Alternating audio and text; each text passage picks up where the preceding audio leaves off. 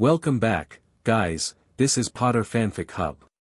Here we explore powerful Harry Potter what-if stories and hidden magic. What if Harry Potter's soul recognized Hermione Granger the moment they met? If you enjoy epic magical videos, subscribe to Potter Fanfic Hub. Now, let the story begin. Chapter 1, The Soul's Whisper. The train rattled through the English countryside, its steam billowing against a grey September sky that threatened rain but never quite delivered. Harry Potter pressed his forehead against the cool glass of the compartment window, watching the world blur past in streaks of green and brown. For the first time in his 11 years, he was leaving Privet Drive behind, not running, not escaping, but truly leaving. The Dursleys had dropped him at King's Cross with barely a word, Vernon's face purple with barely contained fury, Petunia's lips pressed into that thin line of disapproval she'd perfected over the decades, and Dudley, well, Dudley had been too busy cramming his face with his third breakfast to notice much of anything. Harry's hand drifted to his forehead, tracing the faint lightning bolt scar that had been his only identifying feature for as long as he could remember. Now he knew what it meant. Now he knew who he was. Or at least, he was beginning to understand. The compartment door slid open with a soft hiss, and Harry looked up, expecting to see the trolley witch or perhaps another student looking for a seat. Instead, he found himself staring at a girl about his age with a mass of bushy brown hair that seemed to have a life of its own, and eyes that burned with an intensity that made him want to simultaneously shrink back and step forward. "Has anyone seen a toad?" she asked, her voice crisp and businesslike. "A boy named Neville's lost one." Harry shook his head, momentarily struck dumb. There was something about her, something that made the air in the compartment feel different, charged somehow, as if lightning was about to strike. "No," he managed. "Sorry. I haven't seen anything." The girl nodded briskly and began to back out of the compartment, but then she paused, her eyes narrowing as she studied him. "You're Harry Potter," she said. It wasn't a question. It wasn't the first time someone had recognized him that day. On the platform, a red-haired boy named Ron Weasley had practically shouted it to the entire crowd. But this felt different. This felt like recognition on a level that went beyond the scar on his forehead. "Yes," Harry said, feeling strangely exposed under her gaze. "I mean, I think so. That's what people keep telling me." "I've read all about you," she said, stepping fully into the compartment now, her earlier mission apparently forgotten. "In modern magical history, and the rise and fall of the dark arts, and great wizarding events of the 20th century. You're in there, you know. Not by name, exactly, but they talk about the night you know who disappeared, and how you survived the killing curse. It's really quite extraordinary, no one else has ever survived it, you know, and you did it when you were just a baby." Harry felt his cheeks flush. He wasn't used to this kind of attention, and it made him deeply uncomfortable. On Privet Drive, he'd been invisible at best, a burden at worst. Being famous for something he couldn't even remember felt like a cruel joke. Thanks," he said awkwardly. "I don't really remember it, though." The girl nodded as if this made perfect sense. "Of course you wouldn't. The memory would have been too traumatic. The brain often represses." She stopped mid-sentence, and for a moment, her eyes unfocused slightly, as if she were listening to something far away. "I'm Hermione," she said suddenly, extending her hand. "Hermione Granger." Harry reached out automatically, his fingers closing around hers. And then, the world didn't just shift. It shattered and reformed around him. Light exploded behind his eyes, not the harsh brightness of a camera flash or the soft glow of a candle, but something ancient and golden, like the first rays of dawn breaking over a world that had never known light. The train compartment dissolved around him, and suddenly Harry was standing in 1,000 different places at once, watching 1,000 different versions of himself in 1,000 different lives.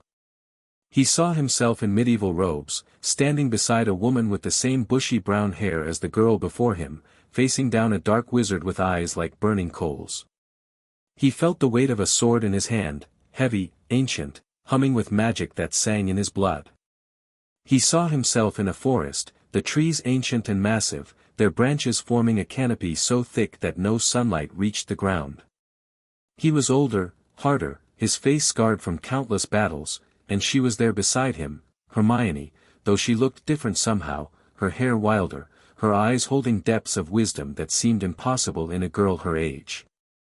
They were standing over the body of something massive and dark, something that had been hunting them for weeks. He saw himself in a great hall, the ceiling enchanted to show the night sky, and he was dancing with her, their movements perfectly synchronized, their eyes locked in a way that suggested they'd danced this dance 1,000 times before. Around them, people cheered and applauded, but all Harry could see was her face, her smile, the way her eyes crinkled at the corners. He saw himself dying. The vision was so sudden, so visceral, that Harry felt his breath catch in his throat.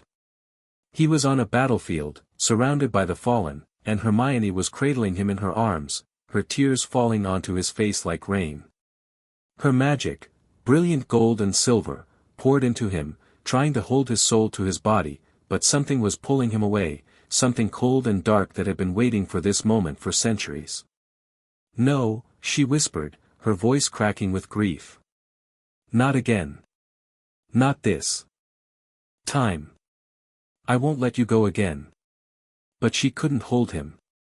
He felt himself slipping, felt the darkness closing in around him, and then he saw her face one last time. Harry gasped and pulled his hand back as if he'd been burned. The train compartment rushed back into focus, solid and real, and he found himself pressed against the window, his heart hammering so hard he could feel it in his throat. Hermione stood frozen in the doorway, her hand still extended, her face pale. She was staring at him with an expression of confusion and shock, her eyes wide and unfocused, as if she were seeing something just beyond him. "What?" Harry started, his voice coming out in a ragged whisper. "What was that?" Hermione blinked, and something shifted in her expression, a flicker of recognition that seemed impossible, as if she'd known him her entire life. Her hand dropped slowly to her side, and she took a step back, her breath coming in short, sharp gasps. I saw," she shook her head, her hair bouncing wildly. "That's impossible. There's no spell that can, I've never." The golden light that had exploded around them was fading now, leaving behind only the faintest warmth in the air, like the memory of sunlight on a cold day. But Harry could still feel it, deep in his chest, a strange and unfamiliar sensation that made him feel both terrified and oddly whole. "What was that?" he asked again, more insistently this time. "I saw things, places, people, I've never seen any of them before, but I knew them somehow. I knew you somehow."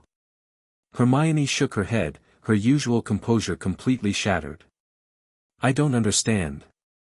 I've read about magical bonds and soul connections but that's theoretical magic, advanced stuff, nothing a first year could." She stopped, her eyes widening. "Your scar," she said suddenly. "It's glowing." Harry's hand flew to his forehead, and he felt it, a faint warmth radiating from the lightning bolt scar, as if it were responding to something. He'd felt it pulse before, of course, always at the worst possible moments, but never like this. Never with warmth. "It's tingling," he said, his voice barely above a whisper. Like it's alive." Hermione stepped closer, her earlier fear replaced by a burning curiosity that seemed to drive everything else away. May I see it?" Harry hesitated for only a moment before lowering his hand. He'd spent his entire life being stared at, being examined like a specimen under a microscope. But something about the way Hermione looked at him felt different, not like she was trying to figure out what was wrong with him, but like she genuinely wanted to understand. She leaned in, her eyes fixed on his forehead, and Harry found himself holding his breath. Her face was so close to his now that he could see the faint freckles scattered across her nose, the way her eyelashes curled impossibly thick, the tiny furrow between her brows as she concentrated. "It's beautiful," she murmured, and Harry felt something shift in his chest, something warm and unfamiliar. In a strange way. It's not just a scar, is it? It's like a symbol. A mark of something. Something terrible, Harry said, the words coming out before he could stop them. My parents died because of this scar. Hermione pulled back, her expression softening in a way that made Harry's breath catch. I know, she said quietly. I'm sorry. I shouldn't have, I read about what happened, but that doesn't, she shook her head, clearly frustrated with herself. I'm not very good at this. At what? Being, she waved her hands vaguely. Human. Nice. I've always been better with books than with people. They're easier to understand. They don't, she stopped, her cheeks flushing slightly. Never mind. I should go find that toad. But she didn't move. Neither of them did. They stood there in the small compartment, the train rattling beneath them, and Harry felt like the world had somehow tilted off its axis. Hermione, he said, and the name felt strange on his tongue, like a word he'd been trying to remember for years. What did you see? Just now, when we touched. What did you see? For a long moment, she didn't answer. Her eyes searched his face, looking for something, and Harry had the strangest feeling that she was seeing more than just a boy with a scar and a ridiculous haircut. I saw you, she said finally, her voice barely above a whisper. But not just you. I saw us. Together. In places I've never been, in times I've never known. I felt, she closed her eyes, and when she opened them again, they were glistening with unshed tears. I felt like I was coming home. The words hung between them, heavy with meaning neither of them could fully understand. Harry opened his mouth to respond, to ask for clarification, to do something that would make sense of what was happening, but no words came out. The door to the compartment slid open again, and a plump, red-haired woman with a kind face poked her head in. Anything off the trolley, dears? Pumpkin pasties? Bertie Bott's every flavor beans. Harry blinked, the spell broken. His stomach growled loudly, reminding him that he hadn't eaten since the Dursleys had dumped him at King's Cross. I'll take, he fumbled for his money, suddenly aware of how awkward he must look. I'll take some of everything, please. The trolley witch smiled and began loading up his bag, and Harry felt a moment of relief at having something normal to focus on. Beside him, Hermione seemed to have recovered some of her composure, though her eyes still held that slightly dazed quality. I should go find Neville's toad, she said again, but she made no move to leave. Stay, Harry said, the word coming out more forcefully than he'd intended. If you want. There's plenty of room, and I've got more sweets than I know what to do with. I could use the company. It was a lie, of course. Harry had never had company before, not real company, not the kind where someone actually wanted to be around him. But with Hermione, it felt right. It felt like the first thing that had made sense since he'd walked through the barrier at King's Cross. Hermione hesitated, her eyes flickering toward the door as if she were weighing the options. Then, slowly, she sat down across from him, her bag settling at her feet. I suppose I can look for the toad later, she said, her voice slightly too casual. Neville will probably find it on his own anyway. Harry nodded, suddenly feeling shy.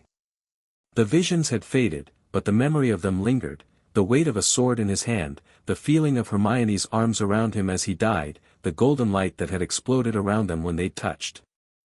I've never been on a train before, he said, casting about for something to talk about. The Dursleys, my aunt and uncle, they never took me anywhere. They didn't exactly like me. Hermione's expression shifted, and Harry saw something flash in her eyes, fury, perhaps, or protectiveness. It was gone almost as quickly as it appeared.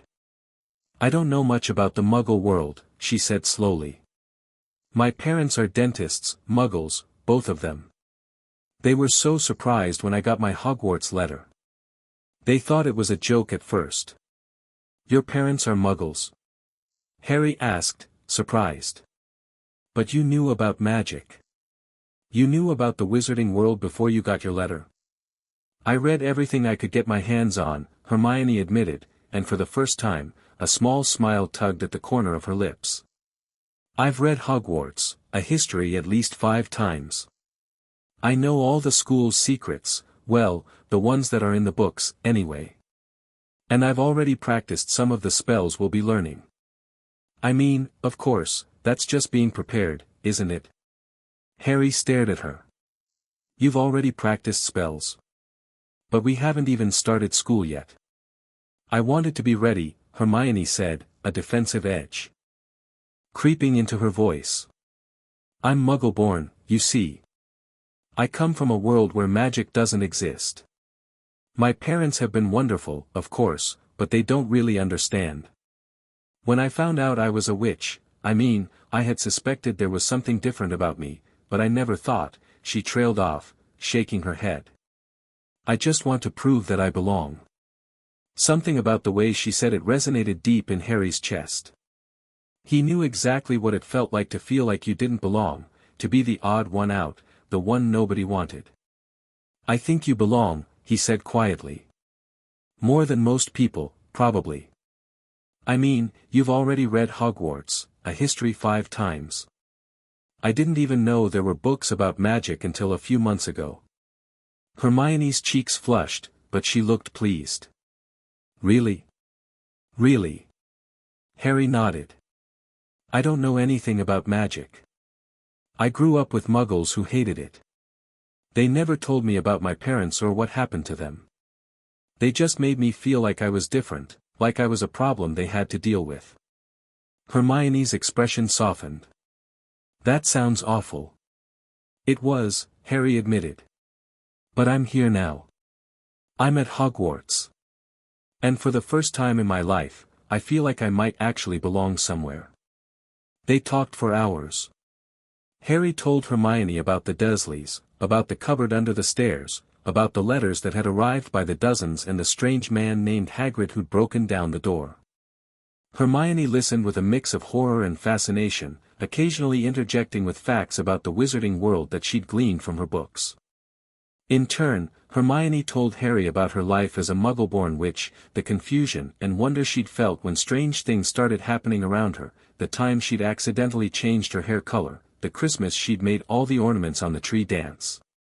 She talked about her parents, who were supportive but bewildered, and her desperation to be the best witch she could be. You're definitely going to be the best, Harry said, grinning.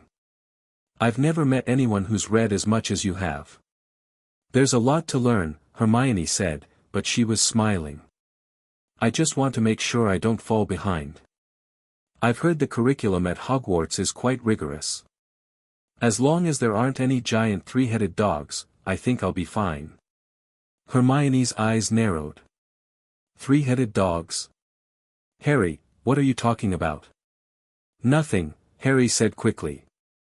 Hagrid showed me something.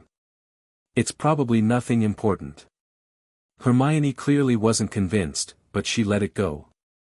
Instead, she reached into her bag and pulled out a thick, leather-bound book. I found this in Diagon Alley, she said, holding it up. It's called The Fundamental Principles of Magic.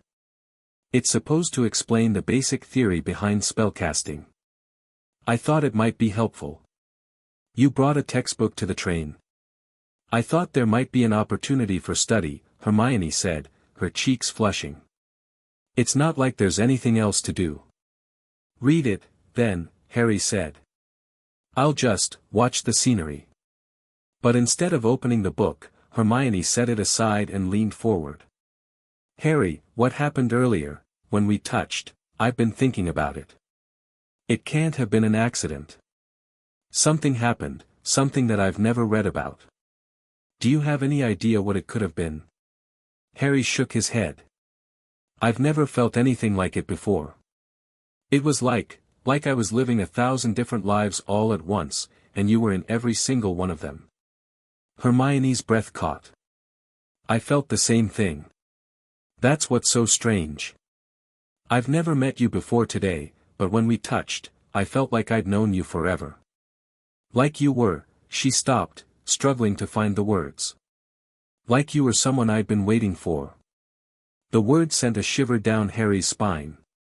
He looked at Hermione, really looked at her, and saw something he hadn't noticed before. There was a faint shimmer around her, barely visible in the afternoon light, like the heat haze that rose from pavement on a summer day. It was golden, the same golden light that had exploded around them when they'd touched. "Can you see it?" he asked, his voice barely above a whisper. "The light around you?" Hermione looked down at her hands, and her eyes widened. "It's there," she breathed. "Around me. Like a glow. I see it around you too." They stared at each other across the compartment, and Harry felt the strangest sensation, like something was clicking into place inside him, something he hadn't even known was missing. "What's happening to us?" he asked. "I don't know," Hermione admitted. "But I'm going to find out." The train pulled into Hogsmeade Station as the sun was beginning to set, painting the sky in shades of orange and purple. Harry and Hermione had spent the entire journey talking, learning about each other, laughing at each other's stories. It was the best afternoon of Harry's life, and he told Hermione as much. "Really?" she asked, looking surprised. "But you've been famous for years. You've probably met loads of interesting people." "Not like you," Harry said, and he meant it. As they stepped off the train, the first-year students were called to gather around Hagrid, who led them down to the lake. Hermione was close by, her eyes wide as she took in the castle for the first time. "It's even more beautiful than I imagined," she breathed. Harry nodded, but his attention was fixed on Hermione. The golden light around her had grown stronger, pulsing gently, and he felt it responding to something in his chest. "We're going to be sorted into houses," Hermione said, pulling him from his thoughts. "I've read about the ceremony. I'm hoping for Gryffindor, it's the house of the brave, you know. But I've also heard that Slytherin produces some of the finest witches and wizards, even if they do have a rather unfortunate reputation." "What house do you think I'll be in?" Harry asked. Hermione considered this seriously. "I think you'll be in the house that's right for you," she said finally. "The Sorting Hat knows where you belong." As they crossed the lake, the torches from the castle reflecting off the dark water, Harry felt Hermione's hand brush against his. The contact sent a jolt through him, not painful, but electric, like he'd touched a live wire. "Harry," Hermione said, her voice tight. "Do you feel that?" He did. It was like a current running between them, something invisible but undeniable. "I feel it," he said. She pulled her hand back quickly, and the current faded. But Harry knew it hadn't disappeared. It was still there, simmering beneath the surface, waiting for them to touch again. At the castle, they were led into the great hall, where hundreds of floating candles lit the ceiling. Harry stood with the other first-years, his heart pounding as the Sorting Hat began to sing. "Oh, you may not think I'm pretty. But don't judge on what you see. I'll eat myself if you can find a smarter hat than me." Harry listened to the song, but his attention kept drifting to Hermione, who was standing a few feet away, her face pale in the candlelight. The golden glow around her was brighter now, pulsing in time with the beat of his heart. "Hermione," he whispered, and she turned to look at him. "Harry," she started to say, but then a girl with dark curls stepped forward and took her place on the stool. "Brown, lavender." McGonagall called, and the Sorting Hat descended over her head. Harry watched, barely seeing the girl, his eyes fixed on Hermione. She was looking at him too, her expression a mix of fear and wonder. What was happening to them? What had they become? The sorting proceeded, one name after another. Harry and Hermione watched in silence, their attention only half focused on the proceedings. Finally, a name was called. "Granger, Hermione." Hermione started, then walked forward, her step steady even if her hands were trembling slightly. She sat on the stool, and the Sorting Hat descended over her head. Harry held his breath. The hat seemed to take longer with her than with the others. Harry could see Hermione's face, her expression shifting as she apparently argued with the hat.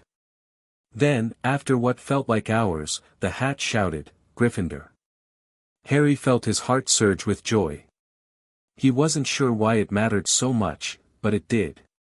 It mattered more than anything in the world. Hermione walked to the Gryffindor table, and as she passed Harry, she shot him a glance. There was something in her eyes, a promise, a question, a recognition that went beyond words. Then, "Potter, Harry." Harry walked forward, his legs feeling like they were made of jelly. He sat on the stool, and the hat descended over his head.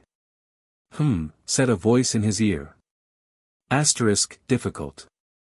Very difficult. Plenty of courage, I see. Not a bad mind either. There's talent, oh my goodness, yes, and a thirst to prove yourself. But where to put you? Harry felt the hat touch his forehead, and suddenly. There was a flash of light, and Harry was no longer in the Great Hall. He was standing in a space that felt infinite and timeless, a place of swirling gold and silver light that seemed to stretch in all directions. Well, well, said a voice, ancient and powerful. I must say, I did not expect to see this again. Harry looked around, but he couldn't see the source of the voice. Where am I? What's happening? You are in the Hall of Souls, the voice said. Or rather, you are in the echo of it, a memory of a place that exists beyond the reach of mortal magic. You are here because your soul has been touched by something ancient, something that has been sleeping for centuries. My soul? Harry asked, confused. What do you mean? The girl, the voice said. Hermione Granger. When you touched her, your souls recognized each other. They are bonded, you see, connected. By threads that have been woven across lifetimes. You have loved her before, Harry Potter. You have fought beside her, died for her, lived countless lives in which she was the single constant. Harry felt his heart stop. I don't understand. I've never met her before today. Not in this life, the voice agreed. But in others. You and she are eternal soul partners, two souls destined to reincarnate together whenever the world faces its darkest hour. It has been this way for 1,000 years, and it will be this way for 1,000 more. The Great Hall rushed back into focus, and Harry was sitting on the stool, the hat still on his head. Gryffindor. The hat shouted, and Harry felt a surge of relief. He pulled the hat off and walked toward the Gryffindor table, his eyes seeking out Hermione's face. She was watching him, her expression open and vulnerable. Harry sat down beside her, and their eyes met. Everything's going to change, Hermione whispered. I can feel it. Maybe that's a good thing, Harry said softly. She looked at him, and for a moment, the noise of the Great Hall faded away. There was only the two of them, their eyes locked together, and the faint golden glow that seemed to connect them. Maybe it is, she said. And for the first time since he'd walked into the Great Hall, Harry felt something he'd never felt before. He felt like he'd come home. That night, Harry lay in his four-poster bed in the Gryffindor dormitory, staring up at the canopy. The other boys, Ron, Dean, Seamus, and Neville, were all asleep, their soft snores filling the room. But Harry couldn't sleep. His mind kept drifting back to the sorting, to the voice in the hat, to the words it had spoken. Eternal soul partners. Two souls destined to reincarnate together. You have loved her before, What did that mean? How could he have loved someone he'd never met before today?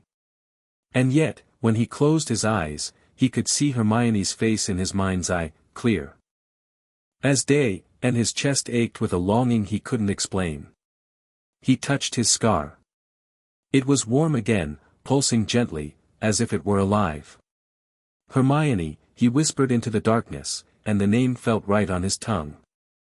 Across the castle, in the girls' dormitory, Hermione Granger lay awake in her bed, her eyes wide open as she stared at the ceiling. The other girls were asleep, their breathing soft and even. She reached up and touched her own chest, feeling the strange warmth that had been there ever since she'd touched Harry's hand on the train. Two souls destined to reincarnate together, the Sorting Hat had whispered to her. You have been waiting for him for a very long time, Hermione Granger. Do not let this chance slip away. She didn't understand what was happening to her. She, who had always prided herself on her logic and reasoning, felt completely lost. But there was one thing she knew with absolute certainty. She had to see Harry again. She had to understand this connection between them. Harry, she whispered into the darkness, and the name felt like a prayer. The night deepened, and somewhere in the castle, a golden light flickered and faded. The bond had awakened. And nothing would ever be the same again. Chapter 2, The Bond Beyond Memory. The dream began as all dreams do, formless, shapeless, a collection of half-formed thoughts that drifted through Harry's mind like clouds across a summer sky. He was floating in a sea of darkness, weightless and untethered, with no sense of up or down, no awareness of time or place. Then the golden light appeared. It started as a pinprick in the distance, so small that Harry almost missed it. But it grew rapidly, expanding outward in waves of warm, radiant energy that seemed to pulse with a heartbeat of their own. The darkness around him began to recede, pushed back by the growing light, and Harry felt himself being drawn toward it like a moth to a flame. The light engulfed him, and suddenly he was standing, truly standing, on solid ground for the first time in what felt like forever. He blinked, his eyes adjusting to the brightness, and found himself in a place unlike anything he had ever seen. The Hall of Souls stretched out before him, a vast and impossible space that seemed to exist outside the boundaries of normal reality. The ceiling was impossibly high, disappearing into a mist of swirling gold and silver that shifted and changed like clouds caught in a perpetual storm. The walls were made of something that looked like marble but glowed from within, pulsing with an inner light that seemed to sync with Harry's own heartbeat. And everywhere he looked, there were threads. They hung from the ceiling like curtains, thousands upon thousands of them, each one a different color and thickness. Some were bright and vibrant, pulsing with life and energy, others were dim and faded, barely visible against the glowing walls. They crisscrossed the hall in patterns so complex that Harry's eyes couldn't follow them, weaving together and separating again in a dance that had been going on for what felt like eternity. "What is this place?" Harry whispered, his voice echoing strangely in the vast space. "Welcome, Harry Potter."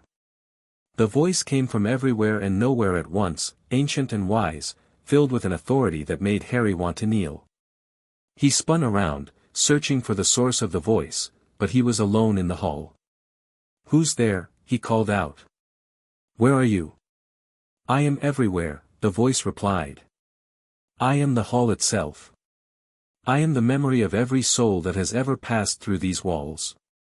I am the guardian of the bonds that connect all living things." Harry felt a chill run down his spine. "The bonds? What bonds?" "Come," the voice said. "See for yourself."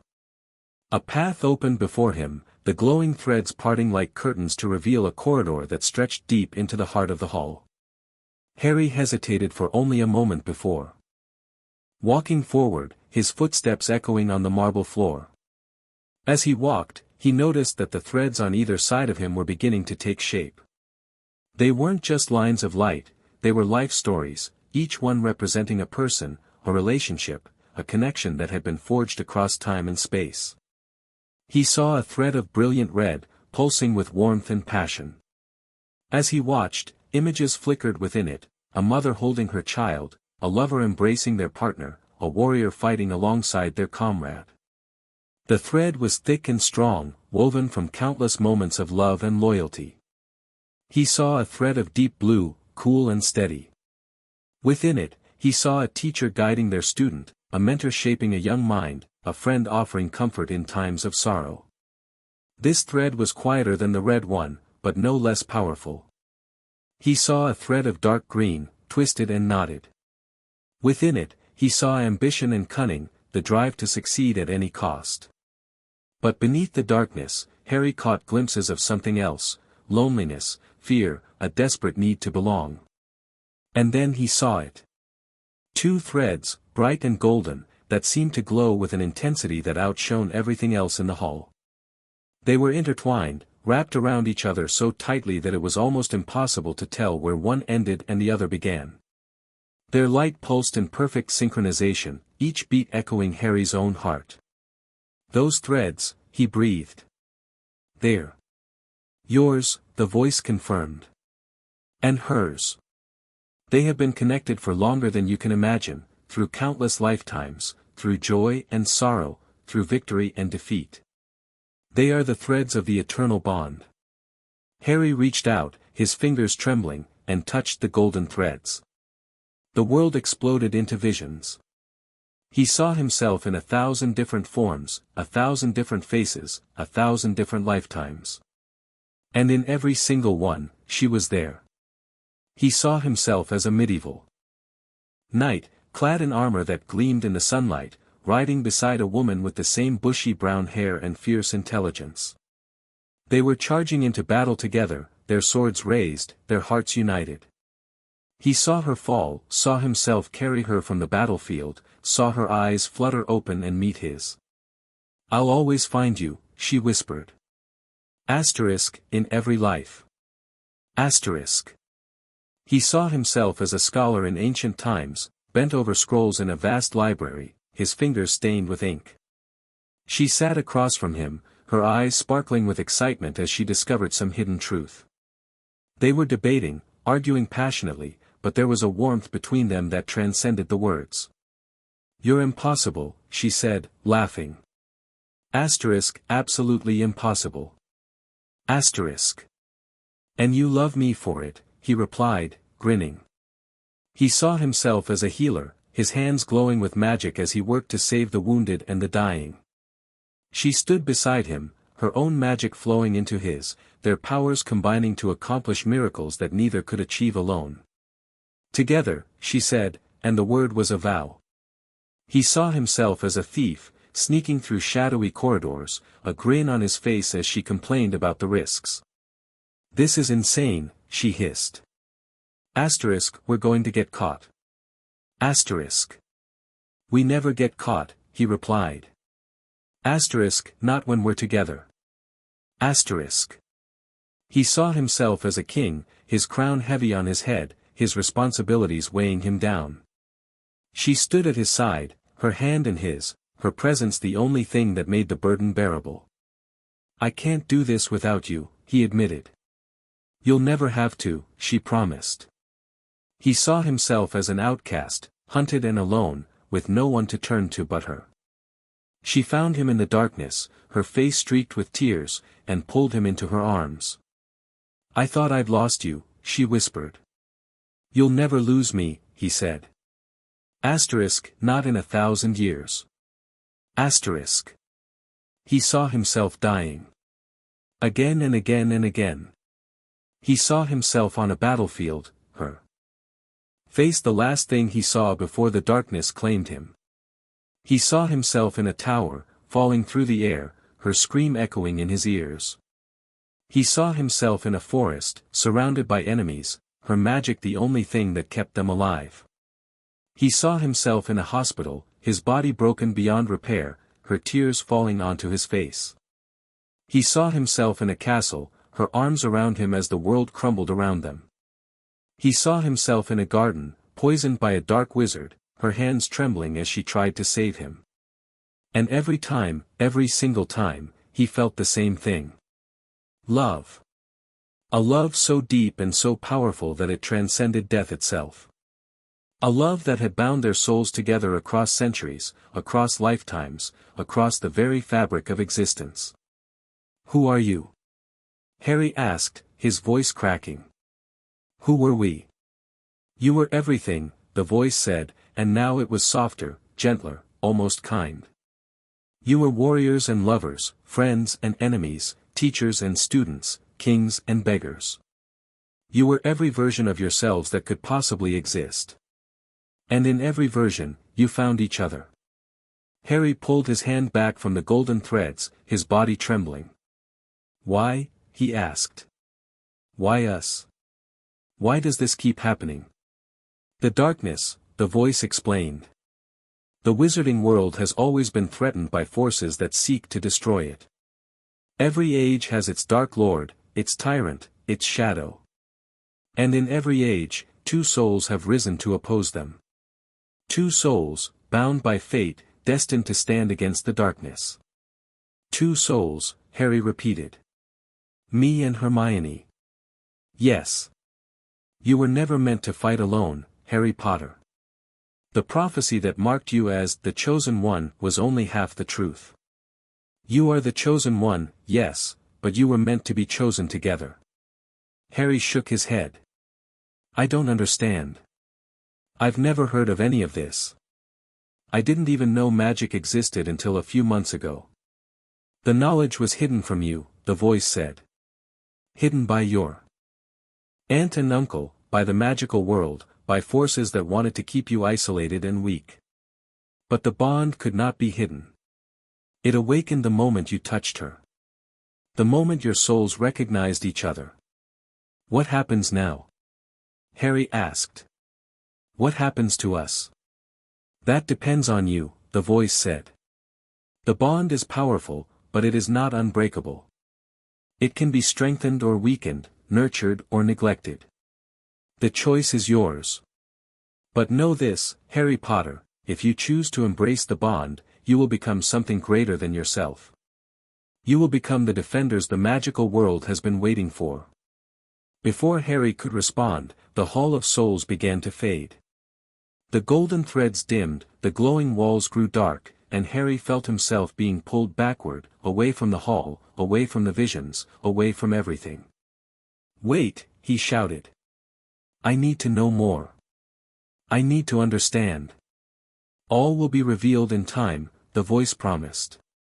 Sleep, Harry Potter. Rest. When you wake, the bond will be waiting. Harry woke with a gasp, his body drenched in sweat, his heart pounding against his ribs. He sat up in his four-poster bed, his eyes wide, his breath coming in ragged gasps. Harry? Are you all right? Ron's voice came from the bed next to him, sleepy and confused. Harry turned to look at his new friend, his mind still reeling from the dream. I'm fine, he said quickly. Just a nightmare. Ron grunted and rolled over, pulling his covers over his head. Try not to wake everyone up next time. Harry lay back down, his eyes fixed on the canopy above him. The dream was already starting to fade, the details slipping away like water through his fingers. But he remembered the hall. He remembered the threads. He remembered the voice. And he remembered Hermione. He needed to see her. He needed to know if she had dreamed the same thing. The next morning, Harry made his way down to the great hall for breakfast, his mind still churning with questions. He found Ron already at the Gryffindor table, his face buried in a plate of eggs and bacon. You look terrible, Ron said, glancing up. Didn't you sleep? Not really, Harry admitted. I had a weird dream. And then I couldn't get back to sleep. Ron shrugged. Probably just nerves. First day of classes and all that. But Harry knew it was more than that. He scanned the great hall, searching for a familiar head of bushy brown hair. It took him a moment, but then he saw her, sitting at the end of the Gryffindor table, her nose buried in a thick book. Excuse me, Harry said to Ron, rising from his seat. I need to talk to Hermione. Ron's eyebrows shot up. Hermione? The bossy girl from the train? She's not bossy, Harry said, a bit more sharply than he'd intended. She's just, thorough. He made his way down the table, his heart pounding.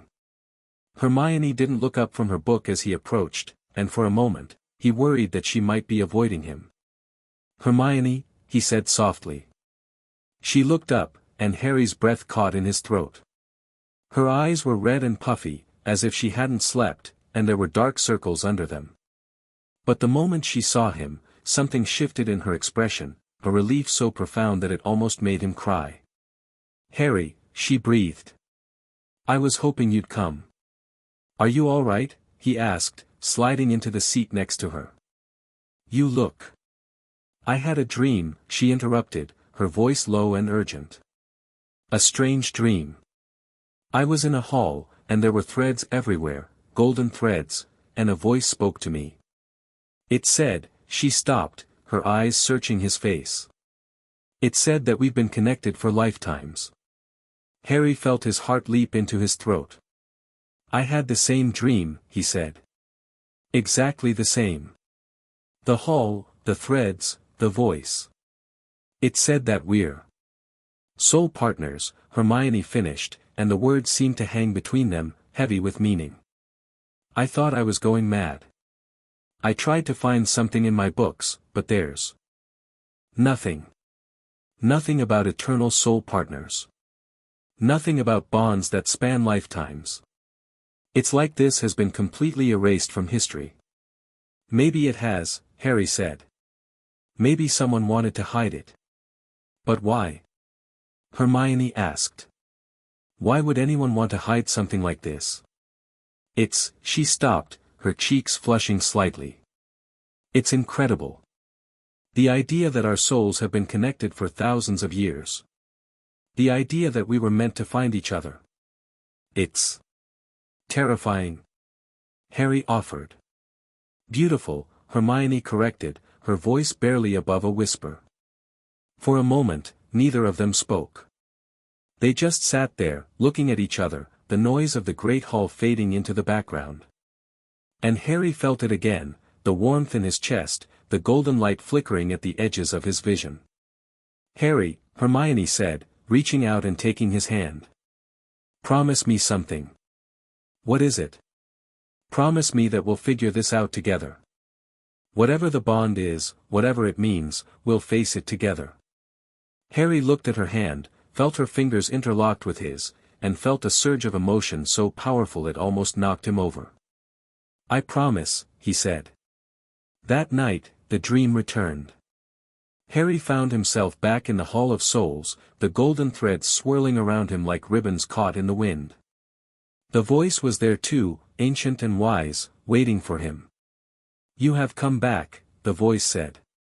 "I was not certain you would."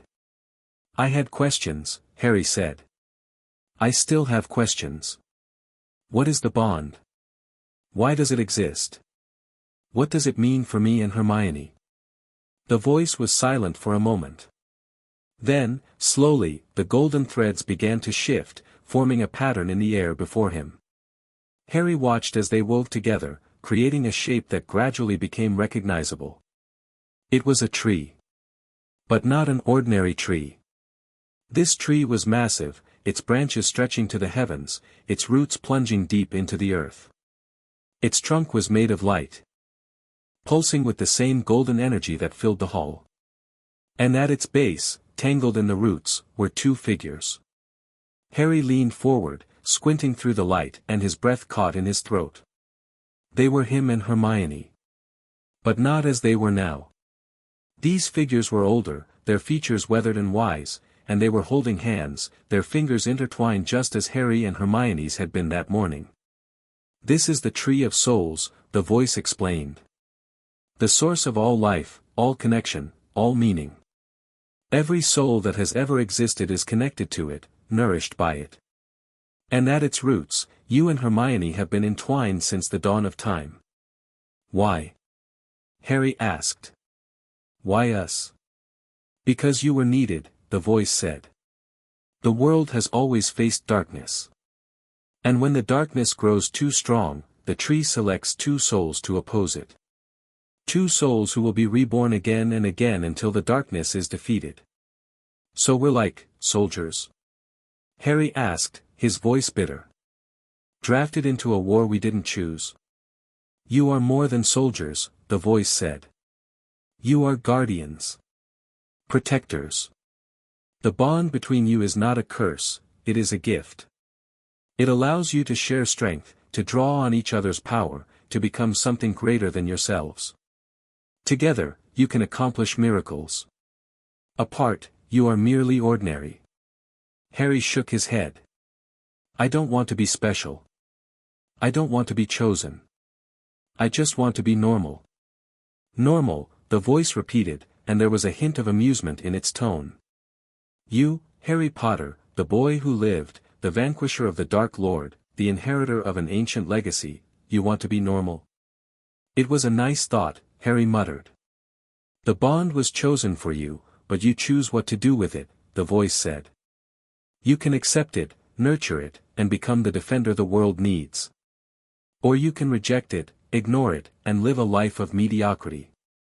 The choice is yours. It has always been yours. Harry was silent. For a long moment.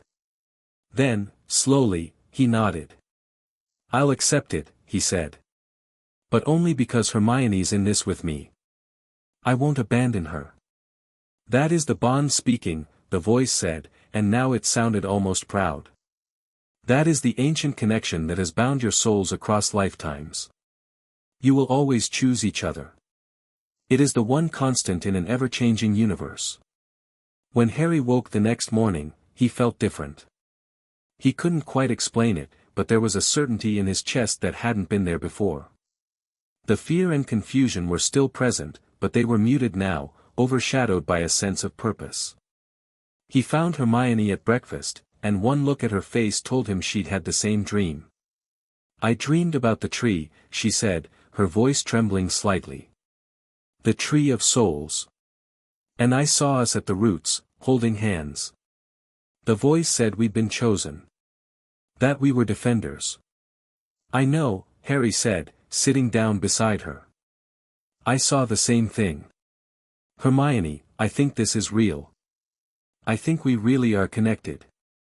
I think we really have been reborn together across countless lifetimes. I was hoping you'd say that, Hermione admitted. I was hoping I wasn't going crazy. You're not going crazy, Harry said firmly. We're not going crazy. Whatever this is, we'll figure it out. Together. Hermione smiled, and the golden light around her pulsed gently in response. Together, she agreed. The weeks passed, and Harry and Hermione grew closer. They spent their free time together, studying in the library, exploring the castle, or just sitting in the common room and talking. The golden glow that surrounded them had faded to a faint shimmer, barely visible unless they were touching, but they both knew it was still there. And the dreams continued. Every night, Harry and Hermione found themselves in the Hall of Souls, learning from the ancient voice that guarded the bond. The voice taught them about the history of the eternal partners. The battles they had fought, the sacrifices they had made. It showed them their previous incarnations, their triumphs and failures, their joys and sorrows. Harry saw himself as a warrior, clad in armor, fighting against darkness.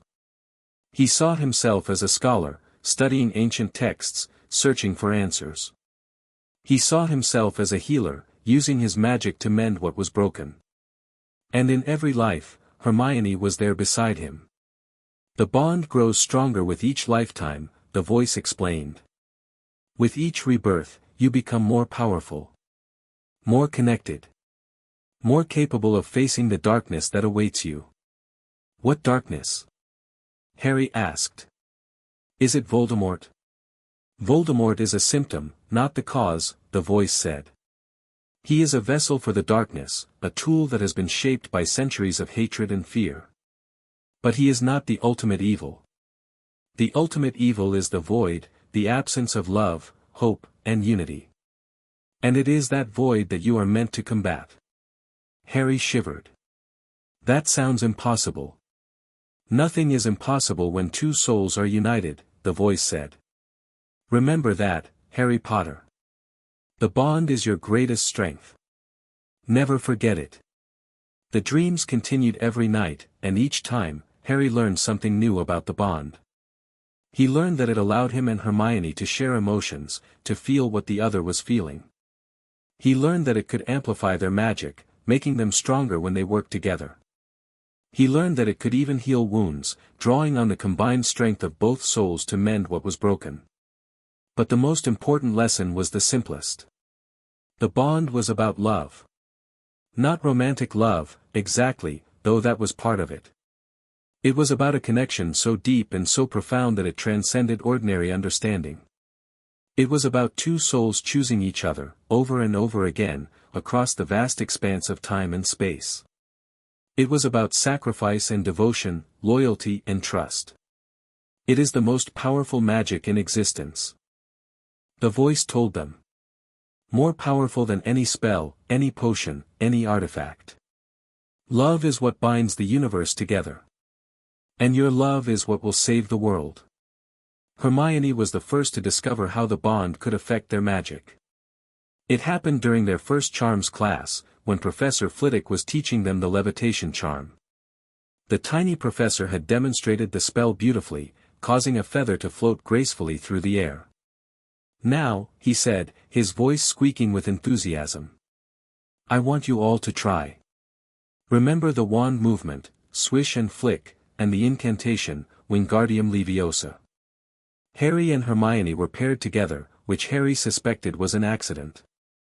He watched Hermione as she practiced the wand movement, her brow furrowed with concentration. Wingardium Leviosa, she said, and the feather rose about an inch before falling back down. Almost, Harry said encouragingly. Try again. Hermione gave him a grateful smile and raised her wand again. Harry raised his own wand, intending to try the spell as well, but before he could speak, something strange happened. Their wands began to glow. The golden light that usually shimmered faintly around them flared to life, bright and brilliant, pulsing in time with their heartbeats. Harry felt a surge of energy flow through him, and he saw Hermione's eyes widen as she felt it too. Together, she whispered. Let's try it together. Harry nodded, and they raised their wands in perfect synchronization. Wingardium Leviosa, they said in unison. The feather rose from the desk, drifting gracefully into the air. But it didn't stop there. It continued to rise, higher and higher, spinning and twirling as if caught in an invisible breeze. Then, impossibly, it began to glow. The feather transformed, its ordinary brown color shifting to a brilliant gold. It pulsed with the same golden light that surrounded Harry and Hermione, casting warm rays across the classroom. Good heavens! Professor Flitwick exclaimed, his eyes wide with amazement. I've never seen anything like it. The spell is perfect. Absolutely perfect. Harry and Hermione exchanged glances, their eyes wide with shock. They had done this. Their magic, combined, had created something extraordinary. I think the bond works on our magic, Hermione whispered, her voice barely audible. When we work together, our spells become stronger. Much stronger. Harry nodded slowly. I felt it too. It was like we were connected. Like our magic was flowing through each other. We have to be careful, Hermione warned. We can't let anyone find out about this. Not until we understand it better. I know, Harry agreed. We'll keep it secret. At least for now. But keeping the bond secret proved to be harder than they'd anticipated. It started with small things, a spell that worked too well, a moment of perfect synchronization that drew attention, a glow that appeared when they were too close together. Harry and Hermione learned to stay apart during classes, to avoid touching when other people were watching, to act like ordinary students. But the bond wouldn't be silenced. One afternoon in the library, they were studying together when a group of Slytherin students entered, led by a boy named Draco Malfoy. Harry had met Draco on the train, and he disliked him instantly. Look, it's the famous Harry Potter, Draco sneered, his eyes glittering with malice. Hanging out with the mud-blood, I see. Harry felt a surge of anger so intense it nearly knocked him over. Don't call her that, he said, his voice dangerously low. Or what? Draco asked, stepping closer. What are you going to do, Potter? Run to Dumbledore? Cry to your muggle-loving friends? The golden light around Harry flared, and he saw Hermione's eyes widen in warning. But he couldn't stop it. The bond was pulsing with emotion, and he felt Hermione's anger and fear mingling with his own. "Don't," Hermione hissed, grabbing his arm. "He's not worth it." But Harry wasn't listening. He was staring at Draco, his eyes blazing with golden light that seemed to come from somewhere deep inside him. "Touch her," Harry said, his voice low and menacing, "and I'll make you regret it." For a moment, something flickered in Draco's eyes, fear, perhaps, or uncertainty. But then he laughed, shaking his head. "You're pathetic, Potter," he said. "You and your mudblood girlfriend. Come on, guys. This place is starting to smell." The Slytherins left, and Harry felt the anger slowly drain out of him. He turned to Hermione, his face flushed with embarrassment. "I'm sorry," he said. "I don't know what came over me. I just saw him insulting you, and I—" "It's the bond," Hermione interrupted, her voice soft. "I felt it too. When he called me that word, I was furious. And I felt your anger too. It was like we were sharing the same emotion." Harry nodded slowly. "The bond is getting stronger. We need to be more careful. We need to learn to control it," Hermione corrected. "The bond is part of us now. We can't ignore it. We have to learn to work with it." And so they did. Over the next few weeks, Harry and Hermione practiced controlling the bond. They learned to share emotions without letting them overwhelm each other. They learned to amplify each other's magic without drawing attention. They learned to be a team, in every sense of the word. It wasn't always easy. There were moments of frustration, moments when the bond seemed to work against them instead of for them. But they persevered, driven by a determination that seemed to come from the bond itself. "The bond makes us stronger," Harry said one night, as they sat in the empty common room, the fire crackling softly in the hearth. "But it also makes us vulnerable. If something happened to you—" "Nothing's going to happen to me," Hermione said firmly. "We're going to protect each other. That's the point of the bond." Harry nodded, but he couldn't shake the fear that lingered in his chest. The voice in the Hall of Souls had warned them of darkness. It had warned them of sacrifices and losses. And deep down, Harry knew that the bond came with a price. But he pushed the fear aside, focusing on the warmth of Hermione's presence beside him. "Whatever happens," he said softly, "we'll face it together." Together, Hermione agreed, and the golden light around them pulsed in affirmation. The night before their first potions class, Harry dreamed of the Hall of Souls once more. "You have done well," the voice said, and there was a note of approval in its ancient tones. "You have learned to control the bond, to use it to your advantage. But there is still much to learn." "Like what?" Harry asked. "Like trust," the voice said. "The bond is built on trust, Harry Potter. Without it, the bond is nothing but a chain. You must trust Hermione completely, and she must trust you. Only then will the bond reach its full potential." "I trust her," Harry said immediately. "Then prove it," the voice challenged. "When the time comes, you must be willing to sacrifice everything for her. Your pride, your safety, your very life. That is what the bond demands." Harry swallowed hard. "I understand." "Good," the voice said. "Now wake. There is much to do." Harry woke with the morning sun streaming through the windows, and he felt a renewed sense of purpose. He found Hermione at breakfast, and when she smiled at him, he knew she had dreamed the same thing. "Trust," she said softly, as if reading his mind. "That's what the voice said. We have to trust each other completely." "I know," Harry said. "And I do. I trust you, Hermione. With everything." Hermione's smile widened, and the golden light around them pulsed with warmth. "I trust you too, Harry," she said. "Always." And in that moment, Harry knew that the bond was stronger than ever.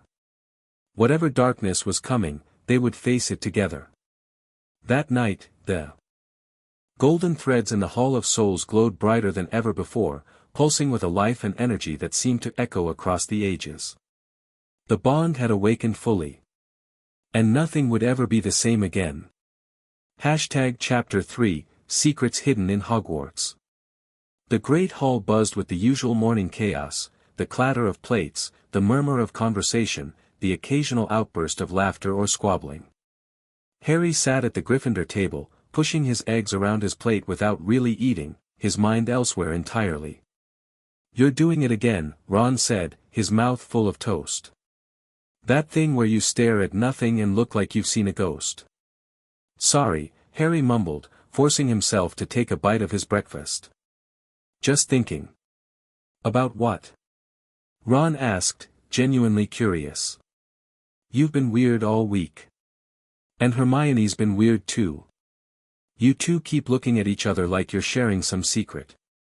Harry's heart skipped a beat. "We're not sharing anything," he said quickly. "We're just friends." Ron raised an eyebrow, clearly not convinced. "Right. And I'm the king of Slytherin." "You would make a terrible Slytherin," Harry said, grateful for the change of subject. "You're far too loud." "I'm not loud," Ron protested, his voice rising unconsciously. "I'm just enthusiastic." Seamus Finnegan, sitting across from them, snorted into his pumpkin juice. "Enthusiastic. That's one word for it." The conversation drifted to Quidditch, and Harry let himself be drawn into the discussion. But his mind was elsewhere, his thoughts circling back to the dream he'd had the night before. The Sorting Hat. It had appeared in the Hall of Souls, not as a physical object but as a presence, a shimmering shape that hovered in the golden light. Its voice had been different from the ancient guardians, older, stranger, more mischievous. "Well, well, well," the hat had said, its voice echoing in the vast space. Asterisk, what do we have here? Two souls, intertwined across the ages. This is unexpected. Asterisk. Asterisk, what are you doing here? Asterisk, Harry had asked, startled. Asterisk, you're supposed to be in the headmaster's office. Asterisk. "I am everywhere," the hat had replied, and there was something knowing in its tone. Asterisk, "I have been present for every sorting, every choice, every moment of destiny. I see what others cannot. And I see you, Harry Potter. I see you and Hermione Granger." Asterisk. Asterisk, you knew about the bond? Asterisk, Hermione had asked, stepping forward. Asterisk, you knew about us? Asterisk. I suspected, the hat admitted. Asterisk, when I sat upon your head, Harry, I felt something ancient stirring within you. Something that went beyond the ordinary. And when I touched your mind, Hermione, I felt the echo of that same presence. Two souls, bound together, waiting to be awakened. Asterisk. Asterisk, why didn't you tell us? Asterisk, Harry had demanded. Asterisk, why didn't you say anything? Asterisk. Because some truths must be discovered, not given, the hat had said. Asterisk, if I had told you, would you have believed me? Would you have understood what it meant? The bond must be felt, not explained. It must be lived, not described. Asterisk. The memory of the dream made Harry shiver. There was something deeply unsettling about the idea that the Sorting Hat had known about the bond all along. If it had known, who else might know? You've gone all pale again, Ron observed, interrupting his thoughts. Are you sure you're not sick? I'm fine, Harry said firmly. Just tired. I didn't sleep very well last night. Bad dreams? Ron asked sympathetically. Something like that. Harry was grateful when the morning post arrived, scattering letters and packages across the tables. A magnificent barn owl dropped a package in front of Ron, who tore it open with excitement. Jam tarts, he declared, pulling out a tin of homemade pastries. Mum's the best. Harry smiled, but his attention was already drifting back to the Sorting Hat's words. Two souls, bound together, waiting to be awakened, what did that mean? Had the bond been dormant until he and Hermione met? Had it been waiting for them, sleeping through the centuries, biding its time until the moment was right? He glanced across the table to where Hermione was sitting, her nose buried in a book as usual.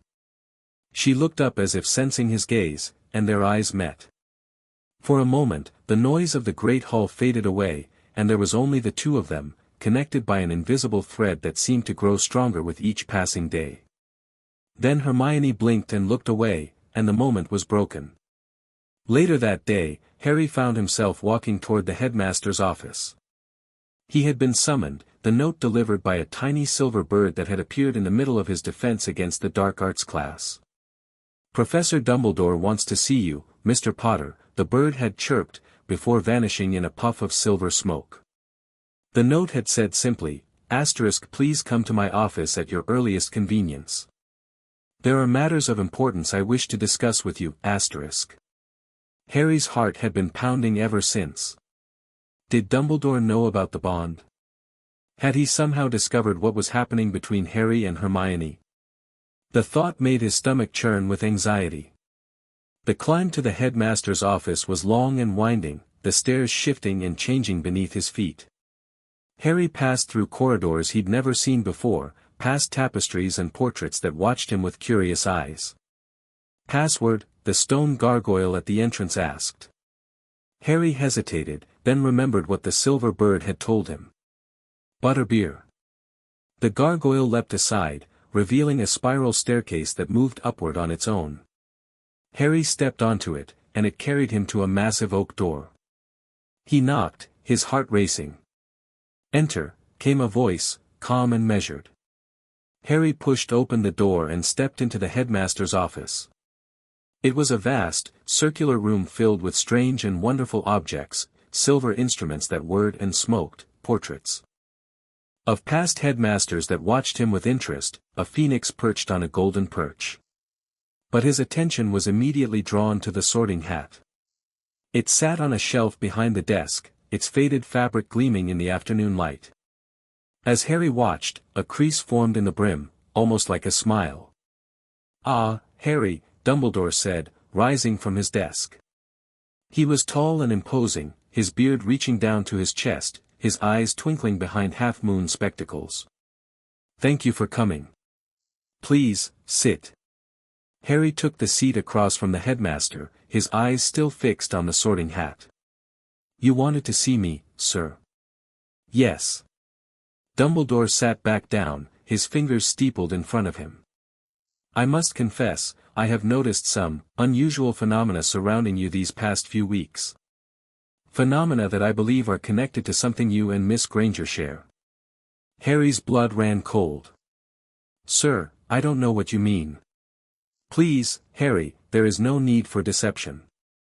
Dumbledore's voice was gentle, but there was a weight behind it that brooked no argument. "I have watched you and Miss Granger since the moment you arrived at Hogwarts. I have seen the golden light that surrounds you when you are together. I have felt the surge of magical energy that occurs when you cast spells in unison.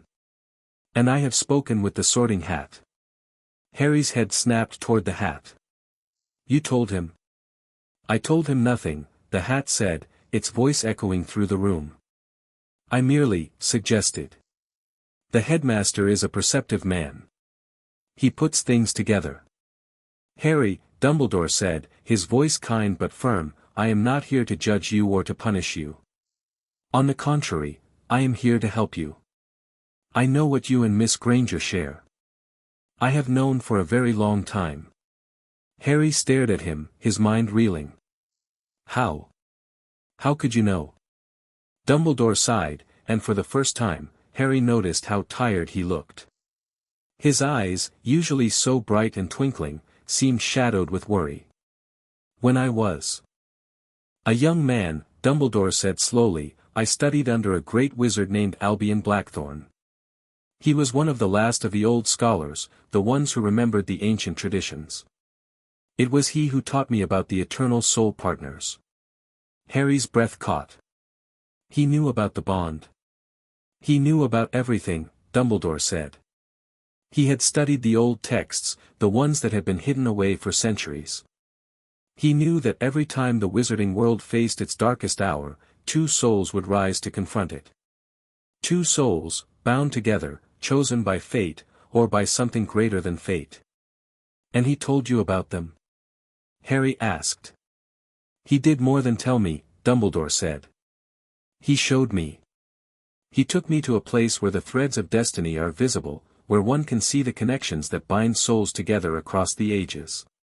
He showed me the golden threads, and he told me that one day, I would see them again. Harry felt a chill run down his spine. You saw the threads. You saw the bond. I saw it, Harry, Dumbledore confirmed. And I have seen it again, these past few weeks, surrounding you and Miss Granger. It was faint at first, barely visible, but it has grown stronger with each passing day.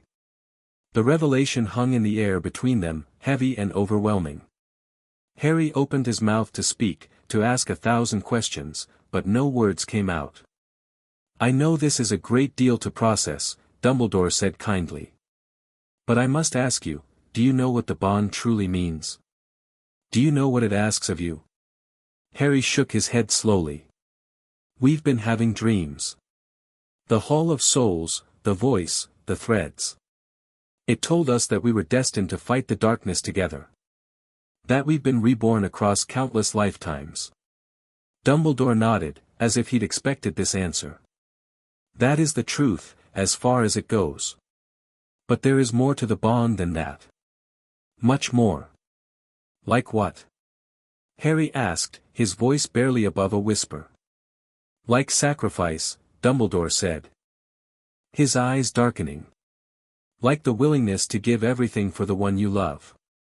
The bond is a gift, Harry, but it is also a burden. It will ask more of you than you can possibly imagine. Harry's heart pounded. What do you mean? Dumbledore was silent for a long moment. Then he reached into his desk and pulled out a leather-bound book, its pages yellowed with age. This is a journal kept by Merlin himself, he said, laying the book on the desk.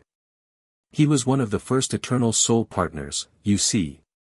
He and his soul mate, a woman named Amara, fought together against the darkness that threatened to consume the world in his time. They were the first to understand the bond's true nature. Harry reached out with trembling fingers and touched the book's cover. It was warm beneath his fingers, pulsing with the faintest echo of ancient magic. Merlin, he breathed. Merlin was like us. He was exactly like you, Dumbledore confirmed. Two souls, bound together, fighting against the darkness. And he wrote down everything he learned, the history of the bond, the secrets of its magic, the sacrifices it demanded. Can I read it? Harry asked, his voice eager. Eventually, Dumbledore said. But for now, I must share with you the most important lesson Merlin recorded. It is the lesson that will define your journey. Which is? Dumbledore leaned forward, his eyes meeting Harry's with an intensity that made his breath catch. The bond cannot be broken, Dumbledore said. It is eternal, unchanging, absolute. But it can be corrupted. It can be twisted by darkness, used for evil instead of good. And if that happens, the consequences would be catastrophic. Harry felt a cold dread settle in his stomach. Catastrophic how? The soul bond is powered by love, Dumbledore explained. Pure, selfless, unconditional love. If that love is corrupted, if it is replaced by obsession or possessiveness or fear, the bond becomes something else entirely. It becomes a curse, a chain. That binds two souls in misery. And the power it generates, it could destroy everything. The words hung between them, heavy and ominous. Harry thought of Hermione, of the warmth he felt whenever he was near her, and a fierce protectiveness surged through him. That won't happen, he said firmly. I won't let it. Harry, Dumbledore said gently, you cannot control everything. The darkness will try to corrupt the bond. It will try to fill you with doubt and fear, to separate you from Miss Granger. You must be ready for that. You must be prepared to fight, not just against Voldemort, but against the darkness within yourselves. When Harry finally left Dumbledore's office, his mind was spinning. The headmaster had given him the journal, the pages filled with Merlin's elegant script and the secrets of the Eternal Soul Partners. He'd promised to read it thoroughly, to learn everything he could. But there was one thing Dumbledore had said that kept echoing in his mind. Asterisk, the Sorting Hat sensed the bond the moment you arrived. It was the reason it hesitated during your sorting. Asterisk. Harry had asked about that, remembering the strange experience he'd had while the hat was on his head.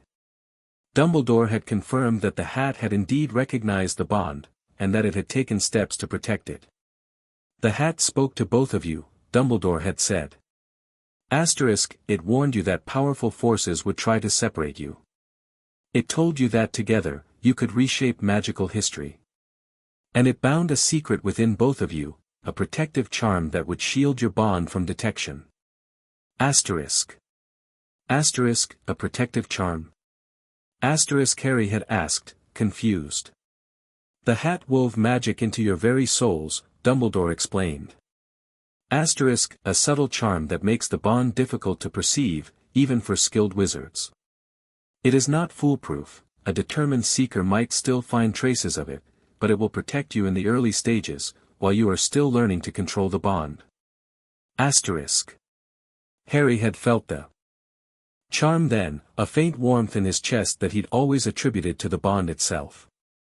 It was the Sorting Hat's magic, woven into his soul, protecting the most precious secret he and Hermione shared. Asterisk, the hat did this? Asterisk, Harry had asked, amazed. The hat is ancient, Dumbledore had said. Asterisk, it has seen the rise and fall of empires, the birth and death of magic itself. It knows the value of the Eternal Soul Partners, and it will do whatever it can to protect them. Including binding secrets into their souls. Asterisk. Harry found Hermione in the library that evening, hunched over a massive tome. She looked up as he approached, her eyes immediately going to the book in his hands. What's that? She asked, her curiosity piqued. Harry sat down beside her, glancing around to make sure they were alone. A journal, he said, his voice low. Written by Merlin. Hermione's eyes widened. Merlin. The Merlin. The same. Harry opened the book, its pages crackling with age. Dumbledore gave it to me. He knows about the bond, Hermione. He's known for a very long time. Hermione's face paled. He knows. But how? He studied with a wizard who knew about the Eternal Soul Partners, Harry explained. He's been watching us since we got here. He saw the golden light, the magical surges. He knows everything. For a moment, Hermione looked terrified. Then her expression shifted to something more determined. Is he going to do anything? Is he going to stop us? No, Harry said quickly. He wants to help us. He gave me this journal so we could learn about the bond. He told me to be careful, to protect ourselves. But he said the bond is important. He said we could be the ones to defeat Voldemort. Hermione's breath caught. Defeat Voldemort? Harry, that's insane. Harry offered. Terrifying. Impossible. All of the above, Hermione admitted. But also, maybe possible. If the bond really is as powerful as the voice said. We have to learn everything we can. Harry said. We have to understand the bond, its strengths, its weaknesses. And we have to protect it. Dumbledore said that the darkness will try to corrupt it. That we have to be ready. Hermione was silent for a long moment. Then she reached out and took his hand, her fingers intertwining with his. We'll be ready, she said firmly.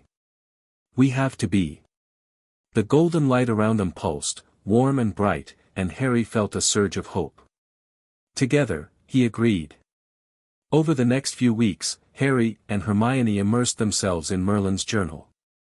They spent every free moment in the library, poring over the ancient text, deciphering the sometimes cryptic passages.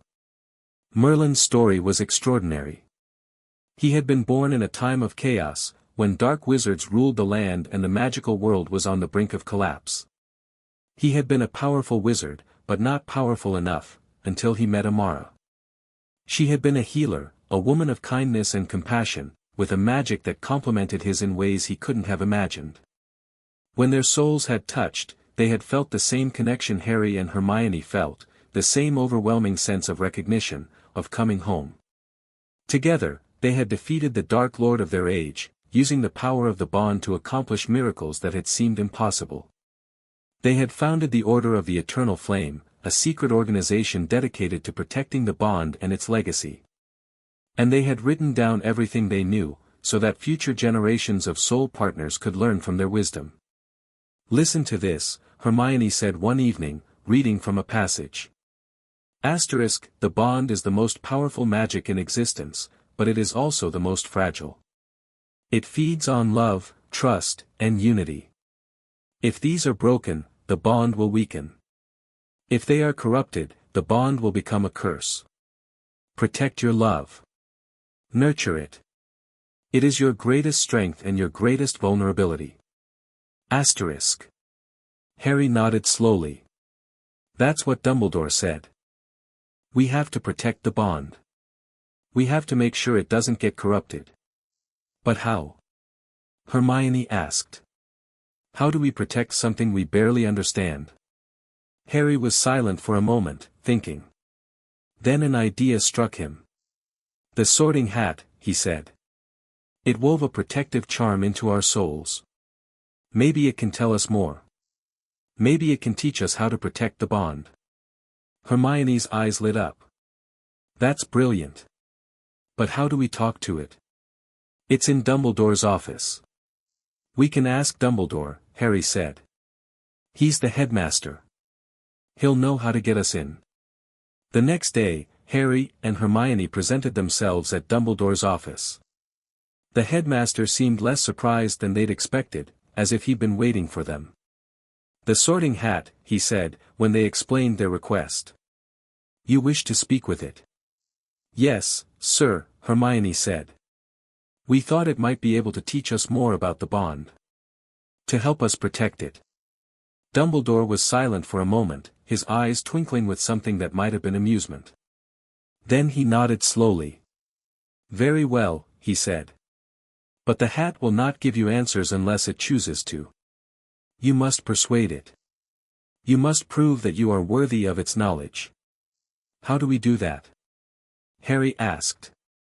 You must let it into your minds, Dumbledore said. You must let it see the bond, feel the connection between you. Only then will it reveal what it knows. Harry and Hermione exchanged glances. The idea of letting the hat into their minds was unsettling, but they knew it was necessary. All right, Harry said. We'll do it. Dumbledore nodded and retrieved the Sorting Hat from its shelf. It was faded and worn, its fabric rough with age, but when Harry looked at it, he felt a strange sense of familiarity. Place it on your head, Harry, Dumbledore said. And Hermione, you must place your hand on the hat's rim. It will connect you both, will allow it to see the bond as a whole. Harry took the hat and settled it on his head. Hermione reached out and placed her hand on its rim, her fingers brushing against the worn fabric. Well, well, well, the hat's voice echoed in Harry's mind. You have returned. And you have brought your soul mate with you. How delightful. We need your help, Harry said. We need to know how to protect the bond. How to keep it from being corrupted. A noble goal, the hat said. But not an easy one. The bond is powerful, but it is also vulnerable. You must be willing to make sacrifices, to put each other's needs above your own. Are you ready for that? Yes, Hermione said, her voice strong. We're ready. Asterisk. Then I will teach you, the hat said. Asterisk, but you must be prepared for what you will learn. The knowledge will not be comfortable. It will test you, challenge you, push you to your limits. Asterisk. We can handle it, Harry said firmly. The hat was silent for a long moment. Then it spoke again, and its voice was softer now, almost gentle. You are stronger than I expected, it said. Asterisk, stronger than many who have come before you. The bond has chosen well. Asterisk. Harry felt a warmth spread through him, a feeling of validation that made his heart swell.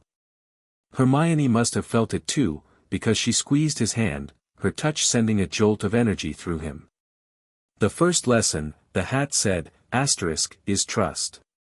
The bond cannot survive without it. You must trust each other absolutely, without reservation. This means sharing everything, your fears, your doubts, your secrets. There can be no barriers between you. Asterisk. We've already been doing that, Hermione said. Good, the hat said. Asterisk, but you must go deeper. The bond demands complete openness, complete honesty. Even the smallest lie or omission can weaken it. Asterisk. We understand, Harry said. The second lesson, the hat continued, asterisk, is sacrifice. The bond will ask you to give up things you value, your pride, your safety, your very lives. You must be willing to make those sacrifices without hesitation. Asterisk. We know, Harry said. The voice in the Hall of Souls told us. The third lesson, the hat said, asterisk, is unity. You must learn to think as one, act as one. Your magic must become synchronized, your emotions aligned. This is the most difficult lesson of all. Asterisk. We've been working on that, Hermione said. Our spells have been getting stronger. More synchronized. But there is more to unity than magic, the hat said. Asterisk, you must align your hearts and minds as well. You must learn to feel what the other feels, to know what the other knows. It is a terrifying intimacy, one that many find unbearable. Asterisk. Harry thought about that, about knowing everything Hermione felt, about her knowing everything he felt. It was a daunting prospect, but also a beautiful one. To be so completely connected to another person, to share everything with them. We're ready, he said.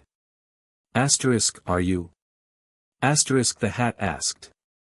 Asterisk, are you truly ready to know each other's darkest secrets, your most hidden fears? Are you ready to share your pain and your suffering? Asterisk. Harry hesitated. He thought about the Dursleys, about the years of neglect and cruelty. He thought about his parents, their deaths, his loneliness. Could he share all of that with Hermione? Could he let her see the deepest wounds of his soul? Yes, he said, and he meant it. Asterisk, I'm ready. Asterisk. Then let us begin, the hat said. And begin it did. Over the following weeks, Harry and Hermione met with the Sorting Hat every day. Each session was intense, exhausting, and deeply emotional. The hat pushed them to reveal their deepest fears, their most painful memories, their most closely guarded secrets. Harry told Hermione about the cupboard under the stairs, the endless loneliness, the feeling of being unwanted and unloved. He told her about his nightmares, the green flash of the killing curse, his parents' screams. He told her about his doubts about himself, the fear that he wasn't strong enough to face what was coming. Hermione told Harry about her own struggles, the feeling of being an outsider in her own world, of never fitting in. She told him about her parents' confusion and worry, their fear for her safety. She told him about her overwhelming need to prove herself, to be the best, because she was terrified of being average. You are far from average, the hat said, after one particularly intense session. Asterisk, both of you. You have faced more than most people can imagine. And you have come through it stronger. Asterisk. We still feel weak sometimes, Harry admitted. Especially at night.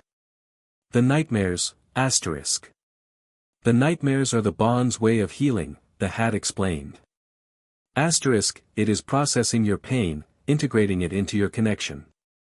It is a difficult process, but a necessary one. Hermione nodded slowly. So the nightmares will stop. Eventually, the hat said. Once the bond is fully integrated, the pain will fade. You will still feel it, but it will no longer be overwhelming. You will have each other to lean on. The bond grew stronger with each passing day. Harry and Hermione's magic became more synchronized, their emotions more aligned. They could feel each other's presence even when they were apart, a constant warmth in the back of their minds. Their classmates noticed, of course. Ron was the most vocal about it. "You two are practically inseparable," he said one day, during a break between classes. "It's like you can't function without each other." "We're friends," Harry said, a little too quickly. "Friends who finish each other's sentences," Ron observed. "Friends who always know what the other is thinking. Friends who glow when they're within 10 feet of each other." Harry's blood ran cold. "We don't glow." "Maybe it's just me," Ron said, shrugging. "But I swear, there's something weird going on with you two. You're not secretly practicing dark magic, are you?" "No." Hermione said, horrified. "Of course not. We're studying together. That's all." Ron raised an eyebrow. "Right. Well, just be careful. People are starting to talk." He wandered off, leaving Harry and Hermione standing in the corridor. They exchanged glances, their eyes filled with worry. "We're being too obvious," Hermione said quietly. "We need to be more careful." "I know," Harry agreed. "But how? The bond is getting stronger. It's harder to hide. We need to find a way to control it," Hermione said. "To suppress it when we're around other people. The hat might be able to teach us." The hat could, and it did. The next session was dedicated to learning how to mask the bond, to conceal its presence from prying eyes. It was difficult work, requiring intense concentration and willpower. But Harry and Hermione were determined, and they made rapid progress. "You are learning quickly," the hat said approvingly. "Your bond is strong, and your connection is deep. It will make it easier to control." "We don't want to control it completely," Harry said. "We just want to hide it. To protect it." "An excellent approach," the hat said. "The bond must be nurtured, not stifled. You can hide it from the world, but you must never hide it from each other." Harry and Hermione nodded in unison, their movements perfectly synchronized. "One more thing," the hat said. "There is an ancient secret hidden within Hogwarts. A secret that has been waiting for the eternal soul partners to arrive." "What kind of secret?" Hermione asked, her curiosity piqued. "A secret that will reveal the true history of the bond," the hat said. "It is not in the library, nor in the headmaster's office. It is hidden deeper, in a place that only the bond can find. You must seek it out. You must find it before the darkness does." "How do we find it?" Harry asked. "You will know," the hat said. "When the time is right, the bond will guide you. Trust it. Trust each other. That is the only path to the truth." The next morning, Harry woke with a sense of purpose. The hat's words echoed in his mind, urging him forward. He found Hermione at breakfast, her eyes alight with the same determination.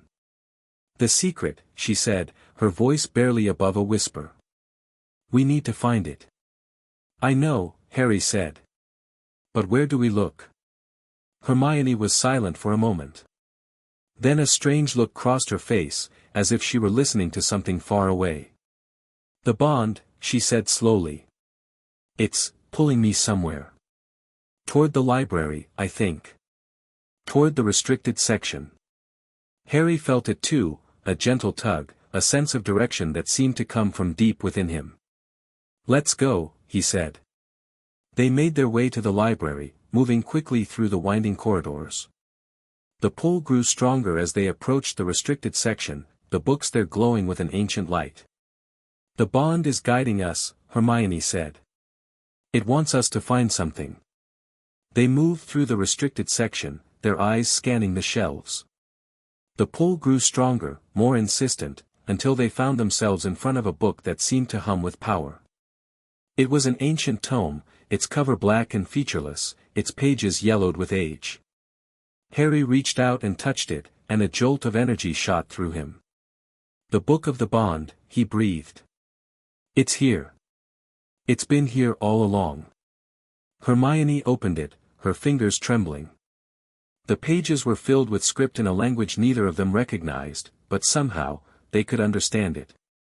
"To the Eternal Soul Partners," the book read. Asterisk, "You who have been chosen to face the darkness. This book contains the secrets of the bond, the knowledge that has been hidden for centuries. Read it. Learn from it. And prepare yourselves, for the battle is coming." Asterisk. Harry looked at Hermione, his eyes filled with wonder. "We found it," he said. "We found the secret." Hermione smiled, and the golden light around them pulsed in triumph. "Together," she agreed. And together, they began to read. Chapter 4, The Ancient. Library Discovery. The book was heavier than it looked. Harry had expected something ancient and fragile, something that might crumble to dust at the slightest touch.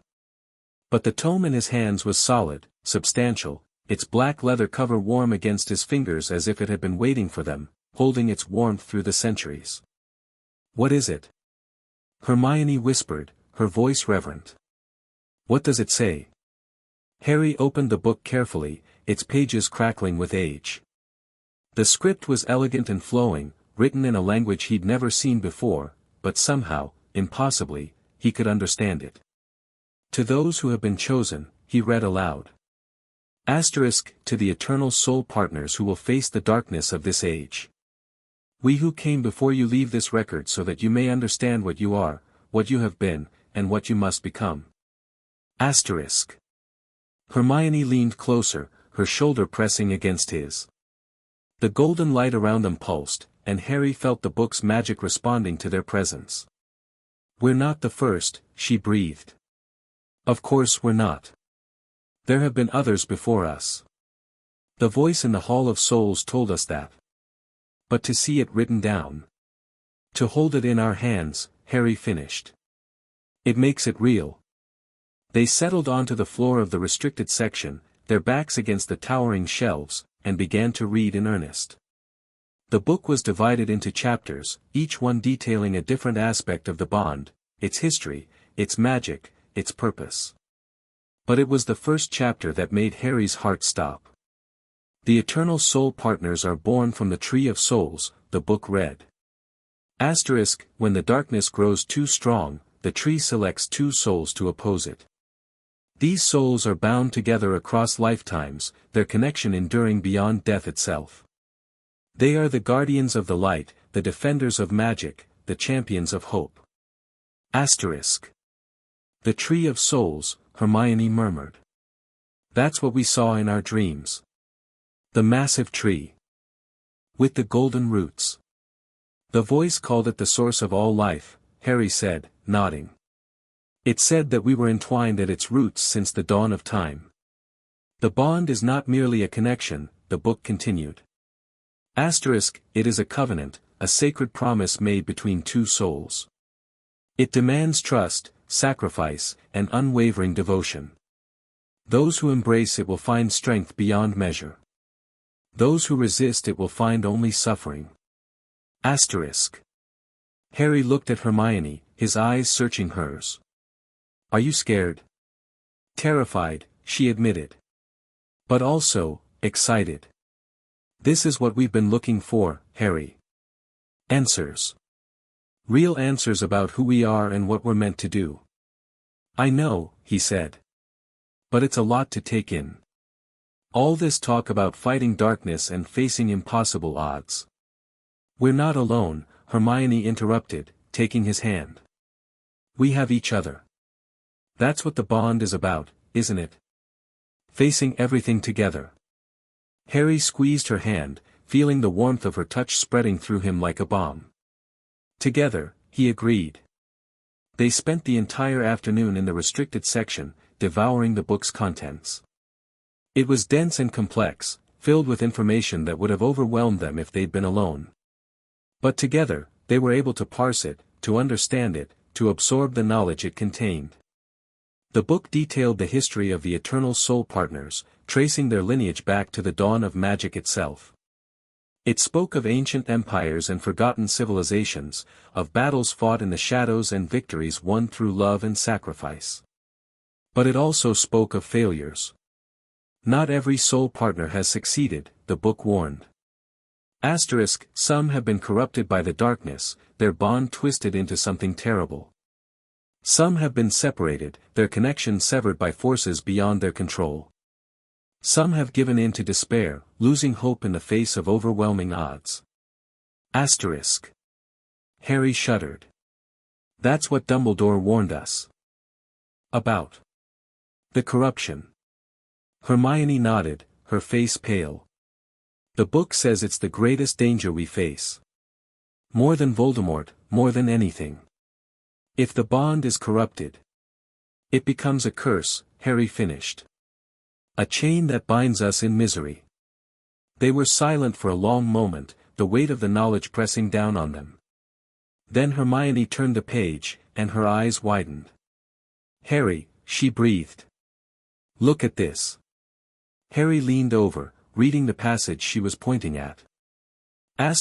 When two souls are bound as one, their magic becomes synchronized. This is the greatest gift of the Eternal Partners, and the greatest danger. Together, their spells can accomplish miracles.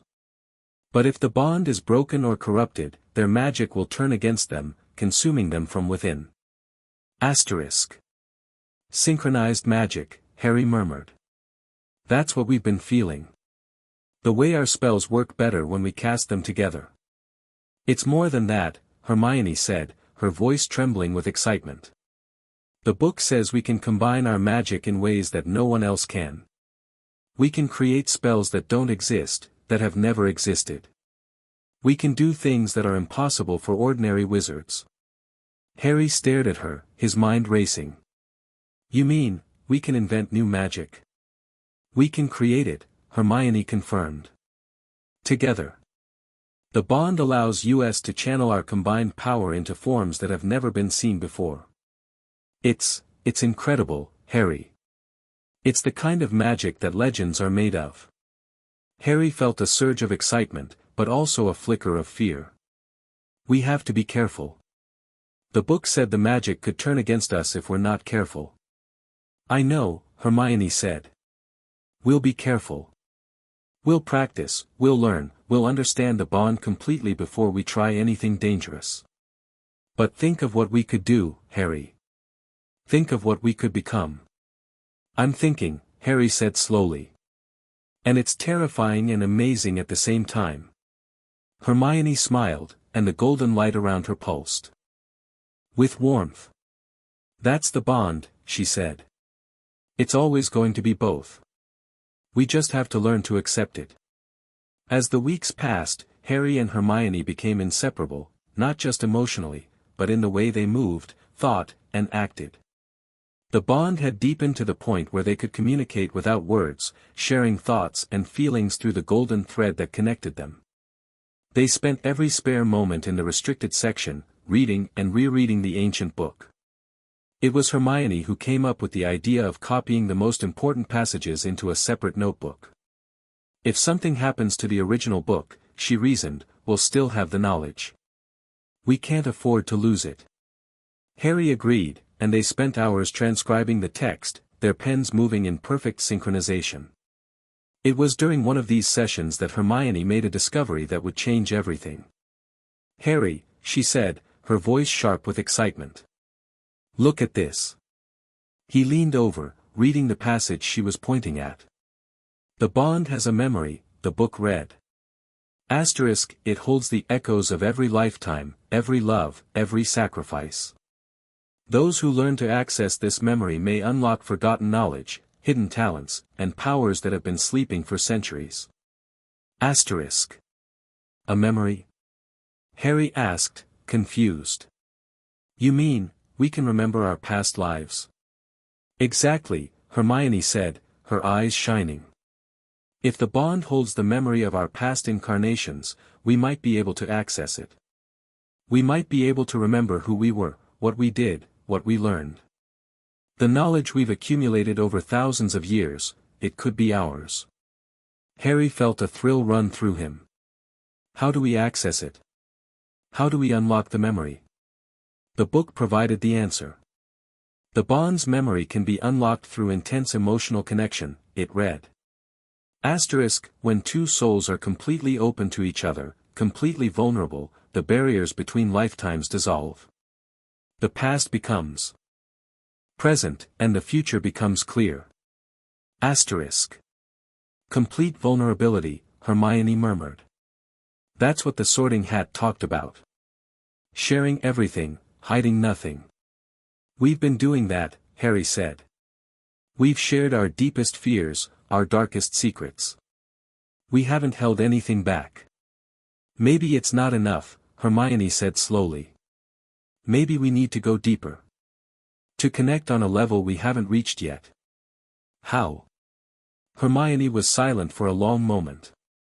Then she reached out and took both of his hands, her fingers intertwining with his. Let's try something, she said. Close your eyes. Harry obeyed, feeling the warmth of her hands in his. He could feel her pulse through her fingers, steady and strong, echoing the beat of his own heart. Focus on the bond, Hermione said softly. Feel it, the way we've been practicing. Feel the golden thread connecting us. Harry did, and the bond responded immediately. The golden light flared around them, warm and bright, pulsing in rhythm with their heartbeats. Now open your mind to me, Hermione whispered. Let me see everything, every thought, every feeling. Hold nothing back. Harry hesitated for only a moment. Then he opened himself to her completely, letting her see the depths of his soul. He felt her presence in his mind, gentle and warm, exploring the corners of his consciousness. And then he saw her. Not Hermione as she was now, but Hermione as she had been, as she had always been. He saw her in 1,000 different forms, 1,000 different lives, each one filled with love and sacrifice and devotion. He saw her as a healer, her hands glowing with magic as she mended wounds and soothed pain. He saw her as a warrior, her sword raised high, her eyes blazing with courage.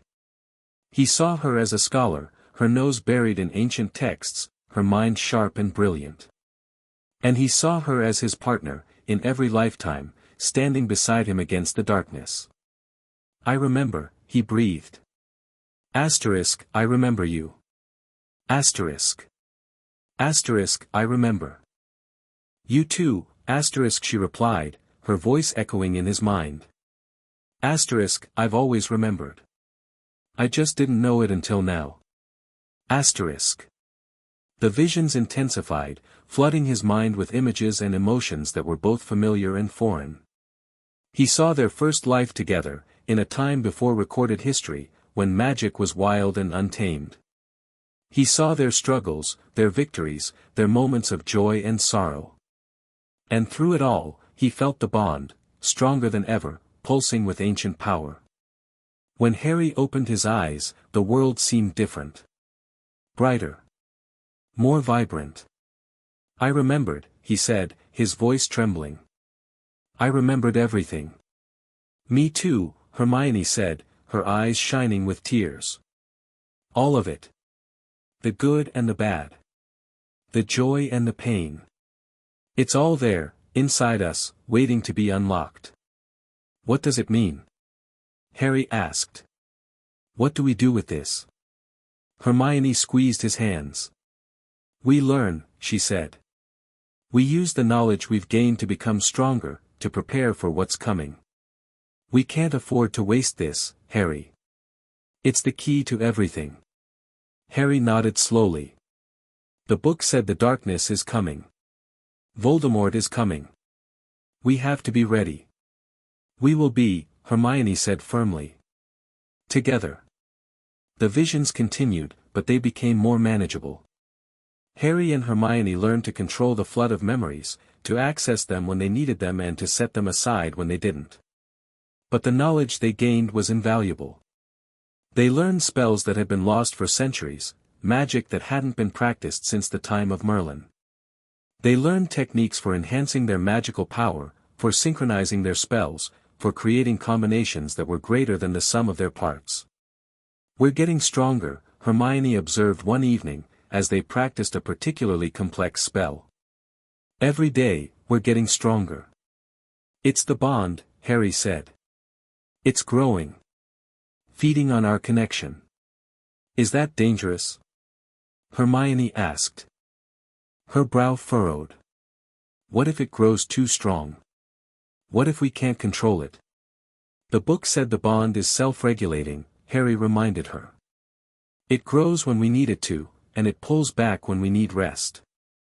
We just have to trust it. Trust the bond, Hermione said, a small smile playing at her lips. That seems to be the theme of our lives now. Harry laughed, and the golden light around them pulsed with warmth. It does, doesn't it? But the bond wasn't the only thing that was growing. Harry noticed it first during their potions class.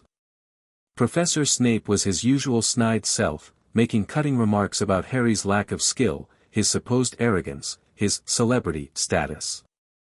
But as Snape's words washed over him, Harry felt something shift, not in himself, but in Hermione. She was angry. Her anger was cold and focused, a sharp edge that cut through the usual warmth of the bond. Harry felt it clearly, could sense her simmering fury as Snape insulted her parents and called her a know-it-all. Hermione, Harry whispered, but she didn't seem to hear him. Her magic flared suddenly, a burst of golden light that shot from her wand and struck Snape's cauldron. The potion inside exploded, coating the professor in green sludge that smelled faintly of rotten eggs. The class erupted in chaos. Snape stood frozen, his face a mask of shock and rage. Hermione's eyes widened in horror, as if she hadn't meant to do it. Granger. Snape snarled, his voice dripping with venom. Detention. Every night for the next month. But sir, Hermione started to protest. Did I stutter, Granger? Snape cut her off. Detention. Now. Get out of my sight. Hermione fled the classroom, her face streaked with tears. Harry followed her, ignoring Snape's shouts for him to return. He found her in the corridor outside, leaning against the wall, her body shaking with sobs. Hermione, he said softly, approaching her carefully. What happened? Your magic, it just exploded. I don't. No, she said, her voice trembling. I just got so angry.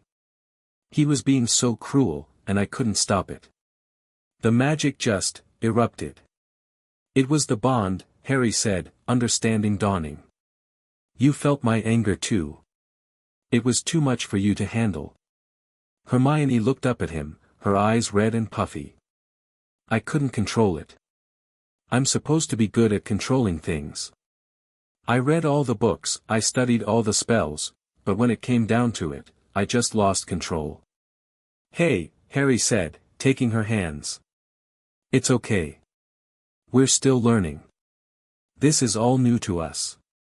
We're not going to get it right every time. But what if it happens again? Hermione asked. What if I hurt someone? You won't, Harry said firmly. I won't let you.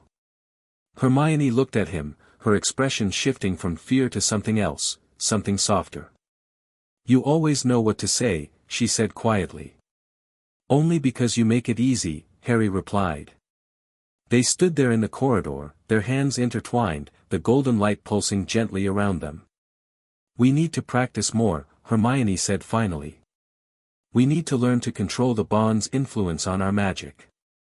Agreed, Harry said. But not tonight. Tonight, we just need to rest. Hermione nodded reluctantly, and they made their way back to the common room. That night, Harry dreamed of the Hall of Souls once more. You have made progress, the voice said. But there is still much to learn. I know, Harry said. We've been reading the book. We're learning about the bond, its history, its power. But it's not enough. There's so much we don't know. The knowledge will come in time, the voice said.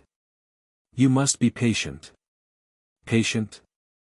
Harry laughed bitterly. Patient?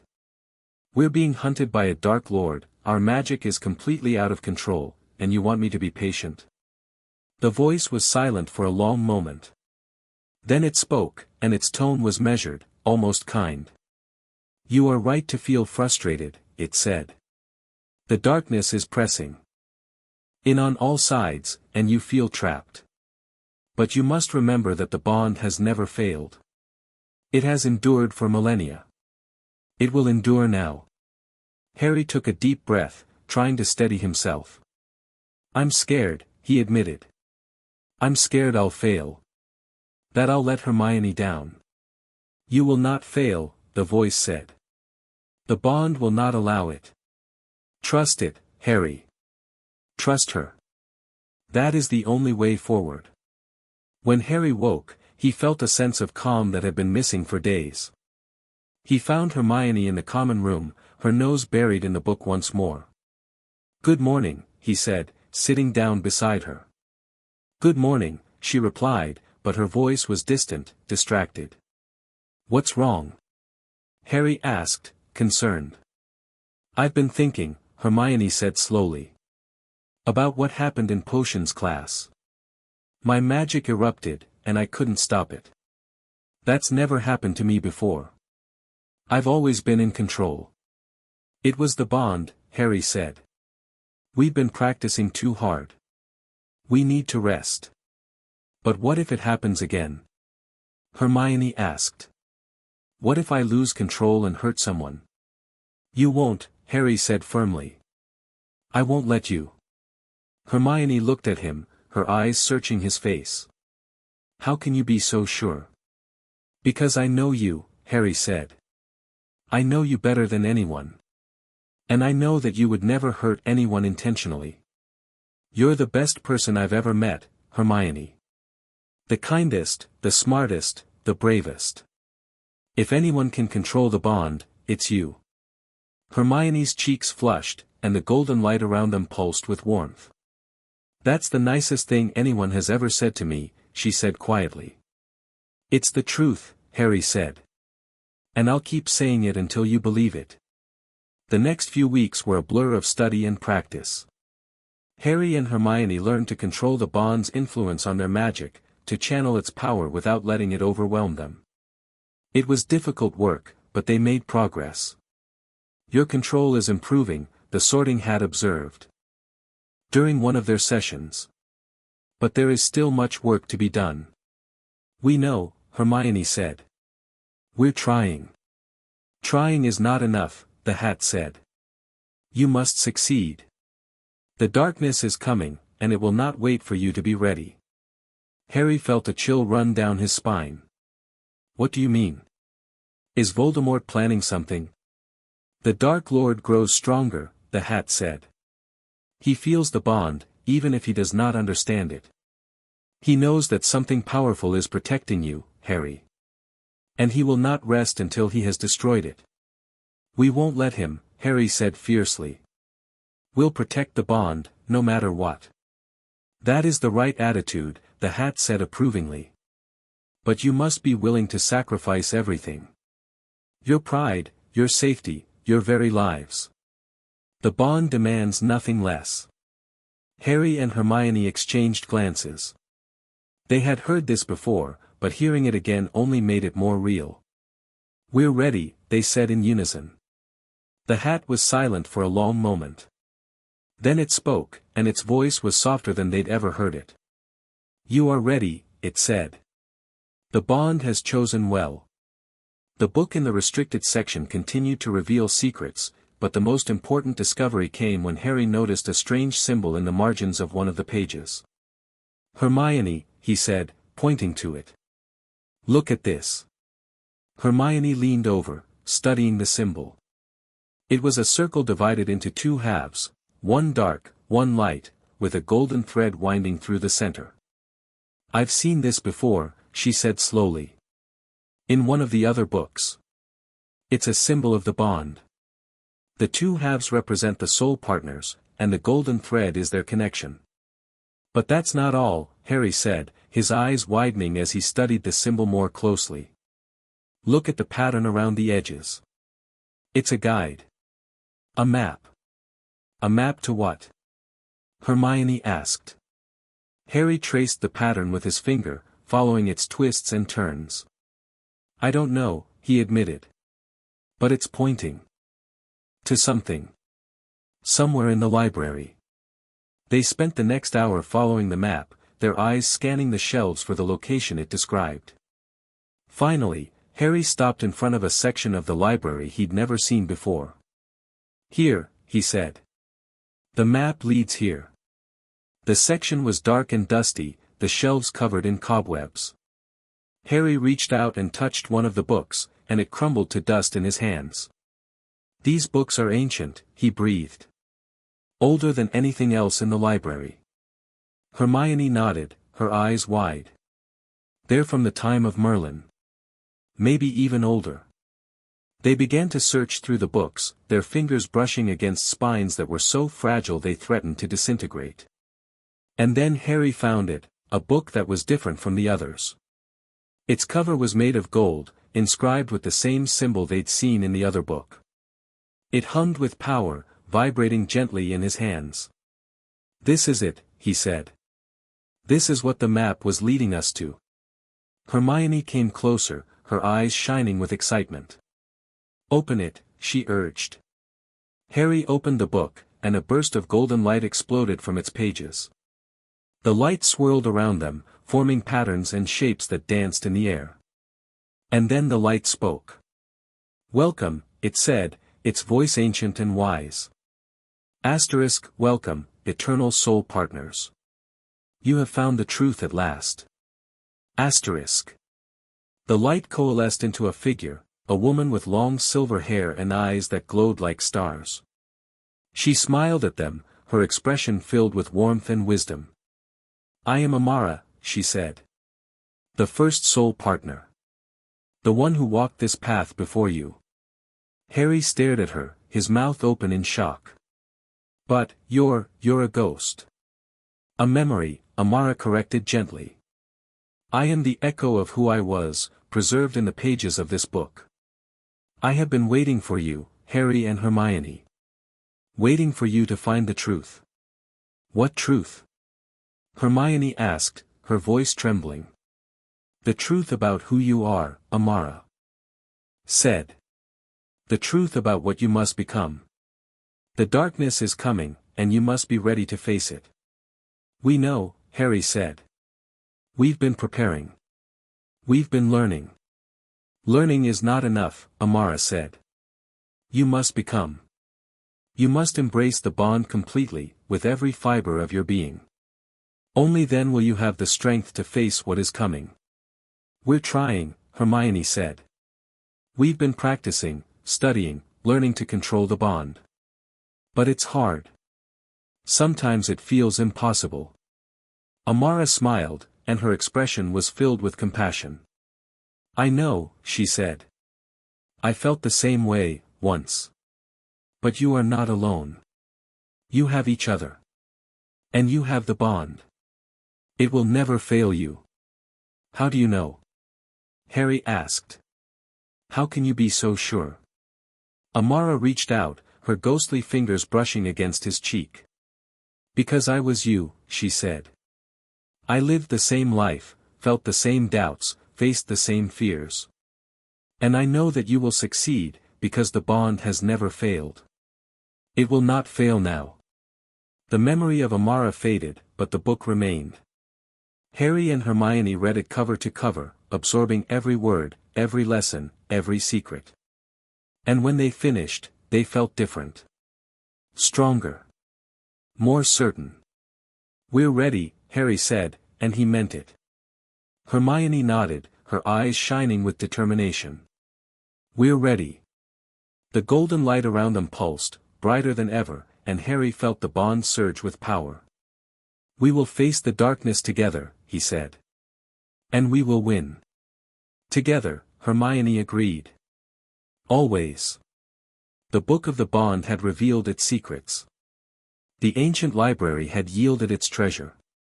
And Harry and Hermione had taken the first steps on a journey that would change everything. But the darkness was still out there, growing stronger with each passing day.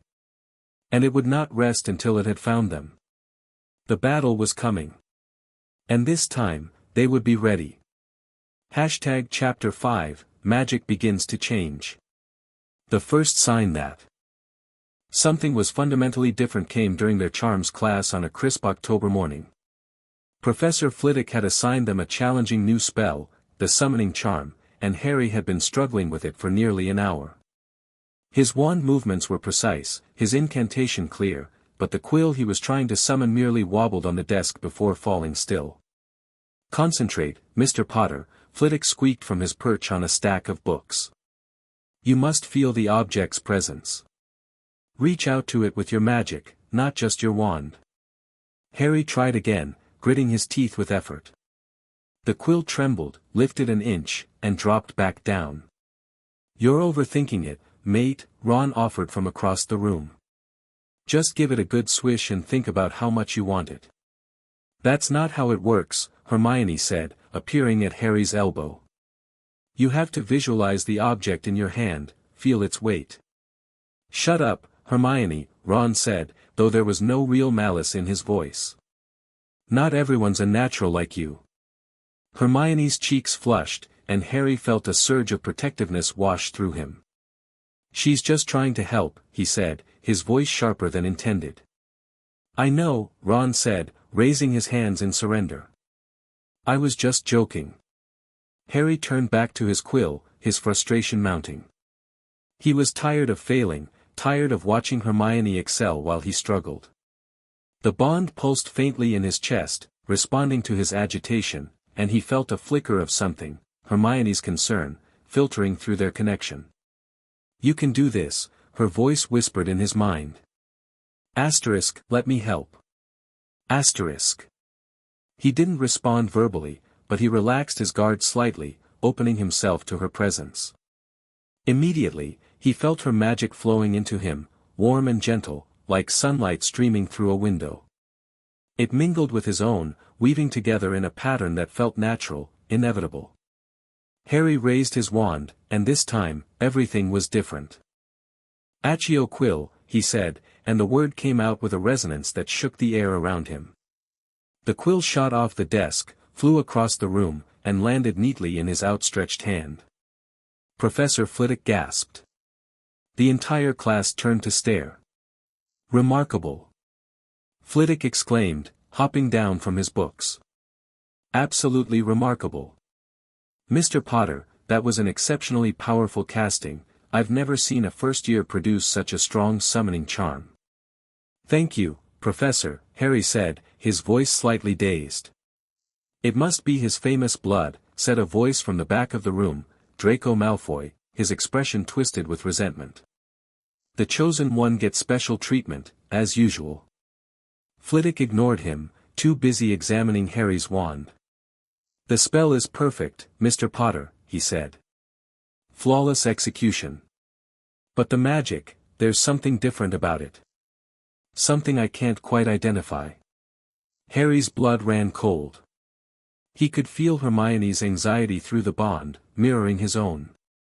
They'd been careless. They'd let their synchronized magic show. "Perhaps it was just luck, Professor," Harry said quickly. "I've been practicing a lot."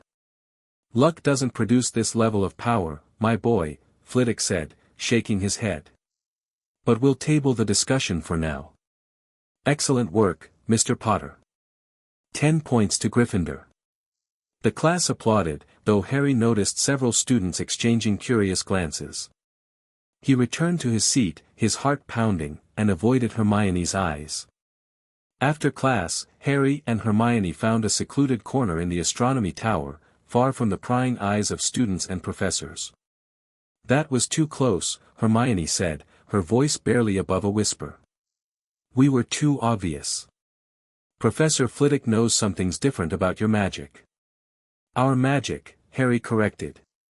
"You were helping me. I felt it, your magic flowing into mine. It made everything clearer, more focused." "We can't keep doing that," Hermione said, her brow furrowed with worry. "If people find out about the bond, if they realize what we can do together." "I know." Harry ran a hand through his hair, frustration bubbling up inside him. "But what are we supposed to do? Pretend we're not connected?" "We've been practicing control for weeks, but the bond keeps getting stronger." "Maybe we're approaching this wrong," Hermione said slowly.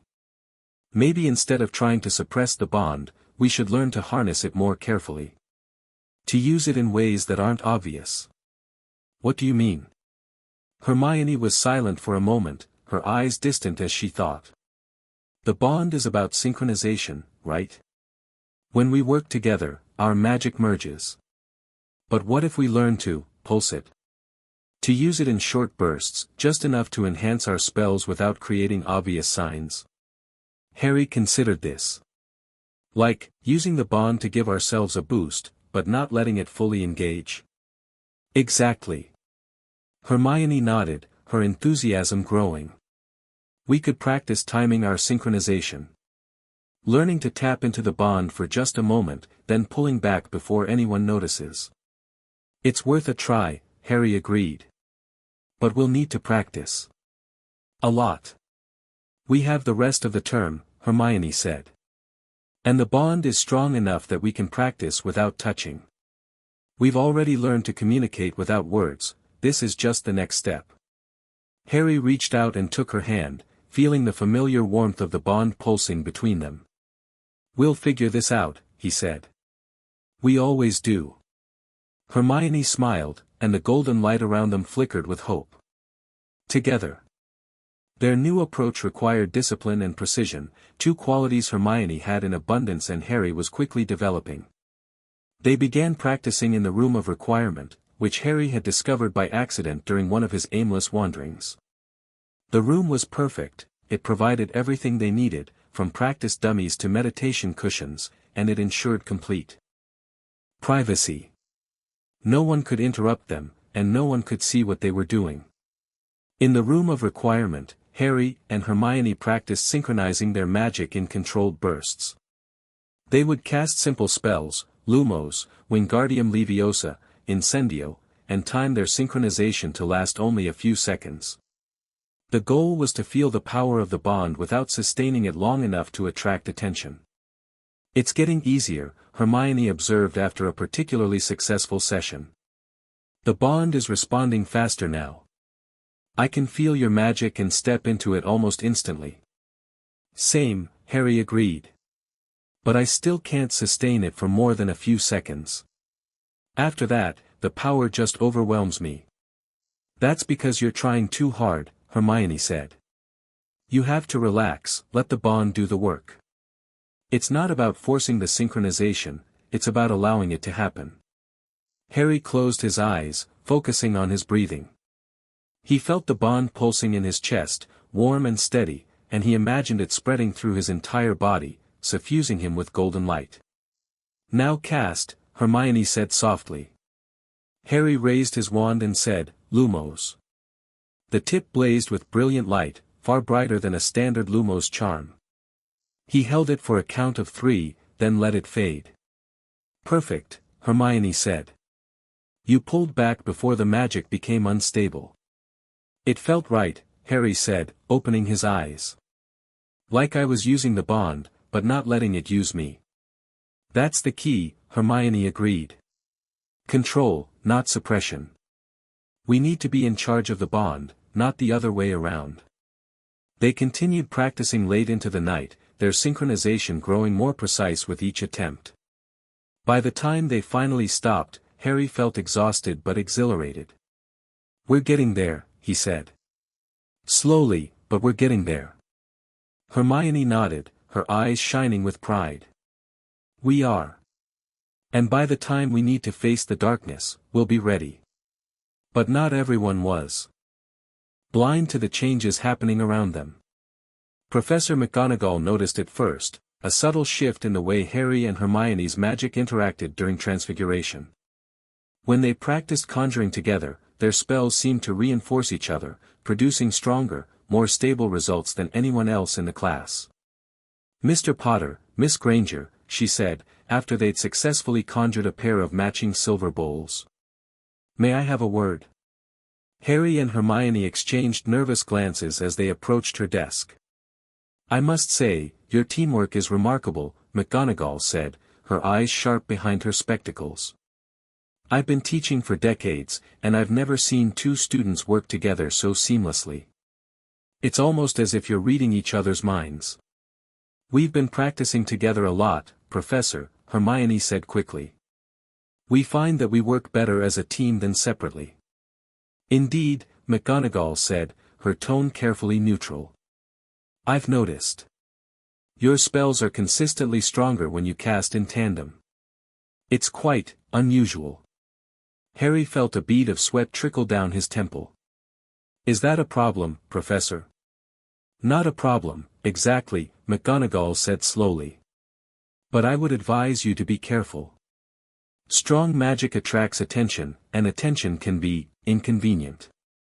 Her gaze flickered meaningfully toward the Slytherin table, where Draco Malfoy was watching them with undisguised suspicion. "We understand, Professor," Harry said. "We'll be more careful." "See that you are," McGonagall said, dismissing them with a wave of her hand. As they walked away, Hermione's hand found Harry's, squeezing it tight. "She knows," she whispered. "She doesn't know about the bond, but she knows something's different." "Maybe we should tell her," Harry said quietly. "Dumbledore knows. Maybe McGonagall can help us." "No," Hermione said firmly. "The more people who know, the more dangerous it becomes. We can't risk word reaching Voldemort." Harry nodded reluctantly. "You're right. But if things get worse, we'll deal with it," Hermione said. "Together." The incident that finally convinced them they couldn't hide forever happened during Defense Against the Dark Arts, just before Halloween. Professor Quirrell was demonstrating the knockback jinx, his stammer more pronounced than usual. He selected Harry to demonstrate the spell, clearly hoping to embarrass the boy who lived. "P.P. Potter," Quirrell said, his turban wobbling. "Come up here. Show the class what you can do." Harry walked to the front of the classroom, his heart pounding. He could feel Hermione's anxiety through the bond, and he tried to project calm back to her. "I'm fine," he thought. I've got this." "Be careful," she replied. "I don't trust Quirrell." Harry raised his wand and faced the practice dummy Quirrell had prepared. "Flipendo," he shouted, and the spell shot from his wand. But the result was far more powerful than a simple knockback jinx. The dummy exploded into splinters, and a shockwave of golden light rippled through the classroom, knocking over desks and sending students flying. The room descended into chaos. Students screamed, Quirrell shrieked, and Harry stood frozen in the center of the destruction, his wand still raised. What happened?" Harry asked, his voice shaking. I don't know," Hermione said, rushing to his side. "Your spell, it was too powerful. Way too powerful for a first year." "Potter." Quirrell's voice cut through the chaos. "What have you done?" This is dark magic." "It's not dark magic," Harry protested. "It was just a knockback jinx." "No first year has that kind of power," Draco Malfoy said, emerging from behind a toppled desk. "You must be using some kind of illegal enchantment." I'm going to write to my father. Enough. Professor McGonagall's voice cracked like a whip as she strode into the classroom. Everyone, calm down. Mr. Potter, Miss Granger, come with me. The rest of you, clean up this mess immediately. In McGonagall's office, Harry and Hermione faced the stern professor, their hearts pounding with dread. Explain, McGonagall said, her voice clipped and cold. What happened in that classroom? It was an accident, Harry said desperately. I didn't mean to, I don't know why the spell was so strong. The bond, Hermione whispered, so softly only Harry could hear. It must have activated without us realizing. We weren't even touching, Harry thought back. Asterisk, how could the bond activate? Asterisk. The bond doesn't need touch anymore, Hermione replied, her thoughts frantic. Asterisk, it's too strong for that. We must have synced automatically. Asterisk. Well? McGonagall demanded. I'm waiting for an explanation. Professor, Hermione said, her voice steady despite her obvious fear. Harry and we've been working on a project together. A magical project. We've been trying to synchronize our spells, to see if we can produce stronger results. Synchronize your spells? McGonagall repeated, her eyebrows rising. That's extremely advanced magic, Miss Granger. Far beyond the capabilities of first-year students.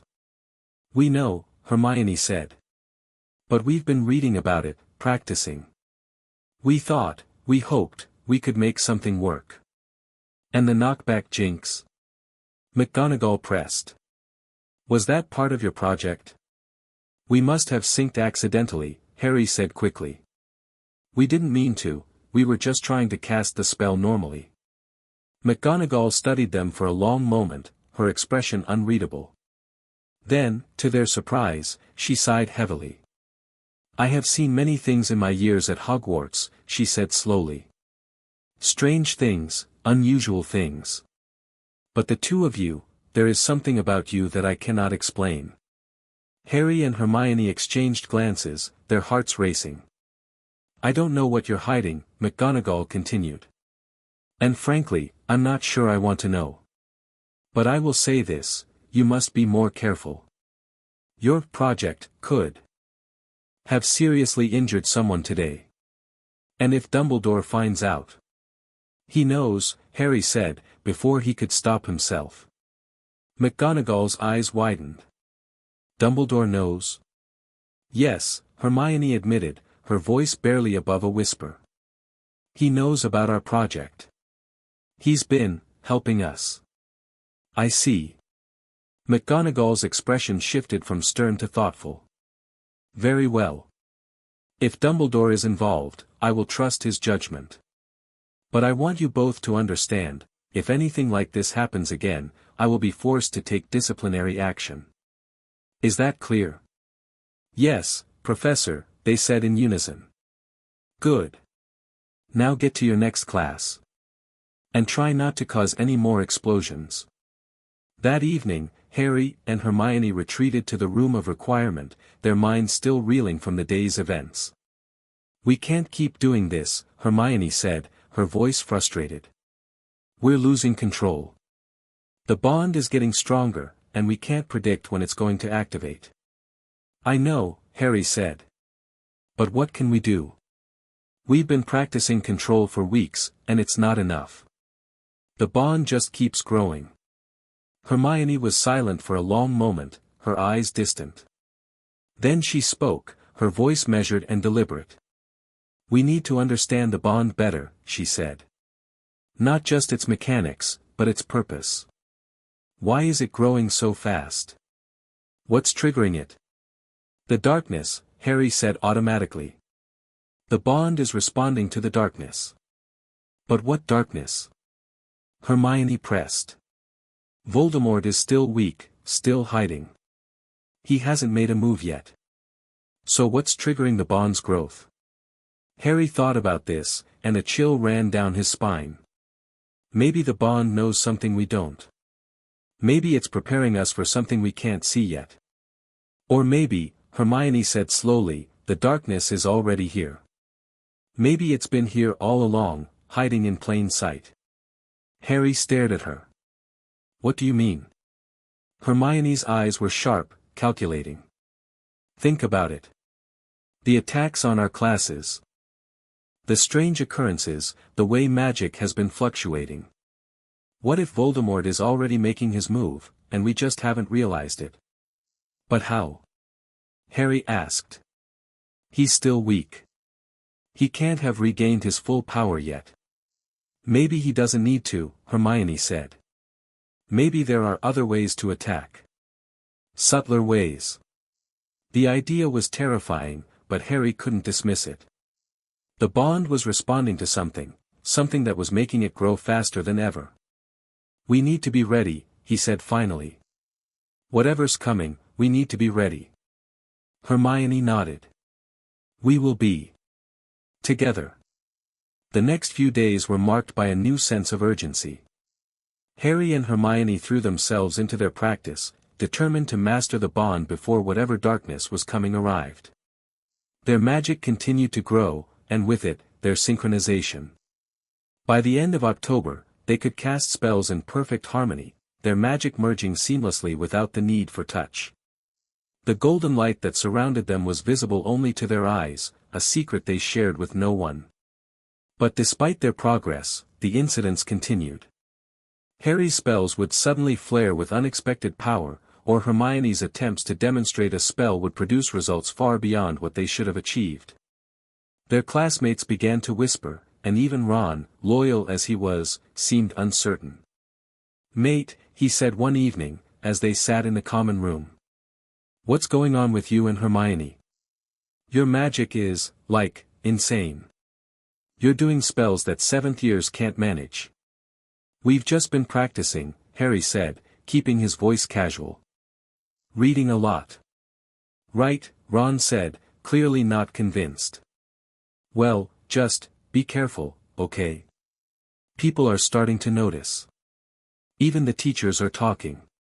Harry nodded, grateful for Ron's concern but unable to explain the truth. I'll be careful. We both will.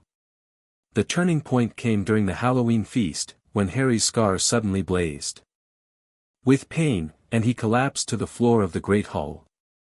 The last thing he saw before losing consciousness was Hermione's face, her eyes filled with terror, her golden light blazing brighter than he'd ever seen it. When he woke, he was in the hospital wing, with Hermione at his side. What happened? He croaked. My scar. Voldemort, Hermione said, her voice trembling. The bond felt it too. He's here, Harry. He's in the castle. Harry sat up, his head spinning. Where? In the dungeons, Hermione said. I think he's trying to get the Philosopher's Stone. Harry's blood ran cold. We have to stop him. I know. Hermione's voice was strong despite her fear. We'll go together. But we need a plan. Quirrell, Harry said suddenly. It's Quirrell. The way he's been acting, the turban, the stammer. You think he's been possessed by Voldemort? Hermione's eyes widened. That's terrible. It's the only thing that makes sense, Harry said. And the bond knew. It's been trying to warn us all along. Hermione nodded slowly, her expression resolute. Then we have to stop him. Together. Harry took her hand, feeling the warmth of the bond pulsing between them. Together, he agreed. They made their way through the castle, following the bond's guidance. It led them to the third-floor corridor, past the sleeping Cerberus, through the traps Dumbledore had set. Each challenge was overcome with their combined magic, their synchronization making them stronger than any obstacle. Finally, they reached the chamber that held the Philosopher's Stone. And there, standing before the mirror of Eriste, was Professor Quirrell. You, Quirrell said, his voice no longer stammering. You and the mud-blood. How did you find this place? Does it matter? Harry demanded. We know what you're doing. We know who you're working for. Quirrell's face twisted with rage. You know nothing, Potter. Nothing of the power you're facing. More than you think, Harry said, raising his wand. We're ready for you. Quirrell laughed, a cold, cruel sound that echoed through the chamber. 2 first years. Against me? You're pathetic. But as he raised his own wand, something strange happened. The golden light that surrounded Harry and Hermione flared, brighter than ever, and Quirrell recoiled as if burned. What is that? He shouted, shielding his eyes. What magic is this? It's the bond, Hermione said, her voice filled with power. And it will not let you win. Quirrell's eyes widened with fear, and Harry realized that the bond was having an effect on him. The golden light was weakening him, burning away the dark magic that sustained him. Together, Harry said, and Hermione nodded. They raised their wands in perfect unison, their magic merging into a single, devastating force. Expelliarmus, they shouted, and the spell shot forward, striking Quirrell in the chest. He flew backward, crashing into the wall, and crumpled to the ground. The bond pulsed once, then went silent. It's over, Harry breathed. We did it. We did it together, Hermione said, her voice barely above a whisper. Just like we promised. When Dumbledore arrived, he found them standing over Quirrell's unconscious body, their hands intertwined, their faces pale with exhaustion.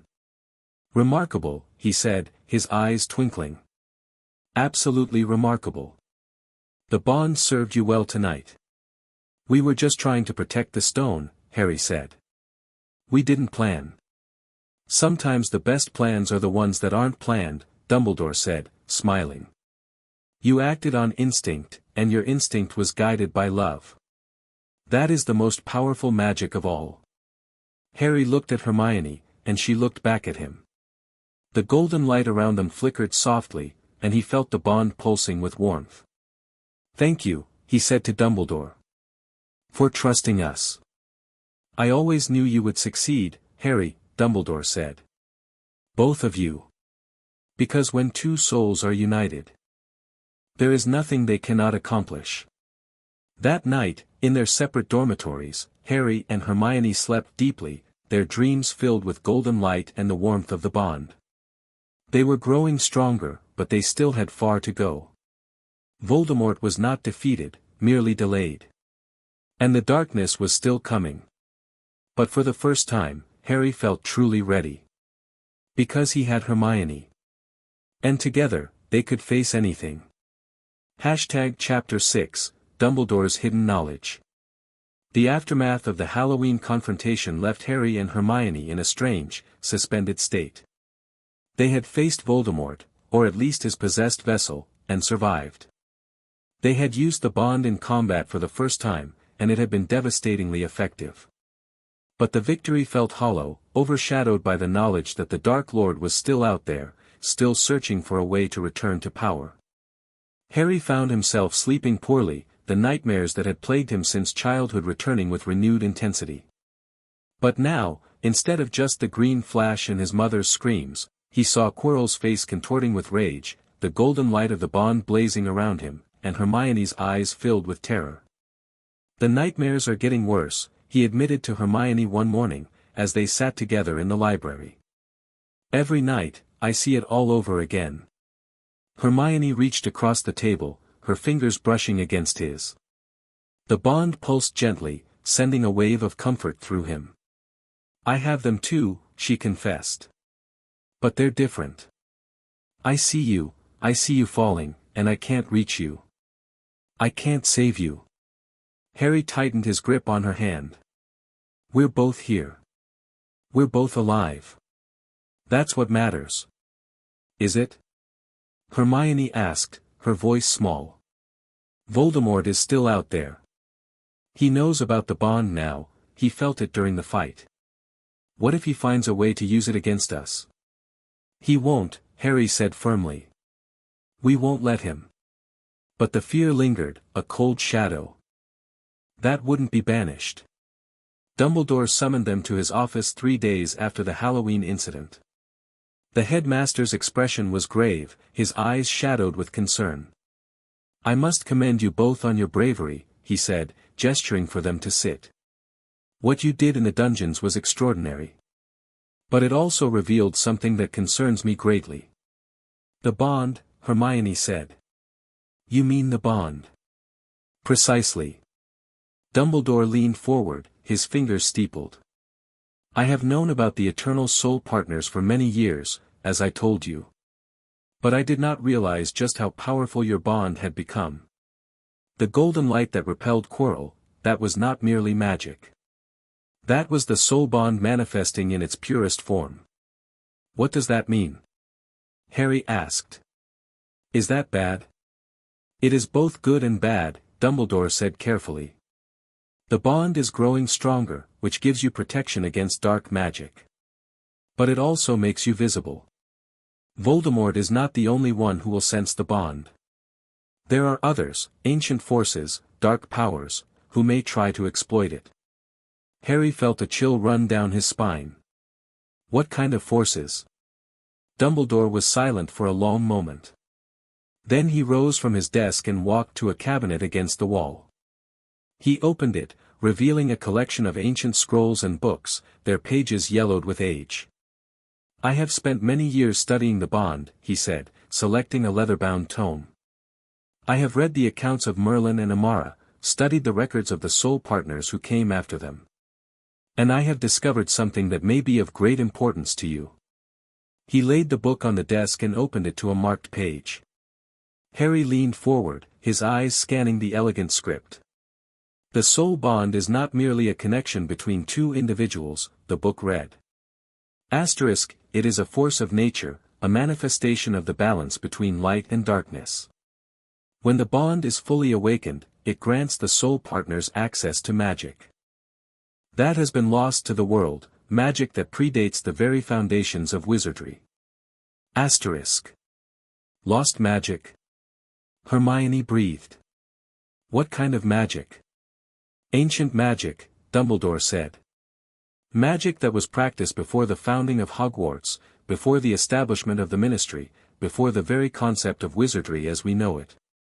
Magic that taps into the fundamental forces of creation itself." Harry stared at the book, his mind reeling. "And we can use this magic?" "Potentially," Dumbledore said. "But it is dangerous, Harry. The magic of the bond is not like the spells you learn in class. It is wild, untamed, driven by emotion and intent rather than incantation and wand movement. If you cannot control it, it will control you." "How do we learn to control it?" Hermione asked. Dumbledore smiled, a gentle, knowing expression. "The same way you have been learning all along," he said. "By trusting each other. By nurturing the bond. And by seeking out those who came before you." The next few weeks were a blur of study and practice. Dumbledore provided them with access to his private collection of books and scrolls, and they spent every spare moment poring over them, searching for knowledge about the bond and its magic. It was during one of these sessions that Hermione made a discovery that would change everything. "Harry," she said, her voice trembling with excitement. "Look at this." He leaned over her shoulder, reading the passage she was pointing at. It was written in a language he didn't recognize, but Hermione had already translated it. "The Eternal Soul Partners are the guardians of a secret," the passage read. Asterisk, "A secret that has been passed down through the ages, hidden in plain sight, waiting for the chosen two to discover it. The secret is the key to the bond's true power, the power to reshape the very fabric of magic." Asterisk. "What secret?" Harry asked. "What power?" "I don't know," Hermione admitted. "The text is incomplete. But it mentions a place, a sanctuary hidden beneath Hogwarts, where the soul partners of old would gather to unlock their full potential." "The sanctuary," Harry murmured. "The Sorting Hat mentioned something like that. It said there was a secret hidden deep within the castle." "We have to find it," Hermione said. "If the sanctuary can help us unlock the bond's true power, it could be the key to defeating Voldemort. Harry nodded slowly. But where do we start? Hogwarts is massive. It could be anywhere. Hermione's eyes glinted with determination. We start with the bond. It led us to the book in the restricted section. It can lead us to the sanctuary too. That night, they retreated to the room of requirement and sat cross-legged on the floor, their hands clasped together. The bond pulsed between them, warm and golden, and Harry let himself sink into the familiar sensation of Hermione's magic mingling with his own.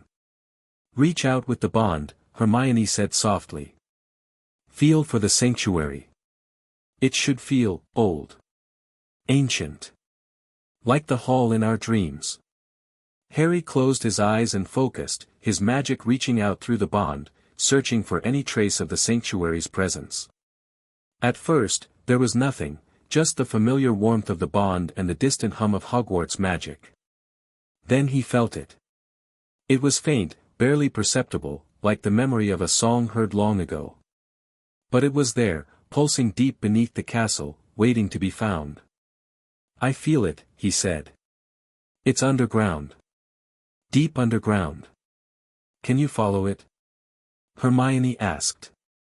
Harry concentrated, letting the sensation guide him.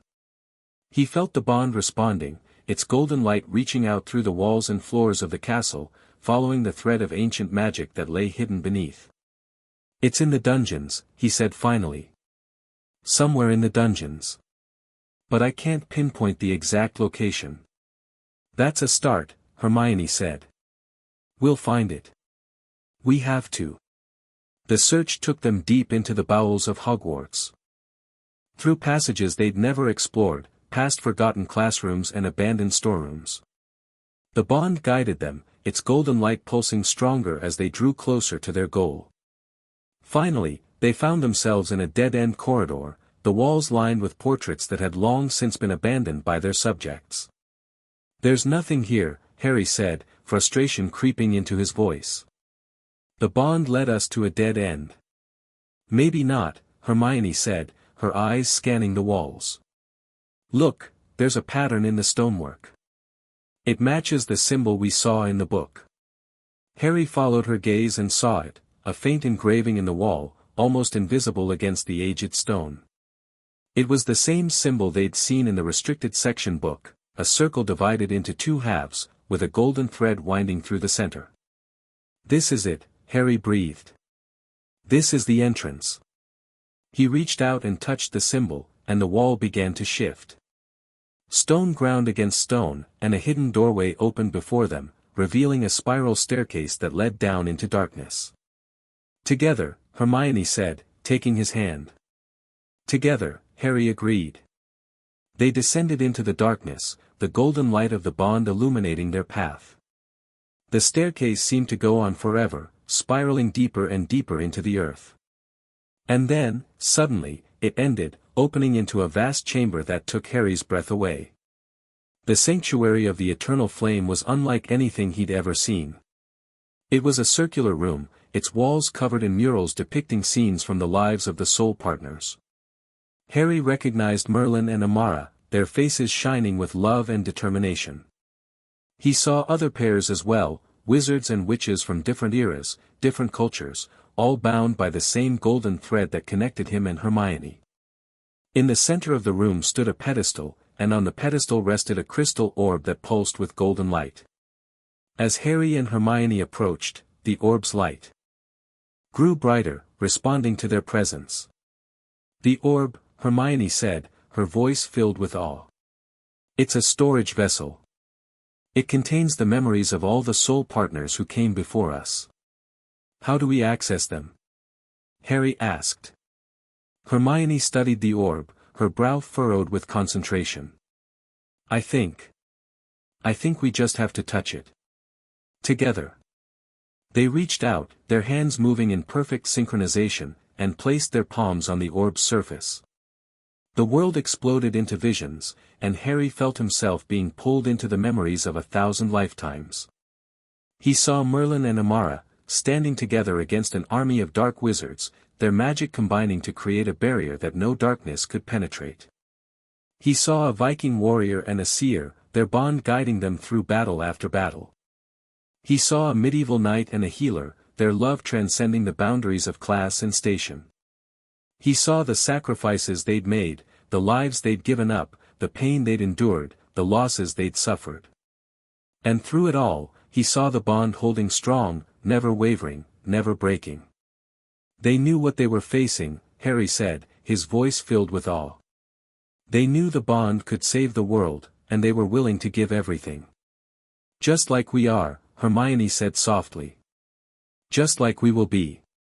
The orb's memories revealed more than just the history of the soul partners. They also revealed the true nature of the bond's magic. The bond is not just about love and trust, a voice echoed in Harry's mind, the voice of Merlin himself. It is about balance. Light and dark, life and death, creation and destruction. The bond exists to restore balance when it has been disrupted. How do we restore balance? Harry asked. By embracing the bond fully, Merlin said. By accepting its power and its burden. The bond will give you strength, but it will also demand sacrifice. You must be willing to give everything to protect each other, and to protect the world. Harry felt the weight of Merlin's words pressing down on him. He thought about the sacrifices of the soul partners who had come before, the pain they'd endured, the lives they'd lost. And he wondered if he and Hermione would be able to do the same. I think we can, Hermione said, as if reading his thoughts. I think we have to. Harry nodded slowly. Together. Always, she agreed. The orb's memories also contained knowledge, ancient spells, lost techniques, forgotten wisdom. Harry and Hermione spent hours in the sanctuary, absorbing the information, practicing the magic. They learned to create shields that could withstand any attack, powered by the bond and fueled by their love. They learned to heal wounds that would otherwise be fatal, channeling their combined magic to restore life to the dying. They learned to combine their spells into devastating new forms, creating magic that had never been seen before. It's incredible, Hermione said, after one particularly successful session. The magic, it's like nothing I've ever read about. It's pure creation. It's dangerous too, Harry said, his voice subdued. The orb showed us what happens when the bond is misused. When soul partners let their emotions overwhelm them. Don't think about that, Hermione said firmly. We're not going to let that happen. We know what we have to do. We'll be careful. Harry nodded, but the fear lingered. Dumbledore found them in the sanctuary 3 days later, his expression a mix of relief and concern. I suspected you would find this place, he said. The bond has a way of leading you where you need to go. Professor, Hermione said, her voice eager. We've learned so much. The orb, the memories, the bond's magic is incredible. We can do things we never imagined. I am sure you can, Dumbledore said. But I must caution you. The bond's power is not without cost. The more you use it, the more it will demand of you. You must be careful not to lose yourselves in the process. We won't, Harry said. We know what's at stake. Dumbledore studied them for a long moment, his eyes searching their faces. Then he nodded slowly. I believe you, he said. But I must also tell you something I have kept hidden, something I feared might burden you too soon. Harry and Hermione exchanged glances, their hearts pounding. What is it? Harry asked. Dumbledore sighed heavily. I have known about the bond for many years, he said. But I also know something else, something I discovered through my research. The prophecy that marked you, Harry, the chosen one, it is not the only prophecy. Harry's blood ran cold. What do you mean? There is a second prophecy, Dumbledore said. One that speaks of you and Hermione together. It has been hidden for centuries, guarded by the ancient council of soul partners. But I have found fragments of it, scattered through the texts of the sanctuary. Can you tell us what it says? Hermione asked, her voice trembling. Dumbledore was silent for a long moment. Then he spoke, his voice low and reverent. Asterisk, when the darkness rises and the light fades, two souls shall stand against the tide. Bound by love, strengthened by sacrifice, they shall restore the balance and usher in a new age of magic. They are the eternal soul partners, the guardians of the flame, the hope of all who live. Asterisk. Harry felt the words resonate deep within him, echoing through the bond like a bell. We're the ones in the prophecy, he said. We're the ones who are supposed to stop the darkness. Yes, Dumbledore said. But prophecy is not fate, Harry.